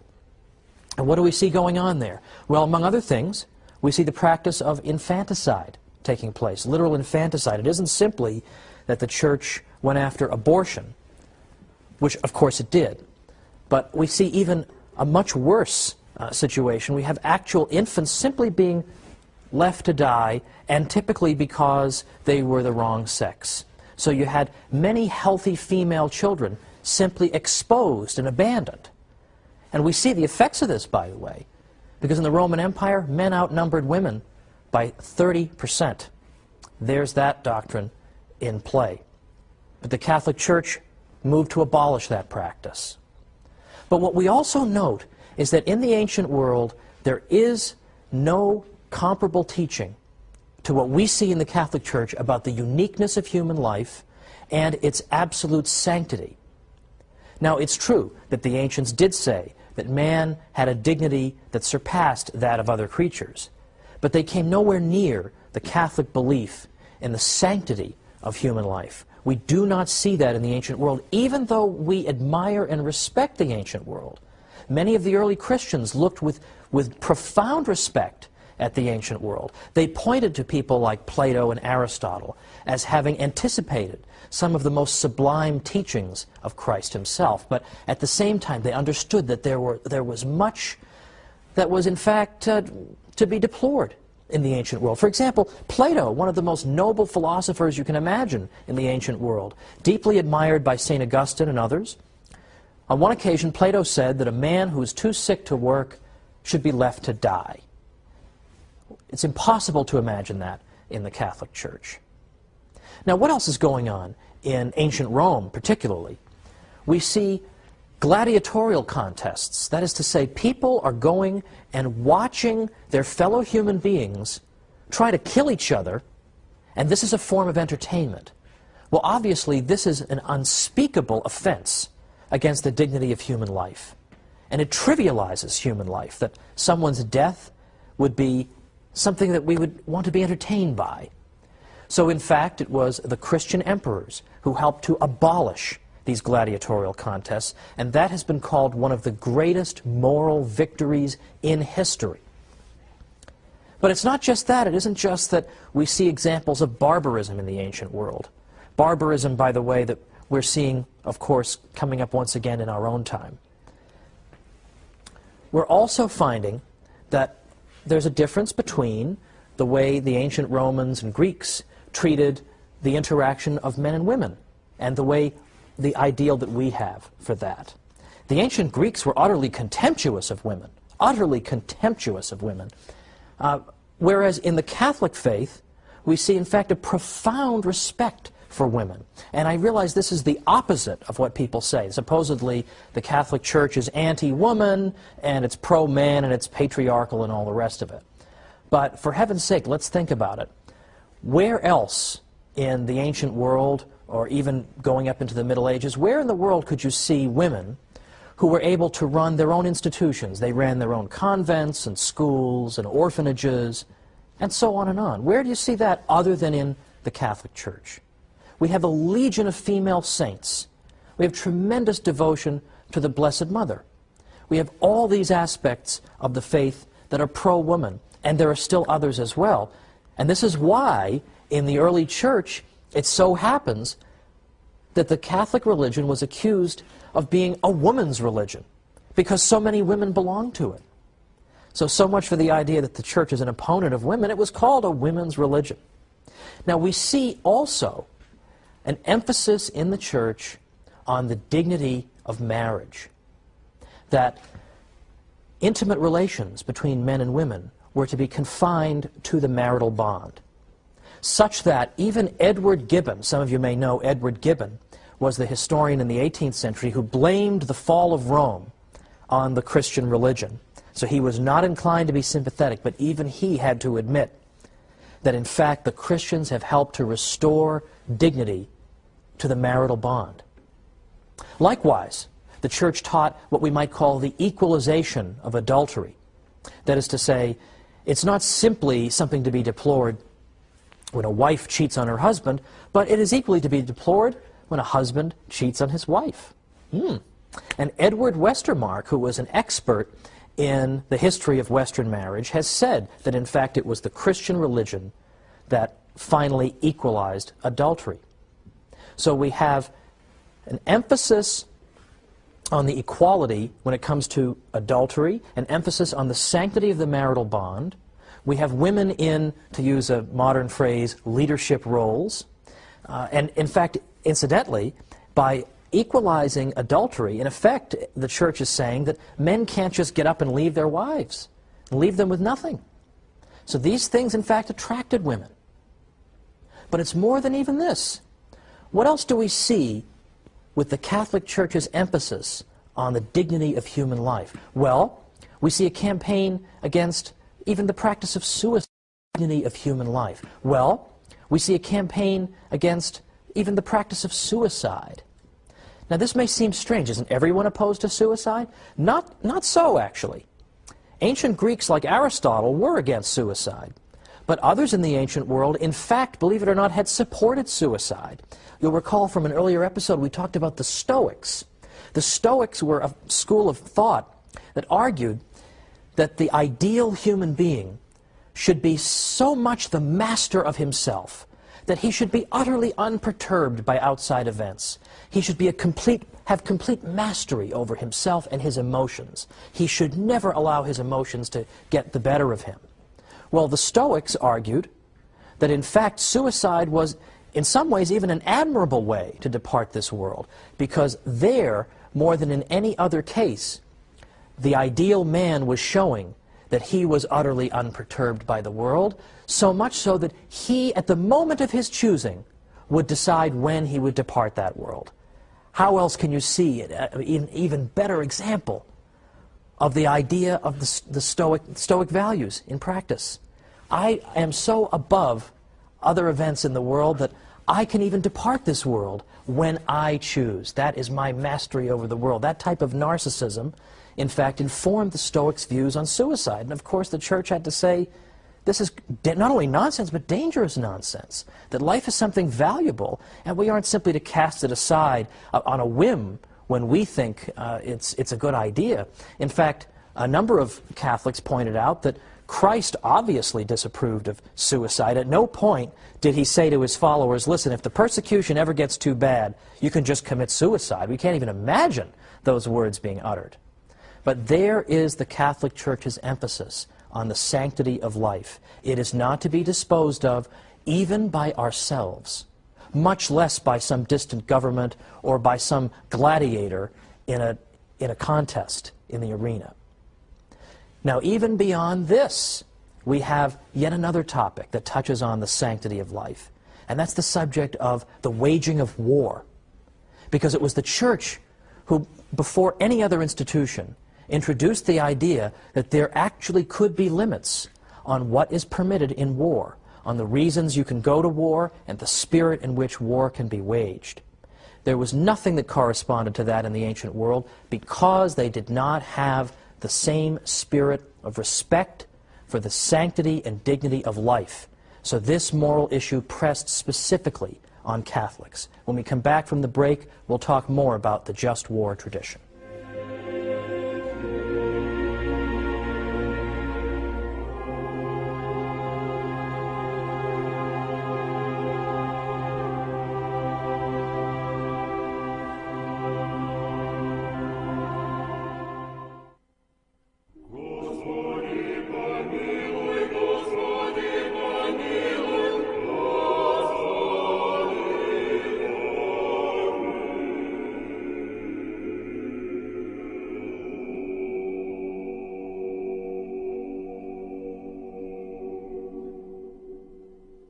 Welcome back to the Catholic Church, builder of civilization. I'm Thomas Woods, and we're talking today about Catholic moral principles that most people, non-Catholics included, have come to take for granted.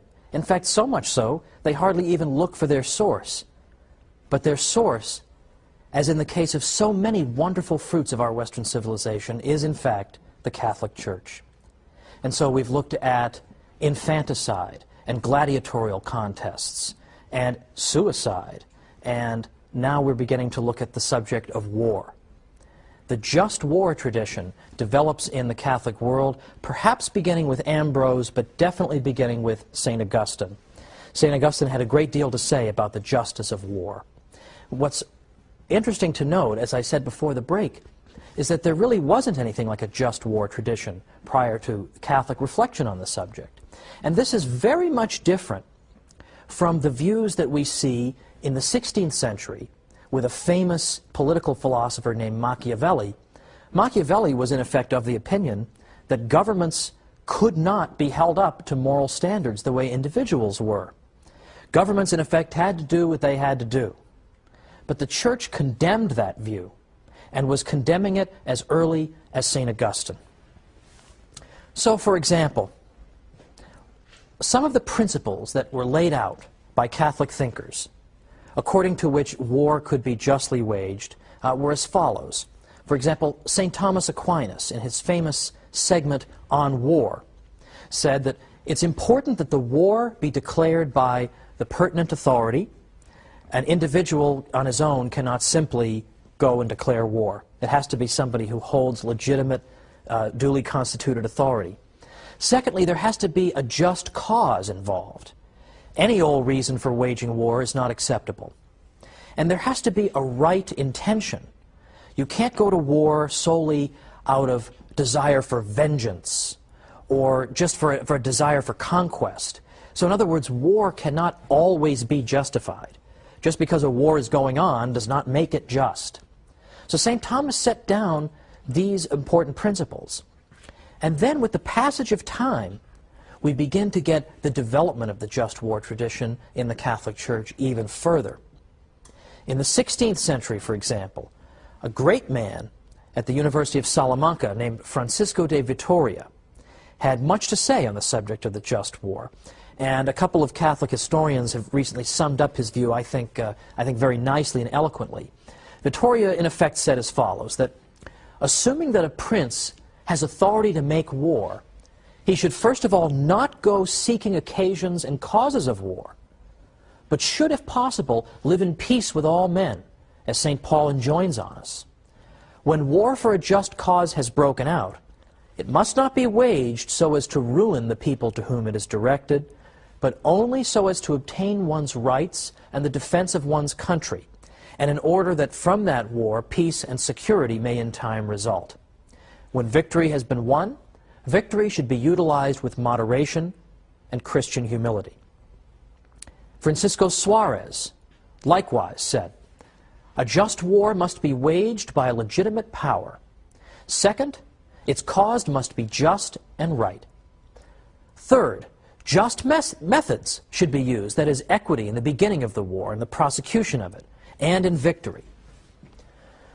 The reason of the general conclusion is that although war in itself is not an evil, yet on account of the many ills which it brings in its train, it is to be numbered among those undertakings which are often wrongly done, and thus it needs many circumstances to make it honest.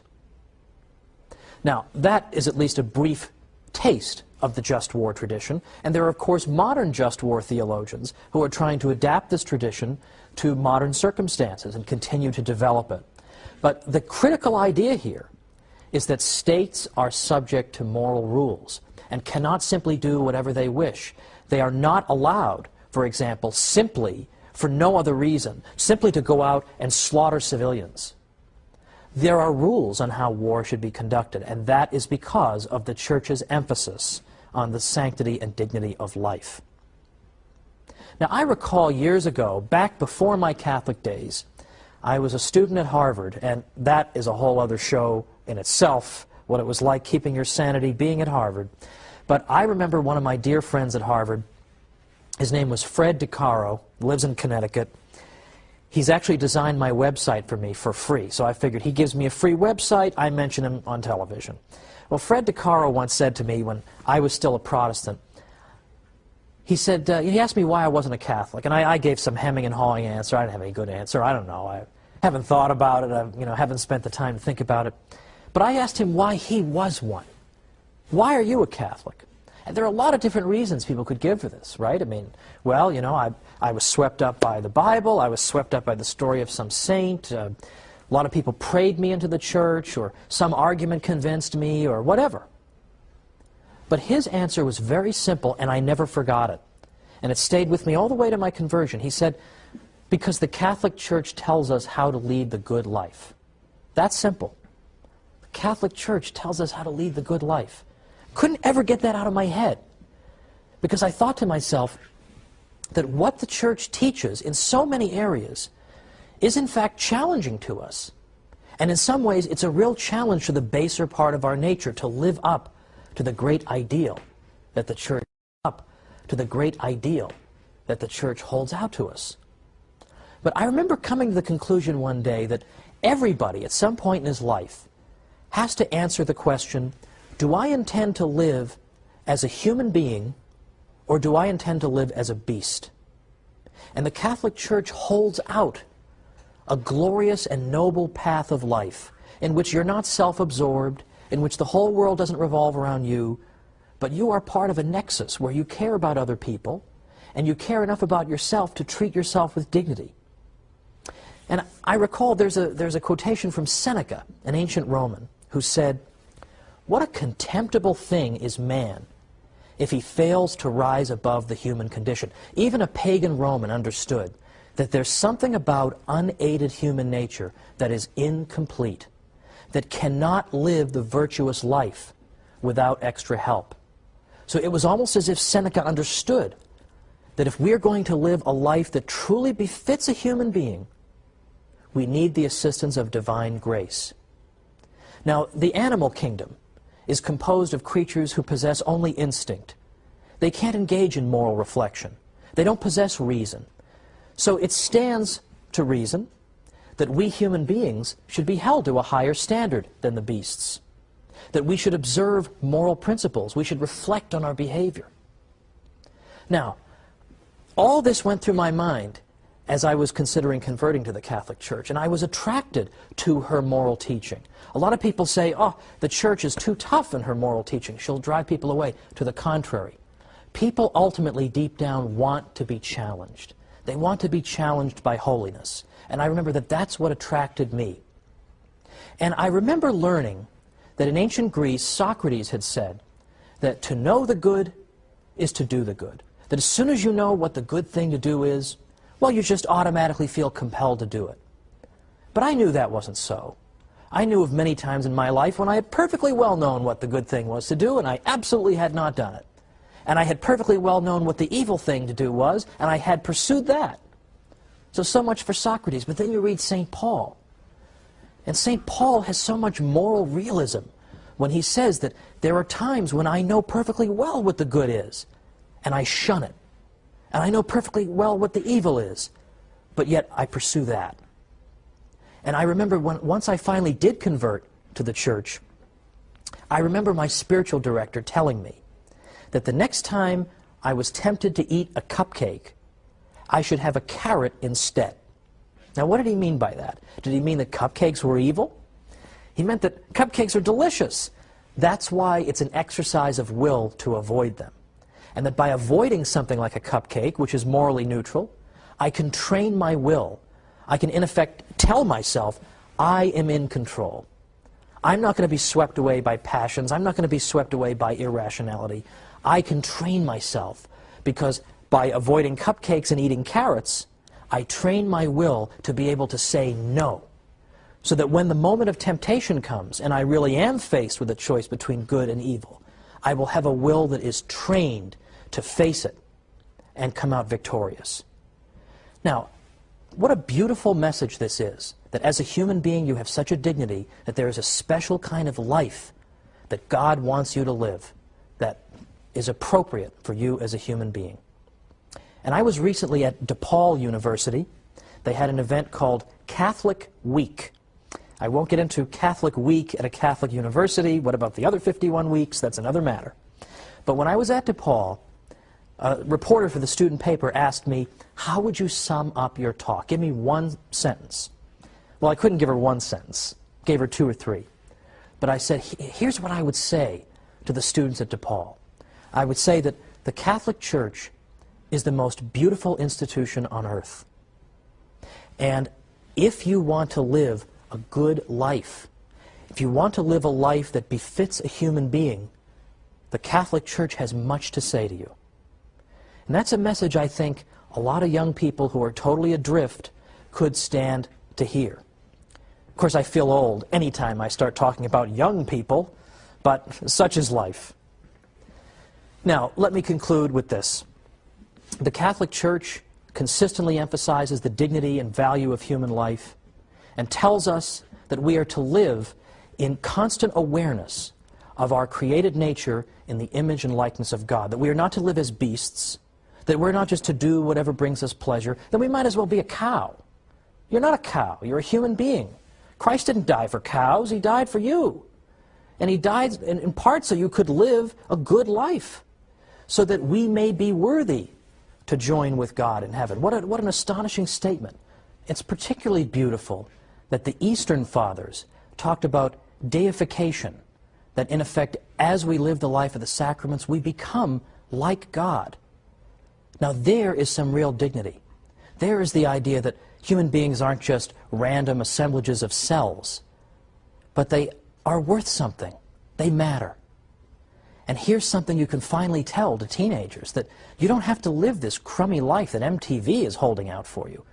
What in the world is there to compare between MTV and the Catholic Church? 2,000 years of heroism and holiness. And they think so little of young people they're going to hold out the MTV alternative? Forget it. Ditch it. Don't live as beasts. Live as human beings. That's what the Church has to tell us all. Now, there's another way that the Church has emphasized the dignity and rights of the individual, and that is with the very idea of rights. And that's what we're going to pick up next time.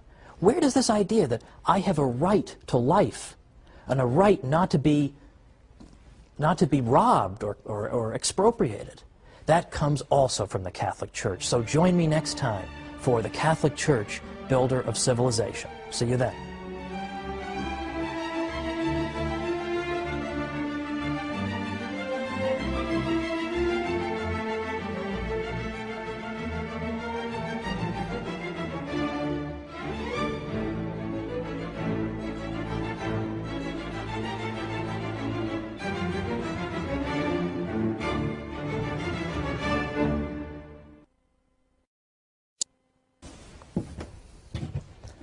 So where did we get the idea of individual rights? Do I even need to answer that question by now? From the Catholic Church, believe it or not. We're going to talk about that and a lot more today on the Catholic Church, Builder of Civilization.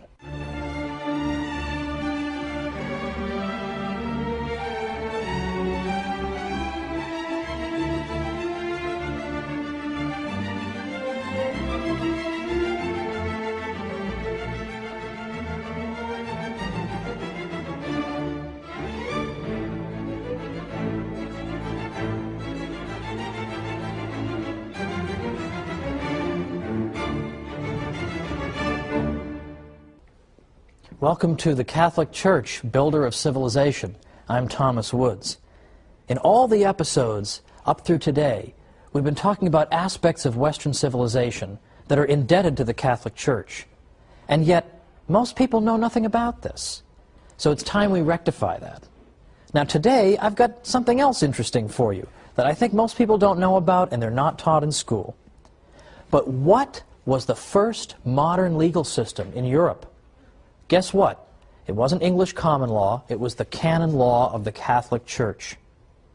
Because for the first time, you had a single systematic body of law. Canon law, of course, the Church's law, became a model for the emerging states of Western Europe. Because what in fact happened is that the Church's law had never really, until about the 12th century, had never been collected into a single source. It was scattered everywhere. If you wanted to find church law, there was no book you could go to. You would find aspects of church law in the Bible, in the church fathers, in local councils, ecumenical councils, papal statements, whatever. But there was no systematic source that you could consult. And that came to an end in the year 1140, when a man named Gratian wrote the concordance of discordant canons. And this work brought together and synthesized all these various sources of the Church's law, brought them together and made them into a single coherent whole. And in effect, by doing that, Gratian showed the Western world how you put together a legal system, how you take disparate elements that are scattered and you bring them together into a single whole that makes sense.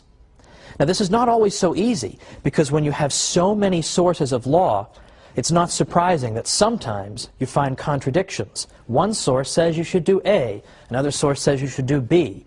When you're bringing the law all together, how do you resolve that? Should you do A or B?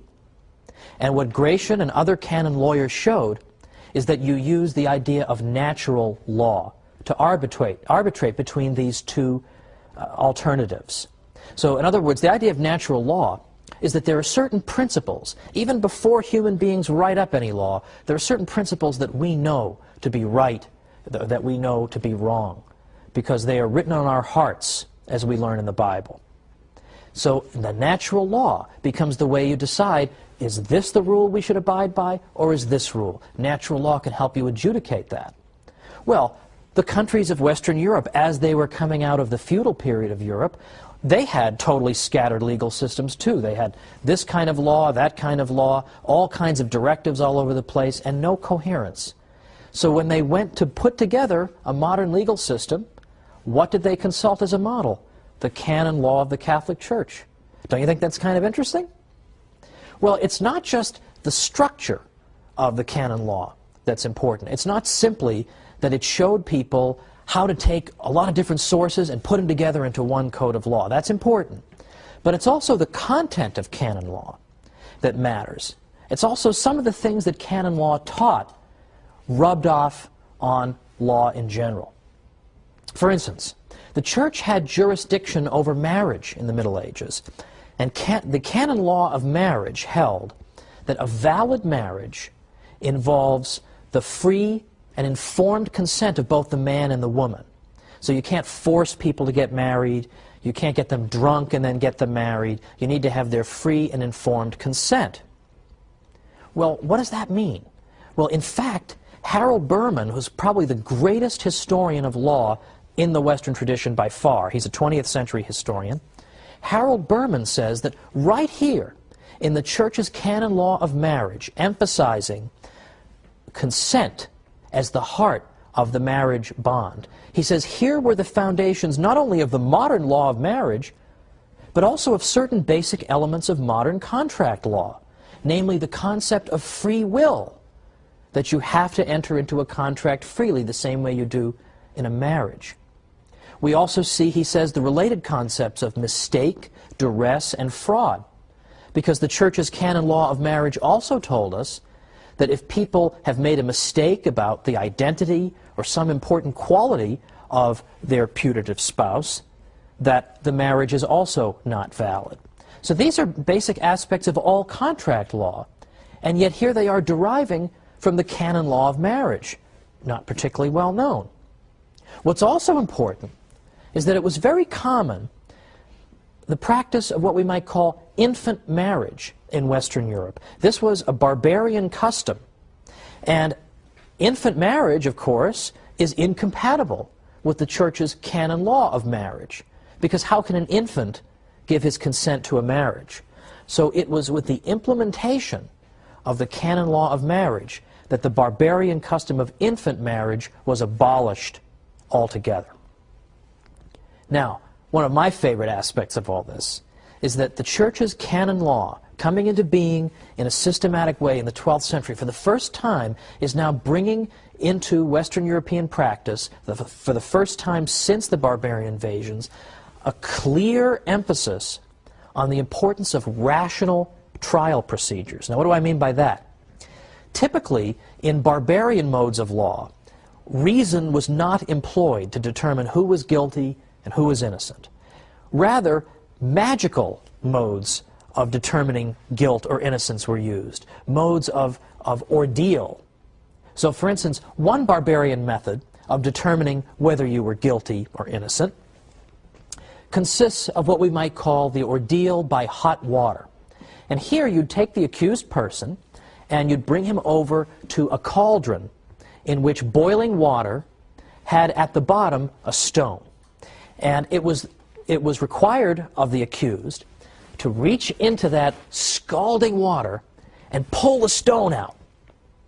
Then they would bandage his arm, because of course it's scalding water and his arm's not doing too well at this point. Then they'd wait 3 days. When they take off the bandages, if he has begun to scab up on his arm, then that means he's innocent. But if he hasn't yet started to scab up, that is indication of his guilt. Well, who wants to be subject to this kind of procedure? This is exactly the kind of thing that the rational trial procedures emphasized in canon law helps to bring to an end. Now, another barbarian method of determining guilt or innocence is the ordeal by cold water. Well, that sounds fine. Cold water, refreshing, right? Well, the ordeal by cold water consisted of tying a person's hands together and his feet together and throwing him in the river, and then observing to see whether he sinks or floats. Now, in many versions of the ordeal by cold water, if you float, that is indication of your guilt. You might think that floating would mean you're pure, like ivory soap, you're 99.44% pure, but to the contrary, the thinking was that perhaps the divine principle in the water is trying to eject you by not allowing you to sink. So that's an indication of your guilt. Well, again, nobody would want to live under that system. And in fact, that system doesn't really tell us who's guilty, who's innocent. It just tries to end the dispute. Look, this is how it turned out for this guy. He floated. That's the end of it. Let's just stop the fight right here. Instead of pursuing justice, barbarian law simply tried to stop feuding and fighting by just coming up with some kind of an answer, even though it was a totally arbitrary answer, whether the guy floats, whether his arm scabs up. This is exactly what canon law was opposed to. So, canon law, the first modern legal system in Western Europe. But there's much more to be said about the Church's contributions here, because as long as we're speaking about law, we can speak about the concept of rights. That I have a right to life. I have a right to own property. I have a right to enter into a contract or enter into a marriage. I have the right to defend myself in a court of law. All these things are rights. Where does that idea of rights come from? For a long time, rights come from. For a long time, it was assumed that the idea of rights just sort of spontaneously emerged somewhere around the 17th century, give or take. That was the standard view. All of a sudden, people thought of the idea of rights. That is no longer a sustainable view. And once again, modern scholars, believe it or not, are coming to the defense of the Church and showing that, in fact, the idea of rights is not confined to the 17th century. It goes all the way back to the 12th century, where we see the language of rights beginning. Now that's interesting, but before we get into that any further, I think I should address some, discomfort that Catholics may sometimes have with the concept of rights. Because I think today we live in a culture in which everybody claims that anything he wants to do is a right. I have the right to do this, the right to do that. It almost makes rights language seem empty or even dangerous. So I simply want to clarify, a right simply means that you possess a kind of immunity from invasion. If I have a right to life, it means that it would be wrong for you to invade my life violently. That's all that means. It's a kind of immunity I have against aggression. That, in effect, is what a right is. Now, what interests us particularly is the concept of natural rights. A natural right is a right that you have because you're a human being. By nature, you enjoy this right. So a natural right is not given to you by a government. It's something you possess by virtue of being a human being. And it's a good thing that natural rights are not given to you by government, because what governments give, governments can take away. So the concept of natural rights is what really matters. And the reason that the concept of natural rights can be born in the 12th century is that that was a culture in which the language of rights was already very prevalent. And so the concept of natural rights had fertile soil in which to grow. For example, in the late 11th century, popes and kings were having a war of words in the investiture controversy. Who's allowed to appoint and install bishops? Well, popes would speak about their rights, and kings would speak about their rights. Lords and vassals in feudal Europe, they have rights and obligations. Medieval towns had rights against the king. So, in fact, the concept of rights is embedded deeply in the 12th century.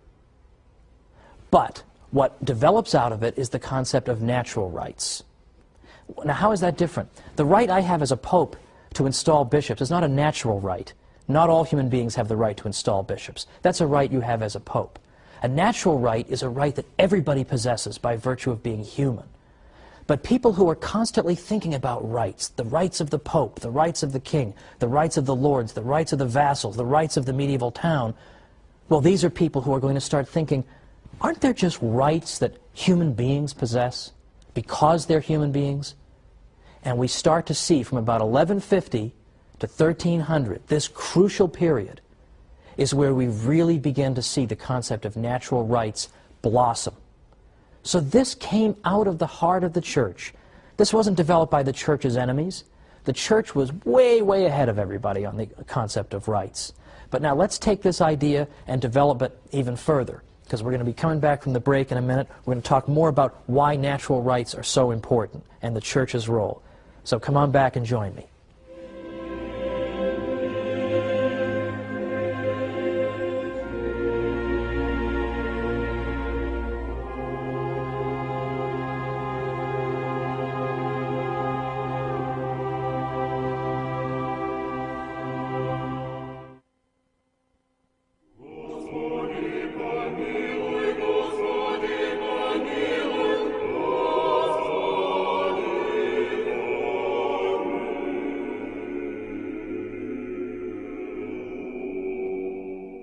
Welcome back to the Catholic Church, builder of civilization. I'm Thomas Woods. Today we're talking about law and rights. And we've seen so far that the Church gave Western Europe its first modern legal system with its canon law. There was nothing like that up to that time. And then beyond that, it's the Church and her canon lawyers, her church lawyers, who begin to introduce the concept of natural rights, which means that human beings, simply because they are human beings, are endowed with certain rights. That is to say, they are endowed with certain immunities so that they cannot be invaded or aggressed against in these areas of their lives. Now, just before the break, I emphasized in particular the crucial period from about 1150 to 1300, when you begin to see church lawyers starting to think of all kinds of areas of life as possessing natural rights to them. For example, the right to property, the right to defend yourself in self-defense, and also to defend yourself in a court of law, and so on and on, much, much more as well. All these things were beginning to be viewed as natural rights that trumped the claims of governments. In fact, as recently as Pope Leo XIII's encyclical, Rerum Novarum, Pope Leo XIII said that the right to property is sacred and inviolable. And that, in effect, means that nobody's allowed to interfere with your enjoyment of your property. And then in other cases, we're talking about the enjoyment of your life or the enjoyment of other rights. But these are things that you enjoy because you're a human being, and that no government can take away. You have these things before government even comes along into the picture. Now, this is a very important idea. It's a central concept in Western civilization. And these are universal rights. They're not rights that are enjoyed just by European human beings, but by all human beings. And they're not rights that are enjoyed only by Catholics, members of the faithful in the state of grace, but these are rights that are enjoyed by all people, regardless of what faith they profess. Now, it's interesting to note that in the 13th century, there had really begun to develop a very exaggerated understanding of the Pope's authority. That it was argued that the Pope, because he was the vicar of Christ on earth, in effect owned everything. And individuals enjoyed their possessions only because he allowed them to. And in the 13th century, Pope Innocent IV specifically renounced this view and said no. He said ownership, possession, and jurisdiction can belong to non-Catholics as well. Because the original argument was that the Pope owns everything, and he lets Catholics enjoy property, but he has the right to deprive others of property. And Pope Innocent IV said this is complete nonsense. Catholics and non-Catholics alike, regardless of what the Pope believes about them or wants to do, can own their own property, because all rational creatures were intended to have the right to property. So this concept of rights begins to develop over the centuries, beginning with 1150 to 1300, and it reaches its height and its culmination with people we call the late scholastics, people in the 16th and 17th centuries. And in particular, the scholastics who were teaching at Spanish universities, and I mentioned before the University of Salamanca, they taught that not only do Europeans and not only do Catholics have these rights, and not only do non-Europeans and non-Catholics have these rights, but also peoples we've never heard of before. The natives of the New World, we're just meeting for the first time. Those people have the same rights to property and rights to life and rights to self-government that we have in Europe. And that's an astonishing claim. Because if you look at the history of the interaction of peoples who are different from each other, you don't really see a whole lot of examples of foreign people saying to each other, oh, you have the same rights I have, because we all have a rational nature and we're made in the image and likeness of God, and so we're all equal and we have natural rights. Of course you don't see that. You don't see that at all. But this is the liberating idea that the Catholic Church brings into the world, that people all enjoy these natural rights equally. Now, that's long before John Locke talks about natural rights. He's writing in the late 1600s. This is the 12th century. That's a major contribution by the Catholic Church. Well, finally for today, my last segment involves an aspect of Western law that has been almost completely forgotten, but that thanks to Harold Berman, whose book I earnestly recommend, Law and Revolution, it's been resurrected. And what Berman tells us in his book is that if you look at the history of Western law, it is deeply informed by religious conviction and belief and religious ideas. And he says that if you really want to understand Western law, you have to understand St. Anselm's doctrine of the atonement. Amazing. What does that mean? If I'm going to understand Western law, I have to understand St. Anselm's view of the atonement, of Christ on the cross, and what that all means. Well, as a matter of fact, you do. And I'd like to take the remaining minutes to explain that. First of all, what did St. Anselm, who, as you'll recall, lived until 1109, what did he have to say about the atonement? What on earth does that have to do with Western law and the law of crimes in the West? St. Anselm was interested to answer the question, why did God become man? It's a good question. Why did it happen? Why did God not simply reconcile the human race to himself from heaven, just sending down a declaration directly from heaven? Why does the God-man come into the world? And St. Anselm tried to answer the question in this way, just using rational principles. He said that when human beings introduced sin into the world, they in effect closed off paradise to themselves. Now, God had intended people to enjoy eternal blessedness, but yet they've introduced sin into the world, and so in a certain sense, we can, in some sense, say that we've frustrated God's intention. So how are we going to make this right? St. Anselm says we have violated God. We have in effect committed an injustice against God. The scales of justice are out of balance. The order of justice has been torn by our wrongdoing. And that needs to be repaired. And it can't be repaired by God just saying something to us from heaven. It has to be really repaired by somebody. We cannot go on. There can't be any healing, so to speak, until justice has been repaired. How is justice going to be repaired? Well, the human race could be punished, and that could repair the damage. But for the human race to be punished enough to make good what has been done to God, the human race would have to be punished to an unbelievable degree to satisfy God's justice. It's not even clear we could do it. But even if we could somehow satisfy the demands of justice, the fact is that whatever punishment it would take to us to make good what's been wrong, the wrong that's been done to God, whatever punishment it would take would probably also deprive us of eternal blessedness. So God's intention would be frustrated again. So Anselm says, look, justice itself, justice in the abstract, has been assaulted by sin. How are we going to fix that? God could fix it by declaring it fixed, but he shouldn't have to do that. Satisfaction should be made to him. Now, human beings should make satisfaction to God, but they can't. They can't offer him enough that would satisfy such a devastating demolition, in effect, of the demands of justice. So what, in fact, has to happen for this ever to be healed? There has to be a God-man whose sacrifice can be punishment enough to, in effect, heal the rupture of justice. So that is, in effect, in a real nutshell, what St. Anselm has to say about the atonement.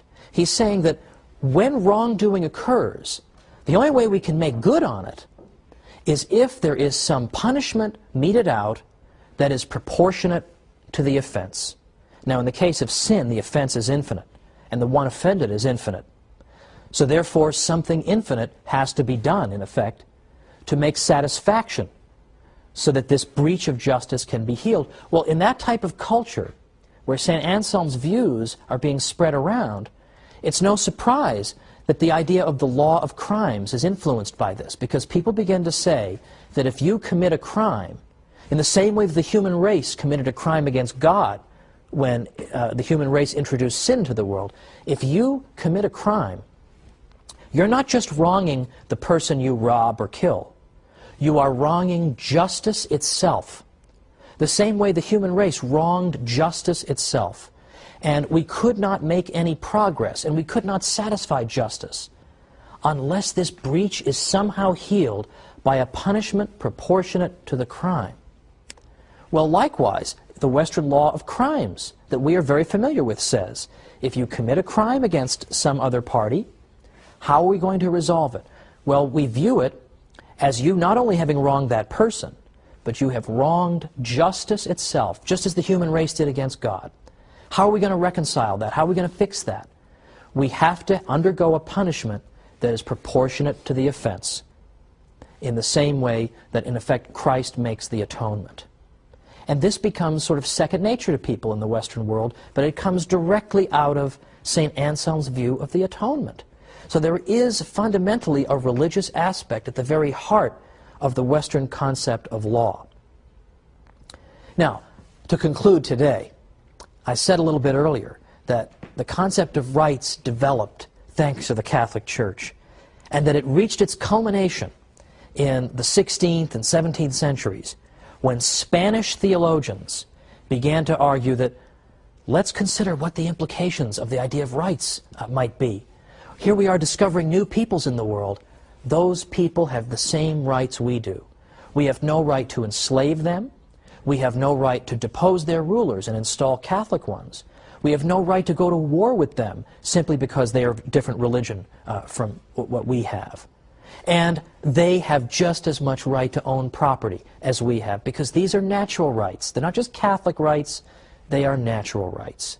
And there we hear the voice of justice in the midst of a great deal of injustice that was visited upon the peoples of the New World. The voice of justice comes from the Catholic Church, reminding people there is one moral law and one set of rights that applies to everybody. And that's where we're going to pick up next time, the internationalization of the idea of natural rights.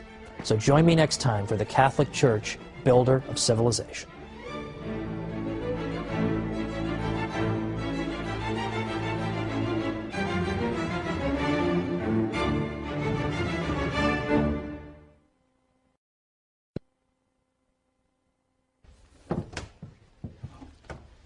We've heard a great deal over the years about the terrible demographic tragedy that struck the peoples of the New World in the Age of Discovery. But who were the greatest and most outspoken critics of the abuses of the natives? Catholic theologians. Let's talk about this issue today on the Catholic Church, builder of civilization.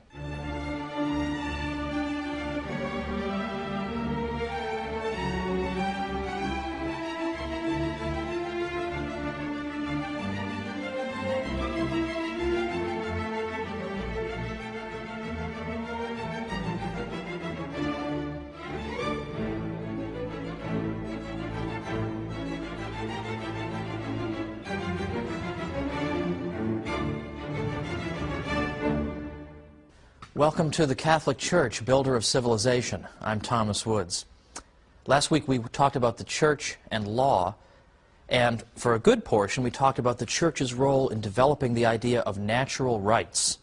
This is a central concept in Western civilization, the idea that simply by virtue of being a human being, I possess certain rights that inhere in my very nature as a rational creature, that I have the right not to be killed, not to be expropriated, have my property taken away. I have these rights by virtue of being human. And I even cited an encyclical that I consider to be sort of recent, 1891 encyclical by Pope Leo XIII, in which he specifically said that the right to property is sacred and inviolable. So nobody can come up with some pretext for violating that. So these are important, liberating ideas in the best sense of the word. Today what we're going to talk about is the extension of this idea of rights to the whole world, and the suggestion that all the peoples of the world enjoy the same fundamental dignity. Because they're made in the image and likeness of God and they have that rational nature, all of us identically share in a dignity that demands the recognition of rights. This is a revolutionary idea. There are not many peoples in the world who have looked around at all the diversity of people in the world and said, let's bestow equal rights on everybody. This is not exactly the most popular idea in the history of mankind, but it came right out of the heart of the Church. Now let's begin by looking at the exact opposite of what the Church teaches. And then we can better appreciate why the Church's message is so revolutionary. And when I look at the exact opposite of what the Church teaches, I focus specifically on one of the great villains of political philosophy. In the early 16th century, a fellow named Machiavelli, who wrote an enormous amount, wrote a small book around 1513 called The Prince. When we look at The Prince, we find a totally secular analysis of politics. God is left out of the equation altogether. Morality is left out of the equation altogether. Sound a little bit familiar? That's what modern political life, in effect, has been like. These things are to be banished. Governments have to do what they have to do. And moral principles, will suffer in the process. Now, think about how St. Thomas Aquinas would have answered the question, what is political obligation? Or what is the nature of the state? Or what is the function of the ruler? And he would have thought, well, God's intention in establishing these institutions was, and then he would have gone on from there. Machiavelli has no truck with any of this. He's not interested in God's intention. That has no relevance to him whatsoever. Instead, Machiavelli looks at the state from the point of view of a cold, calculating theoretician. And in effect, what he wants to do is give advice to rulers. If you want to stay in power, you should do these things. And don't be caught up in moral concerns. Am I allowed to do these things? You have to do what you have to do. Because according to Machiavelli, the worst thing that can happen is the collapse of a state. So the state has to be able to do whatever it feels necessary to do to keep itself functioning. Because were it not for the state, we would all revert to a condition of civil war, of all against all, as in a later century Thomas Hobbes suggested. So therefore, the end that we have in mind, that is, keeping the state functioning and preserving the peace, is very important. So the means to that end become okay, whatever means necessary. So his advice to the prince is do what you have to do to maintain yourself in power, even if that means lying and cheating and stealing, and even worse. So, for example, it was a typical piece of Machiavellian advice to rulers that you should give the appearance of being generous, but don't be so foolish as actually to be generous. Or, it is good for you to be loved by your people, but much more important, if you can't swing that, is to be feared by them.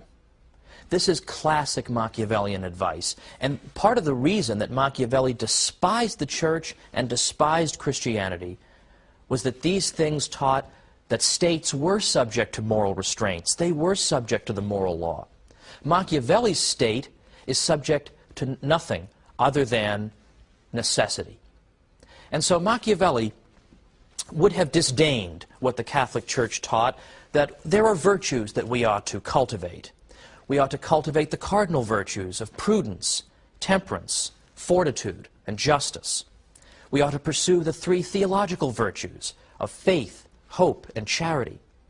All this falls out in Machiavelli's system, for there is only one virtue for Machiavelli, and that is the ability to survive. And that trumps everything, and that extends to states in particular. States have to survive, so they need to be able to do what they need to do. And it is unjust for a state to be held up to moral scrutiny. It won't work, it's impractical, and that, in effect, is Machiavelli's message. Now, the Church condemned Machiavelli's work in no uncertain terms. They condemned it because they believe that there are such things as moral standards when it comes to government. Now, it's one thing for a teenager to go around saying this. This is the typical teenage morality, isn't it? I'm not going to get my moral teaching from any of you people. I'll just live by my own code. You know, every teenager has this view, you know, during the teenage years, and then most of them grow up and realize how stupid they're being. But the typical teenage mentality is, I don't need to read your Bible or listen to your preaching or even listen to my parents. I'll make up my own rules, blah, blah, blah. Now, that's bad enough when a teenager teaches that. But when a government believes that, then you're getting into something very dangerous. So what the Church teaches is that states can not only be held up for moral accountability, but they can also be held up to moral scrutiny in how they interact with other states. There are moral rules that govern how they interact with other states. They can't just do whatever they want or whatever they think is to their passing advantage. They have to be subject to the moral law. Machiavelli would be absolutely livid at this suggestion. But the Church teaches that an absolute, unchanging standard of justice applies to all peoples alike. This, in effect, is what international law is. The idea that all states are subject to certain rules and restraints. Now, let me anticipate an objection here. The fact that you believe that there is such a thing as international law does not mean you have to be the world's greatest cheerleader for the United Nations, because you may be saying, isn't the United Nations made up in large part of a bunch of bozos and dangerous and weird people, and don't they say a lot of strange things, and we would never want to be governed by these people? And I couldn't agree more. In fact, some of you may remember Bill Buckley's old statement that he would rather be governed by the first 2,000 names in the Boston telephone directory than by the faculty of Harvard. Well, I sort of feel that way about the United Nations General Assembly. So I don't mean to suggest that you have to be a big cheerleader for the United Nations. The question is the principle. As long as we recognize the principle that governments are subject to some kind of moral rules, then we can leave aside, for our purposes anyway, how would you enforce those rules?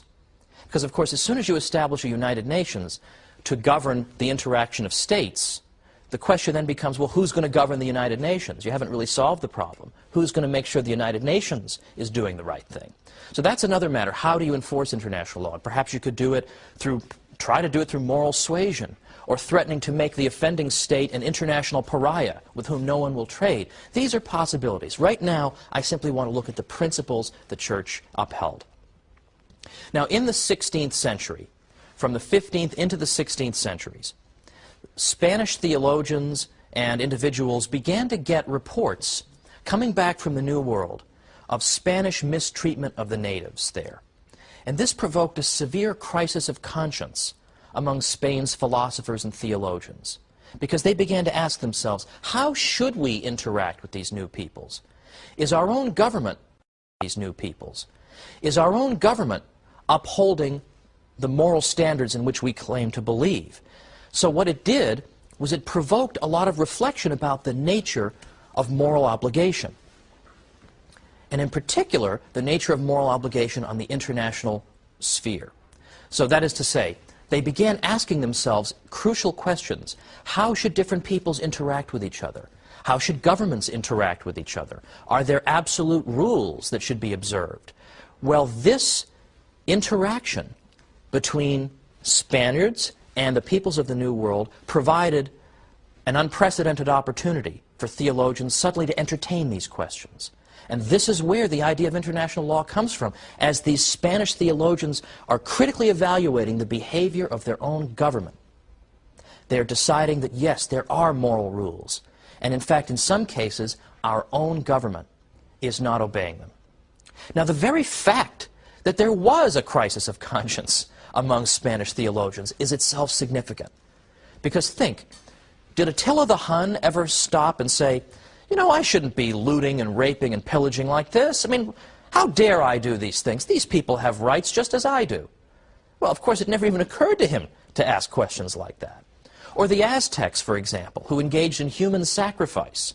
We have absolutely no record of any soul-searching that occurred in Aztec civilization, of people stepping back and impartially evaluating their own society and saying, you know what, maybe we shouldn't be ripping the hearts out of people. You know, maybe this is the wrong thing to do. Maybe this is a barbaric custom. We have absolutely no indication of any such critical tradition there. And yet, within the Catholic Church, when Spanish theologians look at the behavior of their government in the New World, that's exactly what they do, is they begin asking these questions and they begin saying, should we behave this way? And are there, in fact, general rules we should observe that apply to all peoples? Attila the Hun didn't believe in rules that apply to all peoples. There were rules that applied to him and rules that applied to everybody else. And that has been the typical way peoples have understood their interaction with the world. We are the good people, everybody else is a barbarian, and we treat them accordingly. So this is an advance of no small significance. Now, we're coming up to the break, but when we come back, we're going to meet a figure of extraordinary importance, Father Francisco de Vitoria, who was a professor at the University of Salamanca, to which I have referred many a time. And it was Father Francisco de Vitoria who gave us the very first treatise in history on international law, setting out these principles. So let's come on back and look at that here on the Catholic Church, Builder of Civilization.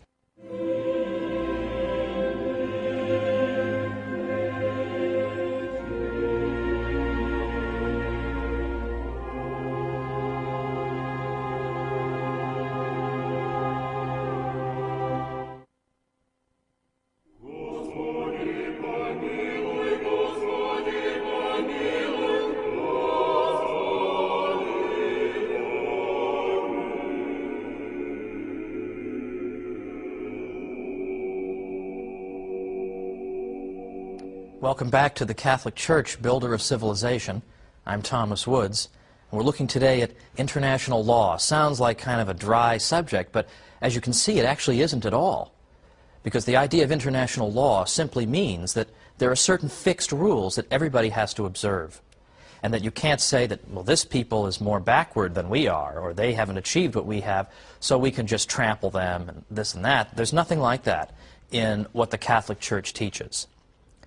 Now, just before the break, we were talking about what happened when people in Spain began to hear about some of the abuses toward the natives of the New World at the hands of some Spaniards. And so, in fact, Spanish theologians began thinking about all the implications and consequences of this. They began thinking about the questions they needed to ask. Are there rules that should govern the interaction of peoples? What are those rules? Is our own government living up to those rules? Well, Father Francisco de Vitoria, whom I mentioned immediately before the break, was a professor at the University of Salamanca. And he has sometimes been called, along with the Dutch Protestant Hugo Grotius, who came much later, the father of international law. In fact, a man named James Brown Scott, writing in the 1920s in a book called The Spanish Origin of International Law, tells us that Vitoria furnished the world of his day with its first masterpiece on the law of nations in peace as well as in war. Now, in a separate episode, we've discussed a little bit of the ins and outs of the just war theory. Now, what Vitoria was interested in was determining the treatment to which all human beings were entitled by right, by natural right, because they were human beings. And he insisted that these rights that people possessed came from their status as human beings, rather than because they were Catholics or anything else, Europeans, Spaniards. So their right not to be killed or not to be robbed. This comes to you not because, well, you're Catholic or you're of my race. It comes to you because you're a human being with a rational nature. And the exercise of these rights is the way in which you can live out your rational nature. You need to have a right to life. You need to have a right to own property in order to function in the world. So these things are natural rights. And they are rights that apply to everybody. So what this means in principle, in practice as well, is that no Catholic would argue that it's a less serious crime to kill somebody who's not baptized and a more serious crime to kill a baptized person because the baptized person is more important or something like that. Absolutely not. That is not what the Church teaches. And to the contrary, Father Domingo de Soto, who is Vittoria's colleague at the University of Salamanca, said this. He said, "Those who are in the grace of God, that is good, faithful Catholics, are not a whit better off than the sinner or the pagan in what concerns natural rights." Now again, isn't that kind of the opposite of the impression I think people have about the Church over the years? I think people have this impression that the Church would be inclined to give certain favor to those who belong to the household of faith. But to the contrary, as we see here, some of her finest thinkers in the 16th century say, if not the opposite, then they state something that is true for everybody. That all these rights are to be enjoyed equally by everybody because we all share a common human nature. And we aren't, incidentally, just a clump of cells. We are human beings with dignity, and that dignity demands these rights. Now, what does Vittoria conclude, looking at the situation of his government and the peoples of the New World? He said that the peoples of the New World, because they were human beings, just as we Spaniards are human beings, they were equal to us. They were equal to us in matters pertaining to natural rights. They owned their lands by the same principles that we Spaniards own our own. And he also argued that, and incidentally his fellow scholastics agreed with him, Domingo de Soto, Molina and others, that pagan princes ruled legitimately. That is to say, if a pagan king has committed no other crime, he can't simply be thrown out and deposed because he's a pagan. Now, that, too, I think is the opposite of what people think. People would think that the Church believes that if a ruler is non-Catholic, they can just go in and throw him out and put a Catholic there. Well, in a certain way, I mean, I bet in the United States we wish we could do that sometimes, but that's not what the Church teaches. What the Church teaches and what Vittoria teaches here is that each state has the same rights as any other, the same rights to self-government, and is under an obligation to respect the rights of others. So regardless of the religion of the ruler, if that ruler has committed no other crime, nobody has a right to just topple him for no reason other than he's a non-Catholic. You can't simply do that. Now, Vittoria and his supporters also believed that the idea of natural law existed not just among Christians, but among all peoples. Now, natural law, of course, is the idea that there are laws that are in effect written in our human heart that we simply know. When you're a child, you know these laws. You know when little children are running around, they're saying, "Hey, that's mine, give it back." They understand certain aspects of what it means to be just and fair, that I had this property first, and it's unjust for someone to confiscate it from me. And they understand perfectly well that if they take something from somebody else, they cry when you punish them, but typically they understand the punishment. They don't say, "Mom, Dad, I have a whole philosophical argument against why," that if they take something from somebody else, they cry when you punish them, but typically they understand the punishment. They don't say, "Mom, Dad, I have a whole philosophical argument against why you're punishing." They know in their heart they've done something wrong. Well, we have these senses of what is right and wrong. We also have the Ten Commandments in our own tradition. But according to Vittoria, the Ten Commandments are really spelling out principles that practically any people, really, if they reflect long enough, will understand and appreciate. And because we all possess this kind of sense of right and wrong, a basic sense, then this basic sense can become the basis for international rules of conduct. And these rules of conduct can morally bind even those who've never heard the gospel, or never heard of the Ten Commandments, or had even rejected the gospel, because we're basing ourselves on the idea that we all ultimately know that sheer conquest is wrong, and looting and pillaging is wrong. We know this because God has imprinted it on our hearts, And this becomes the basis for a common understanding of international obligation. Now, that is to say that peoples, such as the peoples of the New World, were thought to possess this basic sense of right and wrong, summed up in the Ten Commandments and in the Golden Rule, and so we could interact with them on the understanding that they understand these principles, but we have to understand and live according to them too. So what this means is that in the 16th century, Spanish theologians looked at the behavior of their own civilization. They held it up to critical scrutiny, and they found it wanting.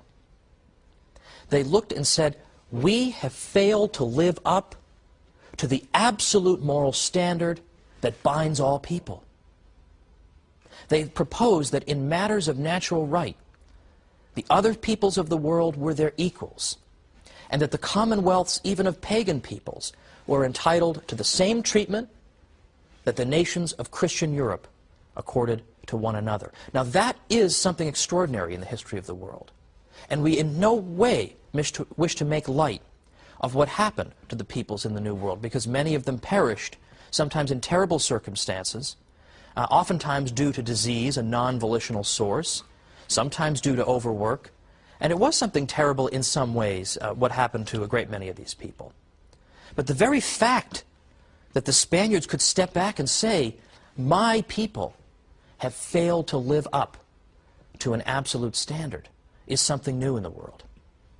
A historian named Louis Hankey wrote a book called The Spanish Struggle for Justice in the Conquest of America. Now that's a strange title, isn't it? But what he's talking about is precisely what we've seen here. The Spanish theologians attempt to devise rules that would bind everybody and that would establish justice in the world. And their ability, the Spaniards' ability to look objectively at these foreign peoples and recognize their common humanity was no small achievement. In fact, this type of impartiality, this ability to look at the peoples of the world and be willing to apply the same rules to other peoples that you apply to your own, and that you would abide by the same rules that you expect others to abide by. This impartiality is not exactly embedded in every civilization. In fact, we need look no further, for example, than the American Indian cultures, which, for whatever their merits, did not possess the ability to look impartially at the world and hold themselves up to a common moral standard. The Harvard historian Samuel Eliot Morison said that the Indians of the same region or language group did not even have a common name for themselves, and that each tribe called itself something like "we the people" and referred to its neighbors by a word that meant the barbarians or sons of she-dog or something equally insulting. Well, if that's your view, that you are the people and everybody else are the barbarians or sons of the she-dog, how are you going to be able to come up with impartial rules governing both you and the barbarians? It's not going to happen. So the idea of an international order of states, some large, some small, of varying levels of civilization and refinement, operating on a principle of equality, one toward the other, this could not have found fertile ground amid that kind of narrow chauvinism, a kind of chauvinism that has been all too prevalent in the history of the world. So it's thanks to the Catholic conception of the fundamental unity of the human race that we're able to think in terms of universal principles governing all peoples. So when we criticize Spanish excesses in the New World, therefore, it's largely thanks to the moral tools provided by the Catholic theologians of Spain itself that we're able to do so. The Peruvian poet Mario Vargas Llosa, when he spoke about these Spanish critics of their own government's policy, he said this: "They fought against their fellow men and against the policies of their own country in the name of a moral principle that to them was higher than any principle of nation or state." This self-determination, this capacity for criticism of your own civilization could not have been possible among the Incas or any of the other pre-Hispanic cultures. In these cultures, as in the other great civilizations of history foreign to the West, the individual could not morally question the social organism of which he was a part. Well, let's conclude now by saying that we have seen that, in theory, the Catholic Church has set up and established and defended these universal moral principles. And perhaps they have been observed in the breach at times, but these are the principles. And the additional principle, of course, is that there's to be no forced conversion. That's in canon law. All these things are Catholic principles. What we're going to see next time is an aspect of modern history that's often been forgotten, when anti-Catholic or atheistic states, in effect, establish the opposite principle, that people have the opposite of rights because they're Catholic. Because they're Catholic, they can be imprisoned or tortured or killed. And we are once again going to see this glorious witness of Catholics in the face of devastation. Join me for the Catholic Church, builder of civilization.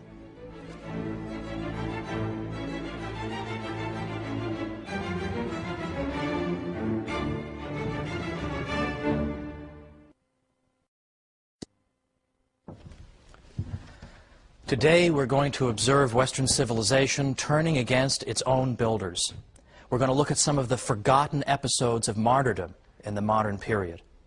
So join me for stories of tragedy and heroism today on the Catholic Church, builder of civilization.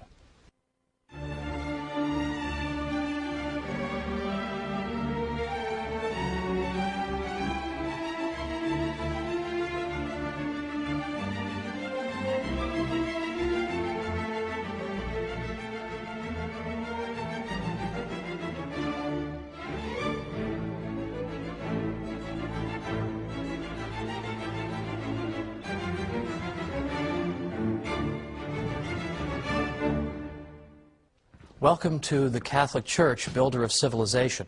I'm Thomas Woods. Today we're talking about martyrdom, and we're talking about some of the forgotten episodes of martyrdom that have occurred within the Catholic world in the modern period. Some of them will be familiar to you, but others perhaps not. And yet each of them, it seems to me, should be known by everybody. Each of them would make an extraordinarily moving motion picture. And yet, nothing so far. That's a note to all you Catholic movie makers out there. There's no short supply of movies of great heroism.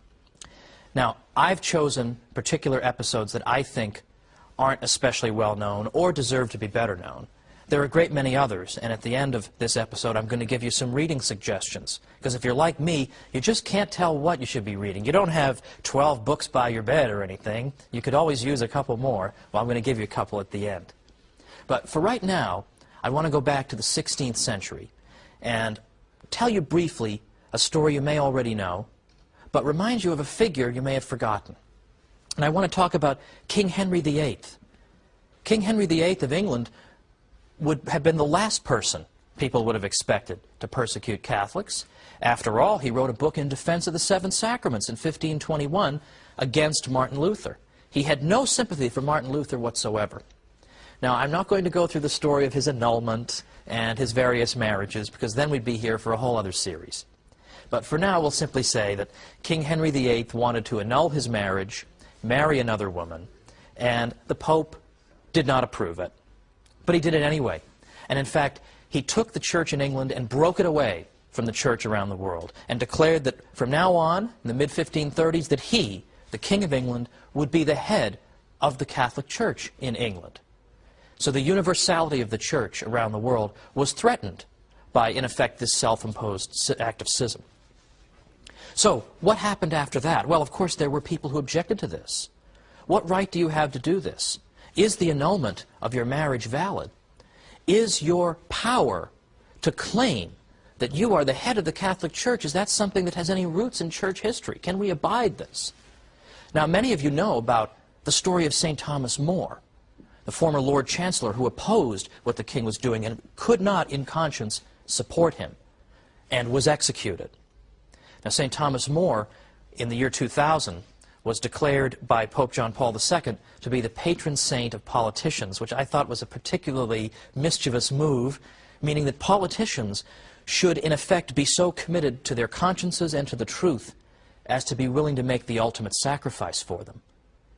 But there is a forgotten figure in this story, and that's Bishop John Fisher of Rochester. John Fisher was a diminutive figure. He was a very old man and frail and sickly, and he was the one bishop who had the courage at that time to stand up and say that he could not accept what the king was doing. Now, there have been great times of heroism among Catholic bishops in the history of mankind. For example, during the French Revolution, Catholic bishops were exemplary in many cases. But here we had just the one example of John Fisher, and he was loved by everyone. And on that day when he came out of the Tower of London, holding his small Bible as they led him to be executed, the people gathered and watched, and he addressed them and said to the Catholic people that I have come here to die for Christ's Catholic Church. And he was executed. But my favorite part of this is a popular story that followed thereafter, because his head, Bishop John Fisher's head, was placed on a pike and placed along with the heads of some monks who had also resisted the king on London Bridge.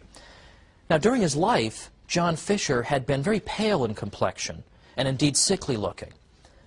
But in death, with his head on that pike, his face took on a reddish hue, such that he looked healthier and more alive than ever.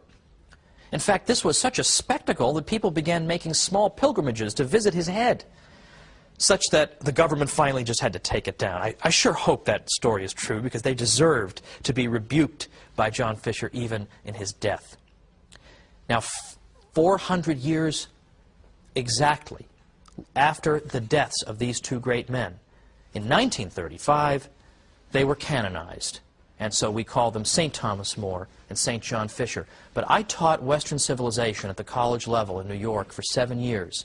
And I always looked for a good textbook. And the textbook always told us about the heroism of St. Thomas More. And of course, there's the wonderful movie, Man for All Seasons. But I never found a single textbook that told us about the sacrifice of John Fisher, this glorious bishop who had been treated so badly by the regime, who had been maneuvered and manipulated into saying things that could be declared criminal and treasonous. His is an extraordinary witness, and we ought to have recourse to him very often. But even after the death of King Henry VIII in 1547, that wasn't the end of the troubles people had in England trying to follow the Pope. A couple years later, around 5,000 Catholics in England perished when the new king, Edward VI, took away their beloved Latin Mass. That was the great Western Rising that nobody's ever heard about. But coming closer to the present, I want to call to our minds the French Revolution. Because episodes in the French Revolution regarding the church are so vivid and so astonishing, you almost can't believe these things happened. In fact, most people don't even know about these events. But they are so astonishing and so almost subhumanly cruel that we can say almost with confidence that surely there was a diabolical aspect to them. The French Revolution began in 1789, and within a year, and indeed 2 years, the church found that her property was nationalized, which is a nice way of saying ripped away from her by the government. Priests were required to take oaths of loyalty to the new government. Not all did so, understandably. Monasteries were suppressed. And by the way, they were suppressed on the grounds of religious freedom. So in the name of religious freedom, you cannot be free to be a monk. So you go figure that out. Well, this type of thing went on early on. This is the so-called moderate phase of the revolution. But as time went on, the revolution grew more and more explicitly anti-Catholic. In fact, by 1793, things had grown almost hysterically worse. 1793 to 1794, it's there that we see what became known as the Reign of Terror. And here, if you were a Catholic and were outspoken about it in some way, you could be in trouble just for that. You could be called a fanatic because you were found praying the rosary, or because you had sheltered a priest who had refused to take that oath of loyalty. There were terrible crimes carried out against ordinary Catholics, young men, sick and healthy, women and men together, children, all subject to the same terrible crimes. For example, the drownings at Nantes. Thousands of Catholics perished in the drownings at Nantes, which consisted of taking people in boats out into the River Loire, and then the tormentors in the boats would jump to other boats, and before doing so, they would open up holes in the initial boat so that the boat would sink and the people on it would drown. The man who carried this out, Jean-Baptiste Carrier, said, "Never have I had so much amusement as in seeing the last grimaces of priests as they die."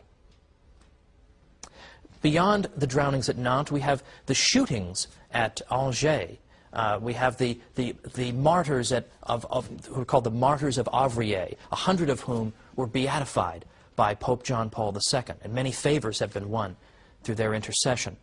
But there, the martyrs of Auvrier were marched to some ditches that had been dug, and it was decided that the way to deal with these unruly Catholics was to line them up against the ditches and to shoot them all so that they would fall into the ditches and perish. Many females fall into the ditches and perish. Many female religious went to their deaths in this way, singing songs to the Lord as they did so, and forgiving their captors and tormentors. In the midst of all this, there was also the de-Christianization campaign. De-Christianization campaign in France. Now, what did that consist of? During the fanaticism of de-Christianization, a new calendar was introduced. Because, of course, if we want to de-Christianize the country, we certainly can't have a calendar dated from the life of Christ. So instead, we're going to date our calendar from the year we killed our king. That'll be the year 1. And the week became 10 days long, not 7. So it became impossible for the Catholic people, after a time, to know what day was Sunday. Well, thankfully, most people never adopted this silly calendar. But that was an example of the hostility toward the Catholic people. But beyond just that, bizarre ceremonies were carried out. Statues of saints were guillotined. The names of streets that had the word saint in them had the word saint removed. Churches were vandalized everywhere and property destroyed as an attempt to try to wipe out the Christian inheritance. In fact, even worship itself was discontinued in all but the remotest areas of the country. Here was de-Christianization. In fact, even the priests who had taken the oath of loyalty to the regime were now told that was not enough. If you want to show that you are loyal to revolutionary France, you must abjure your ordination altogether. Many of them refused to do that. Thousands of them fled the country. 10,000 priests went to England alone. England, an anti-Catholic country at that time, welcomed them. And in fact, as some historians have said, like Michael Davies, in fact, what the result of that was that English people got to see Catholic priests for themselves. They no longer heard about Catholic priests just in caricature. They met these men for themselves and saw how heroic they were and what they were able to do. And it astonished them how great these men were. And this experience they had meeting all these Catholic priests went a long way in the 19th century toward lifting the restrictions against Catholicism in that country. But this is not even the worst of what happened to Catholics. A war of extermination was waged in the Vendée region of France, and this episode has been almost entirely forgotten. It was not forgotten by Pope John Paul II, who visited the Vendée region, spoke about the Vendée region in a French visit in 1996. And when we come back, we're going to talk about those men and women, what the Pope had to say, and more examples of heroism when we come back to the Catholic Church, builder of civilization. So I'll see you in a minute.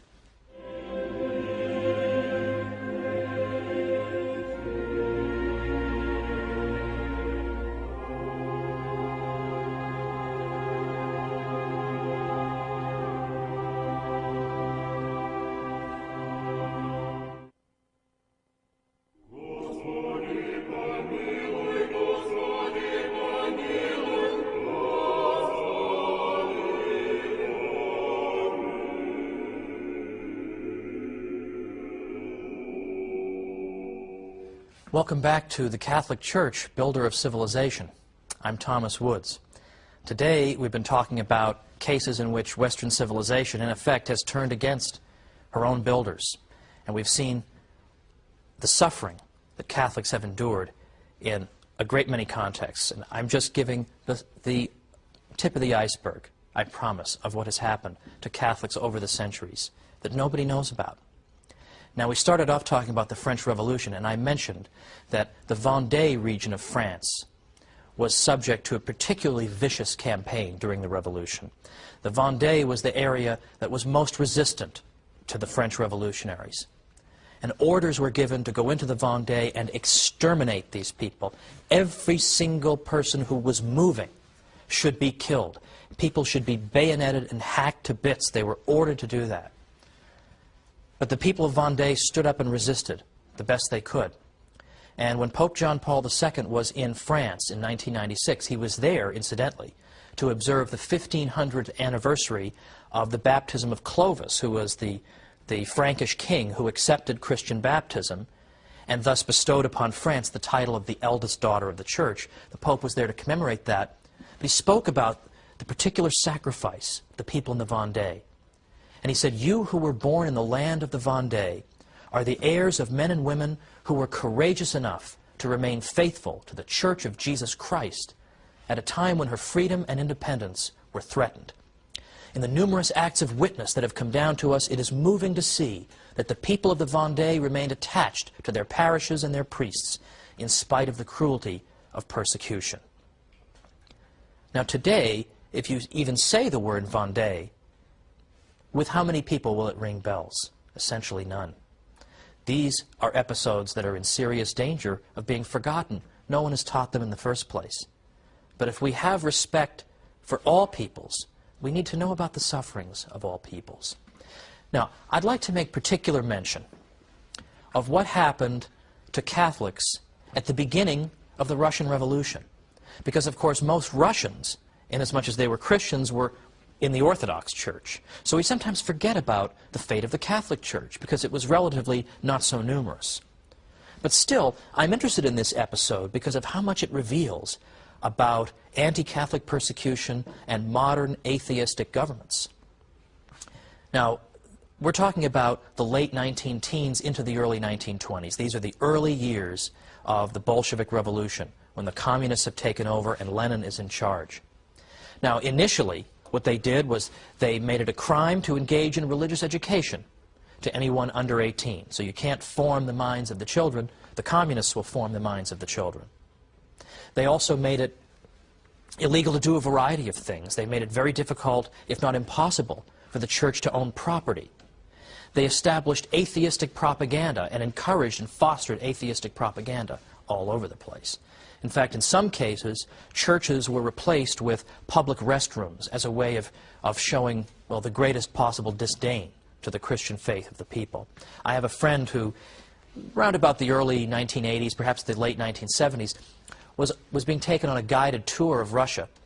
And the tour guide was giving the usual propaganda. Look at the religious freedom we encourage in Russia. Look at all of our churches. And my friend impertinently asked, "Oh, how many of them were built since 1917? Total silence, of course. And he was never invited back, needless to say. That's an unaskable question. But early on, early 1920s, you start to see a campaign against the Catholic churches in which the regime is claiming we need to take the valuables out of these churches, anything that might be made out of precious metals, because Russia, in large part thanks to the stupidity of its government, was suffering from a devastating famine. And the claim was, we need to melt these sacred vessels down, to sell them to make money to provide for famine relief. Well, clearly, this was an attempt to break the Catholic churches, to show who was in charge. They didn't actually need that money for famine relief, because the United States and other places were sending famine relief money to Russia. And we now know, now that the Soviet archives have been opened up, that the government was taking that food aid money and using it to buy machine guns from Germany. They didn't need the money for this purpose. And in fact, Pope Benedict XV, who was Pope from 1914 to 1922, even made an offer to the Russian government. He said, the Vatican will give you an amount of money equivalent to the value of those vessels if you just leave them alone. He never got an answer to that offer, which is all you need to know. And so, in effect, stormtroopers marched into churches and began vandalizing them. Most churches were vandalized. The only ones who weren't were ones where it was determined that there was nothing sufficiently of value there. Now, beyond this, we have cases of priests being executed or imprisoned just for doing normal priestly functions, providing religious education, or trying to prevent the stormtroopers from taking their vessels. One priest, for example, got down on his knees and begged his congregation to block and protect the tabernacle. He was tried and convicted of falling demonstratively on his knees. Did you know that was a crime? That's apparently a crime. And that reminds us that in these revolutionary regimes, there is no respect for law whatsoever. Law is what the judge says it is. In fact, in Russia, historian Richard Pipes says Russia was the first country on earth to ever outlaw law. That if you wanted to be a judge in Russia, all you needed to do was be literate. You didn't have to have any legal training. You didn't have to have any legal training, because we don't need legal training. We don't need previous precedent and previous law. All we need is somebody with a good communist revolutionary conscience who knows how to mete out communist justice in one case after another. In fact, one government official said to the Russian leader Lenin, "Our commissariat of justice really should be renamed the commissariat of social extermination, shouldn't it?" And Lenin said, "Yes, it should, but we can't say that." So that's how they come up with crimes like falling demonstratively on your knees. A revolutionary judge simply makes this stuff up as he goes along. So the first show trials in Russia were not under Stalin, when Stalin would take potential political rivals or fellow communists and put them on trial and accuse them of treachery and force them to engage in ridiculous and obviously absurd confessions. Those are sometimes thought of as the first show trials, where the job was to humiliate the accused before executing him. The first show trials were actually under Lenin, when priests were put on trial for having defended their property or having carried out the simplest and most benign of priestly functions. The job was to humiliate and break these people. And yet again, this is forgotten. This is beyond forgotten. What about Spain in the 20th century, during the Spanish Civil War, 1936 to 1939? What happened there? In terms of Catholics, we have some of the most grotesque atrocities carried out by people. For example, one historian tells us, in Spain, which of course is one of Europe's most staunchly Catholic countries, large numbers of Catholics were just butchered solely for being Catholic. Unlike the martyrdoms in most parts of the world, whole sectors of the religious community were liquidated. At least 6,832 priests and religious were martyred, including 13 bishops. In the 20th century, probably no country witnessed so much bloodshed among its clergy. Another source, an incalculable number of laypersons were killed because of their religious associations, either as well-known churchgoers, members of fraternal and charitable religious organizations, or as the fathers, mothers, brothers, sisters, and friends of clerics. Some were killed because they professed their faith by wearing some outward symbol of belief, perhaps a religious medal or a scapular. Some were killed for acts of charity, for granting refuge to clerics attempting to escape this terrible fury. It is impossible to determine the number of these laypersons who were slain for their faith. And nor was the anti-clericalism limited to killing. Thousands of churches were burned, religious objects were profaned, nuns' tombs were opened, and the petrified mummies displayed to ridicule, and religious ceremonies were burlesqued. Indeed, practically any imaginable anti-clerical act was not only possible, but likely. And still another writer tells us, as they entered a village, that is, in effect, anti-Catholic stormtroopers, you may as well call them, their first object of attack was the church. There, the communists and their henchmen would round up the priests and religious, as well as anyone who protested, wreak all kinds of destruction and sacrilege, and then pour round after round of ammunition into the tabernacle of the parish church. Now, unfortunately, my friends, we could go on and on. We could talk about the sacrifices Catholics made under the terrible Nazi regime, about the thousands of priests interned at Dachau. We could talk about the sufferings in Mexico. There's so much we can talk about because there were sufferings all over the world in the 20th century. In Africa, all over the world, people perished because of their faith. Now, unfortunately, this is largely a forgotten story. The Black Book of Communism does tell a lot of the atrocities of the communists, and that is a very important thing because people in effect don't seem to care or have forgotten about these crimes. But that book doesn't really give us the information we might want about people who died specifically because they were Catholics and not just because they were anti-communist. So the book I would recommend is a book by Robert Royal, called Catholic Martyrs of the 20th Century. Catholic Martyrs of the 20th Century. And he gives a history of what happened in the 20th century around the world. And he says that in terms of people we can clearly identify as having specifically died for the faith, it's in the hundreds of thousands. We can't forget those people. And these are people who gave the same witness as those people in the early centuries who helped their own persecutors. These are people who, when they died, they forgave these people and they blessed them. That's why Tertullian said that the blood of the martyrs is the seed of Christians, because people are so moved by their testimony. Pope John Paul II quoted the words of Christ, "Blessed are you when they insult you and persecute you and utter all kinds of evil against you falsely on my account. Rejoice and be glad, for your reward is great in heaven." And the Pope said, how well these words of Christ fit the countless witnesses to the faith in the last century, insulted and persecuted, but never broken by the power of evil. Where hatred seemed to corrupt the whole of life, leaving no escape from its logic, they proved that love is stronger than death. Within terrible systems of oppression which disfigured man, in places of pain, amid the hardest of privations, through senseless marches, exposed to cold and hunger, tortured, suffering in so many ways, they loudly proclaimed their loyalty to Christ crucified and risen. Countless numbers refused to yield to the cult of the false gods of the 20th century and were sacrificed by communism, Nazism, by the idolatry of state or race. Many others fell in the course of ethnic or tribal wars because they had rejected a way of thinking foreign to the gospel of Christ. Some went to their death because, like the Good Shepherd, they decided to remain with their people despite intimidation.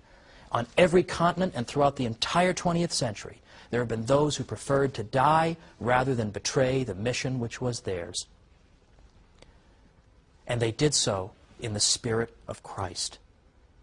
But their stories have been forgotten. We need to remember them, because these stories can inspire, and they in fact can move people to conversion. Well, next time, we're going to wrap up our series and look at what the Church has done for the West and how we can tell more people about it. So join me next time. Thanks.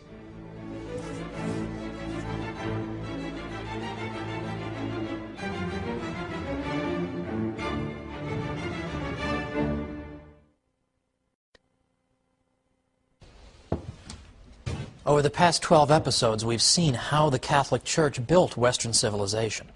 But where is Western civilization going? What's next? What can we do about it? Join me today for the Catholic Church, Builder of Civilization.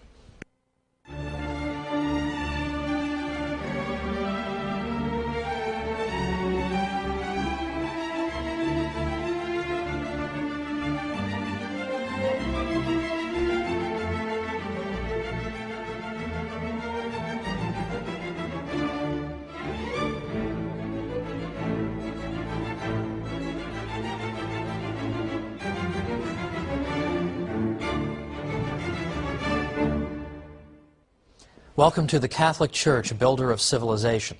I'm Thomas Woods. This is our last episode. So let's take a moment and take stock of what it is that we've seen thus far. Because I think when you put it all together, it's a pretty impressive package for the Catholic Church after all. For instance, we went after the subject of science right away, because there I think people are most likely to disparage the Church or to think not especially well of her, that she has not distinguished herself very well when it comes to science. But to the contrary, we've seen that modern historians of science, who would know something about this, they do this for a living, are now no longer saying that about the Catholic Church, that she's just an enemy of science. We've actually seen that the Church, in fact, introduced into our civilization critical ideas that made it possible for science to develop. In fact, it's not just a coincidence that science developed in a largely Catholic milieu, in a world that was formed by Catholic ideas, but rather it makes perfect sense, as we saw earlier. Beyond that, we looked at great priest-scientists whose names have been forgotten, but who achieved great things in the sciences. And at that time, I urged people, and I renew that urge today, to consider learning more about and even writing about the Jesuit scientists. These people accomplished so much in the sciences, it's absolutely astonishing, and yet no book about it? That is an injustice, my friends. Let's hope that it's rectified. Or how about charity? We all know the Catholic Church does great charitable work. But do people realize how great it is? Do people realize that there was nothing like Catholic charity in the ancient world in terms of the amount of charity that was done or the spirit in which that charity took place? Nothing like it. The idea that I'm going to give something to someone purely out of a desire to help that person, with no self-interest involved, but simply out of love. This is a revolutionary idea, but we take it for granted, don't we? When we hear that somebody's been charitable, that's exactly what we think about, that the person did something without any thought for his own welfare, but did something solely to help somebody else. We think of that as being charity. But why does that come naturally to us? Why do we think of that as charity? Well, it's because we live in a civilization that still bears the residue of its Catholic influence. If we were living in ancient Greece and Rome, we wouldn't have these ideas about charity. So people go through life thinking this way about charity, never even knowing that it's their Catholic inheritance that has given them those ideas. Well, we should point that out, shouldn't we? But then there's the university system. Who gave birth to the university system in the High Middle Ages? The Catholic Church. Who made that possible? Who fostered it? Who protected it? And who encouraged the kind of vigorous, rational debate that occurred within the precincts of the university? Of course, it was the Church. In fact, the Church encouraged the asking of questions. The whole tradition of scholasticism consists of asking questions and being certain that recourse to both authority and reason can resolve these questions. There was a confidence in the cathedral school at Chartres and in a great many other Catholic thinkers that God had not given us our rational natures in vain, but He intended us to use them. We should use our rational nature. We should use our reason to understand the world around us, and that reason properly applied will not mislead us. We've also seen that the idea of rights comes out of the Catholic Church too. Now this for a long time has been assumed to be a teaching that comes from secular thinkers or non-Catholic thinkers at the very least, perhaps in the 17th century, little before, little after. But we've seen that in fact the idea of rights, natural rights, rights that inhere in us as human beings naturally, rights that mean that you can't invade my person, you can't kill me, you can't steal from me, these things that inhere in us as human beings, these ideas developed out of the Catholic Church and her own canon lawyers. And here I rely on an important book by Brian Tierney, who's one of the great experts on the idea of rights. He has a great book called The Idea of Natural Rights. And it's there where you see the most systematic refutation of the idea that rights just came out of nowhere in the 17th century. He shows that they came out of the heart of the Church. Now, we've also seen that international law comes out of the Catholic Church too. International law, which is closely related to the idea of rights, comes out of the Catholic Church. Because international law says that some countries don't have more rights than others, but that each state has an equal dignity, regardless of whether the ruler of that state is Catholic or non-Catholic. If his only crime, so to speak, is being non-Catholic, you can't just depose him for that, because his state has dignity and the right of self-government just the way as any Catholic state would have, or state populated by Catholics. So international law, the idea there's an absolute moral standard that governs the interaction of states. Where does this come from? It comes from the Catholic Church with Francisco de Vitoria and Francisco Suarez and de Soto and all these other thinkers. Even law itself, law domestically, is indebted to the Catholic Church because the canon law was the first modern legal system in Europe.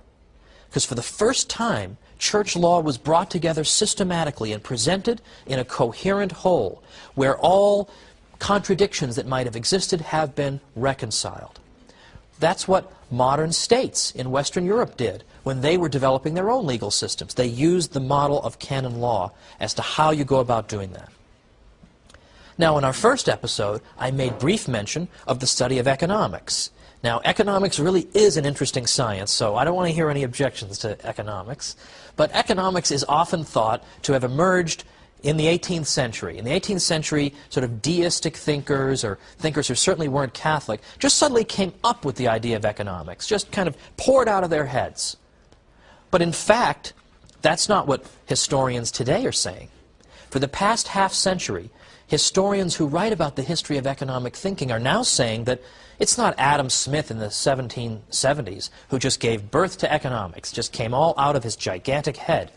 But instead, they're now pointing to a people called the late scholastics, who were Spanish thinkers. Well, they weren't all Spanish, but the best ones were Spanish. So all you Spaniards out there, congratulations. As the source of modern economic thought, the late scholastics are really the source. One of the great 20th century economists, Joseph Schumpeter, said, "It is they who come nearer than does any other group to having been the founders of scientific economics." And there's been much scholarship written about this ever since Schumpeter wrote in the 1950s. Modern historians of science have continued to uncover the critical and important insights into economic thought of these people. For example, Raymond de Roover, Marjorie Grice Hutchinson, and scholars who are still alive like Alejandro Chafuin and Harry Verizar at the University of Detroit. This is an important contribution as well. Now let me give an example of what I mean here. In the 16th century, when precious metals coming from the New World began to reach Europe, people noticed that prices rose. So what they recognized was there was a kind of a fixed cause and effect relationship going on here, that there was a relationship, some kind of a relationship, between the level of prices and the amount of money. So in effect, this was like an economic law. So they understood scientifically that there were relationships at work in the world of economics. This is an essential breakthrough. They also wrote great moral treatises relating to economics. Like Juan de Mariana wrote a fantastic treatise denouncing inflation, when governments inflate the money supply and thereby make each unit of money worth less. He denounced this as a terrible, inexcusable crime. Kings used to call in the coins in their realm and then clip them and save some of the metal and then return the coins to the people. And of course, he's gained an awful lot for himself, and they're stuck with these crummy coins they have to exchange at the old value. Juan de Mariana denounced this because he understood the economics behind it. Now, how did this go unheralded for so long? Why for so long did we all think Adam Smith had a Why for so long did we all think Adam Smith had a gigantic head? Like, why did we think this? In part, it's because the people who wrote this stuff, the late scholastics, they didn't write books on economics for the most part. They wrote great moral treatises. And in the course of their moral treatises, they referred to economic topics. But they never had a book that said, here's our stuff on economics. So it was easy to overlook it. In addition, they wrote in Latin. And by and large, scholars today, particularly in economics, are not known for reading Latin. And so this was simply forgotten. And only now are we digging it out and saying, Catholics did this too. It's unbelievable. So I would say that we put this all together, and we haven't even talked about art and architecture. I assume that's taken for granted. The Catholic Church built Western civilization. And yet, not to beat a dead horse here, but this is one dead horse that amply merits a substantial beating. The European Union Constitution refuses to acknowledge the Catholic inheritance. Not a word. Western civilization comes from the ancient world, the Renaissance, the Enlightenment, and that's it. And whatever happened in between, nobody really knows, couldn't possibly have been very important. Seriously, only an imbecile could believe this now, given all the evidence that's out there. But this is what we're told by the European Union. And it can't just be ignorance. It isn't just that they're dummies and they haven't done their reading. It can't be that. Because nobody who would presume to make a statement officially on behalf of the European Union could be that uneducated. It's frankly because of hostility toward the Church. There is a hostility toward the Church. We all know it. And in fact, this colors people's statements and judgments. They don't want to give the Church credit for things. My own theory is that one of the reasons a lot of secular intellectuals despise the Church is that the Church, in effect, reproaches them for their immoral lifestyles. They don't like being told they're not supposed to do this and that, and every time they see the Church, it's a reproach to them. And so therefore they have to wipe it out, they have to destroy it, They have to ignore it. But we refuse to go away, don't we? We refuse to go away. Well, after the break, we're going to talk about the state of Western civilization right now. Look around at the art world a little bit, the state of things, and see what, if anything, we can do about this. And what can we do to take this knowledge and spread it out there to the world? I wrote a book called How the Catholic Church Built Western Civilization, because I hoped it could help to spread this knowledge among the general population. Let's see what else we can try to do to make people aware of what an extraordinary treasure the world has in the Catholic Church. Supernaturally, yes, but even on a natural level, all the glorious things she's done. How do we spread that around? Let's talk about that after the break, and we'll see you in just a minute.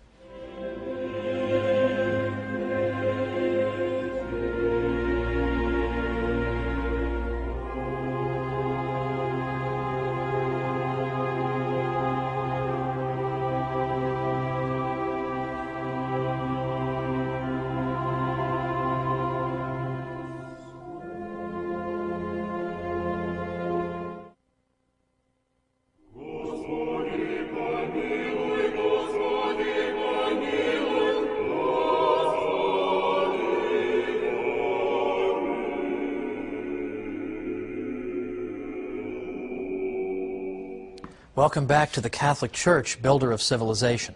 I'm Thomas Woods. Today we're sort of summing things up and then looking forward. We're looking at things the Church has done in the past and then thinking about what are we going to do in the future? What are we going to do to redeem Western civilization? Build it back up again to where it belongs. Now, I think if you were to take a quick glance, for example, at the world of art today, it's probably not fair to say all of modern art is just a complete disaster. I don't think anyone would really say that. However, I think we can say that there seems to be a relationship between a civilization's view as to whether there really is a transcendent, there's something that is beyond our experience, and a civilization that doesn't believe that, that believes in materialism. Materialism in this sense doesn't mean greed, it means believing that matter is all there is. If something isn't physical, then it doesn't exist. That's what materialism teaches. And it seems to me fairly obvious that the type of art you would see in those different types of civilizations would differ from each other. And this is a point that Jude Doherty made. He's the Dean Emeritus of the School of Philosophy at the Catholic University of America. And he's made this point. He asked the question, could a great Gothic cathedral, or indeed Gothic architecture in general, could that have been built in a materialistic culture? And likewise, could some of the hideous things that we see around us all the time, what Doherty calls Lego set architecture, we're surrounded by everywhere, would that have been built in an age and a culture that believed in the transcendent? When you, in effect, when you believe in materialism, what you're saying is that there is no meaning to life. If all there is matter, if matter is just dead, it has no purposes, then there is no meaning to anything if there's no transcendent. And if you really believe that life has no meaning, it would be a miracle if that belief weren't in fact reflected in your art. And we see that. Of course, we see that everywhere. Now, I suppose it's shooting fish in a barrel to criticize some of the excesses of modern art, so I'm not going to do that. There's a little bit of that in my book, and you can find that all over the place. But I do remember walking into my classroom back in the years when I was a professor in New York, and I had a newspaper article, and I said to them, this is a Western Civ course, I said, ladies and gentlemen, I want to update you on the state of Western civilization. And I read to them this news item. And it was a news item about the Turner Prize exhibition in England. It was a prestigious art prize. And one of the exhibits was called The Lights Going On and Off. And in this exhibit, the artist, so-called, flicked on and off the lights of the facility. And this produced an interesting effect, apparently, and that was his work of art. I know what you're all thinking. I can flick lights on and off too. I know. I'm thinking the same thing. Also in recent years, at major prize competitions, more than once, the janitorial staff has mistakenly thrown these art exhibits in the garbage, assuming that they were trash. What does that say to you about the state of the civilization? Now, if we Catholics don't defend ourselves, as I said at the beginning, nobody's going to do it for us. We've got a glorious civilization behind us. We've produced some extraordinary art that is admired by people all over the world. Now, it's true, though, that we're not Catholics because we produced great art. We're not Catholics because the Church helped to foster the university, or because the Church encouraged the sciences. These are all wonderful things. That's not why we're Catholic. But there are a couple of benefits that come from knowing this information. And the first one is that a lot of people do believe a lot of negative things about the Church, don't they? A lot of people believe these negative things. So if we can show them that they're mistaken, that in fact a lot of these misconceptions are exactly that. They're just misconceptions without historical foundation, we will have struck down an obstacle to their conversion. So it is important to know this knowledge, even if it's not the reason that we're Catholics. It will help us when we interact with people who have deeply embedded prejudices. But remember, nobody's going to defend ourselves if we don't defend us. We have to defend ourselves. We have to be prepared to tell people these things when they come up and say the Church has been nothing but a blight. We have to have an answer for that, because they're not going to have the answer. We need to give them that answer. But secondly, these things help to confirm our own faith.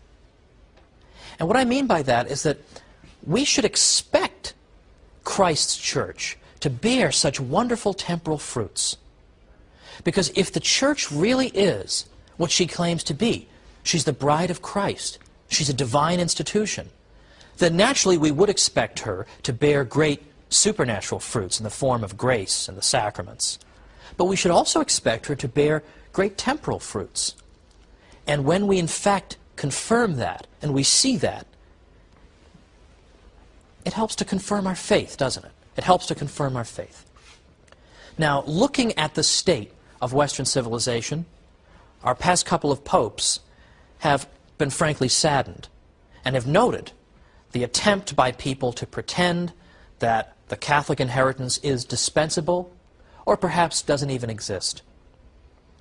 You cannot think of constructing a common European house neglecting the very identity of the peoples of our continent. That's what Pope Benedict XVI said recently. He's very interested in this subject of how do we redeem Europe.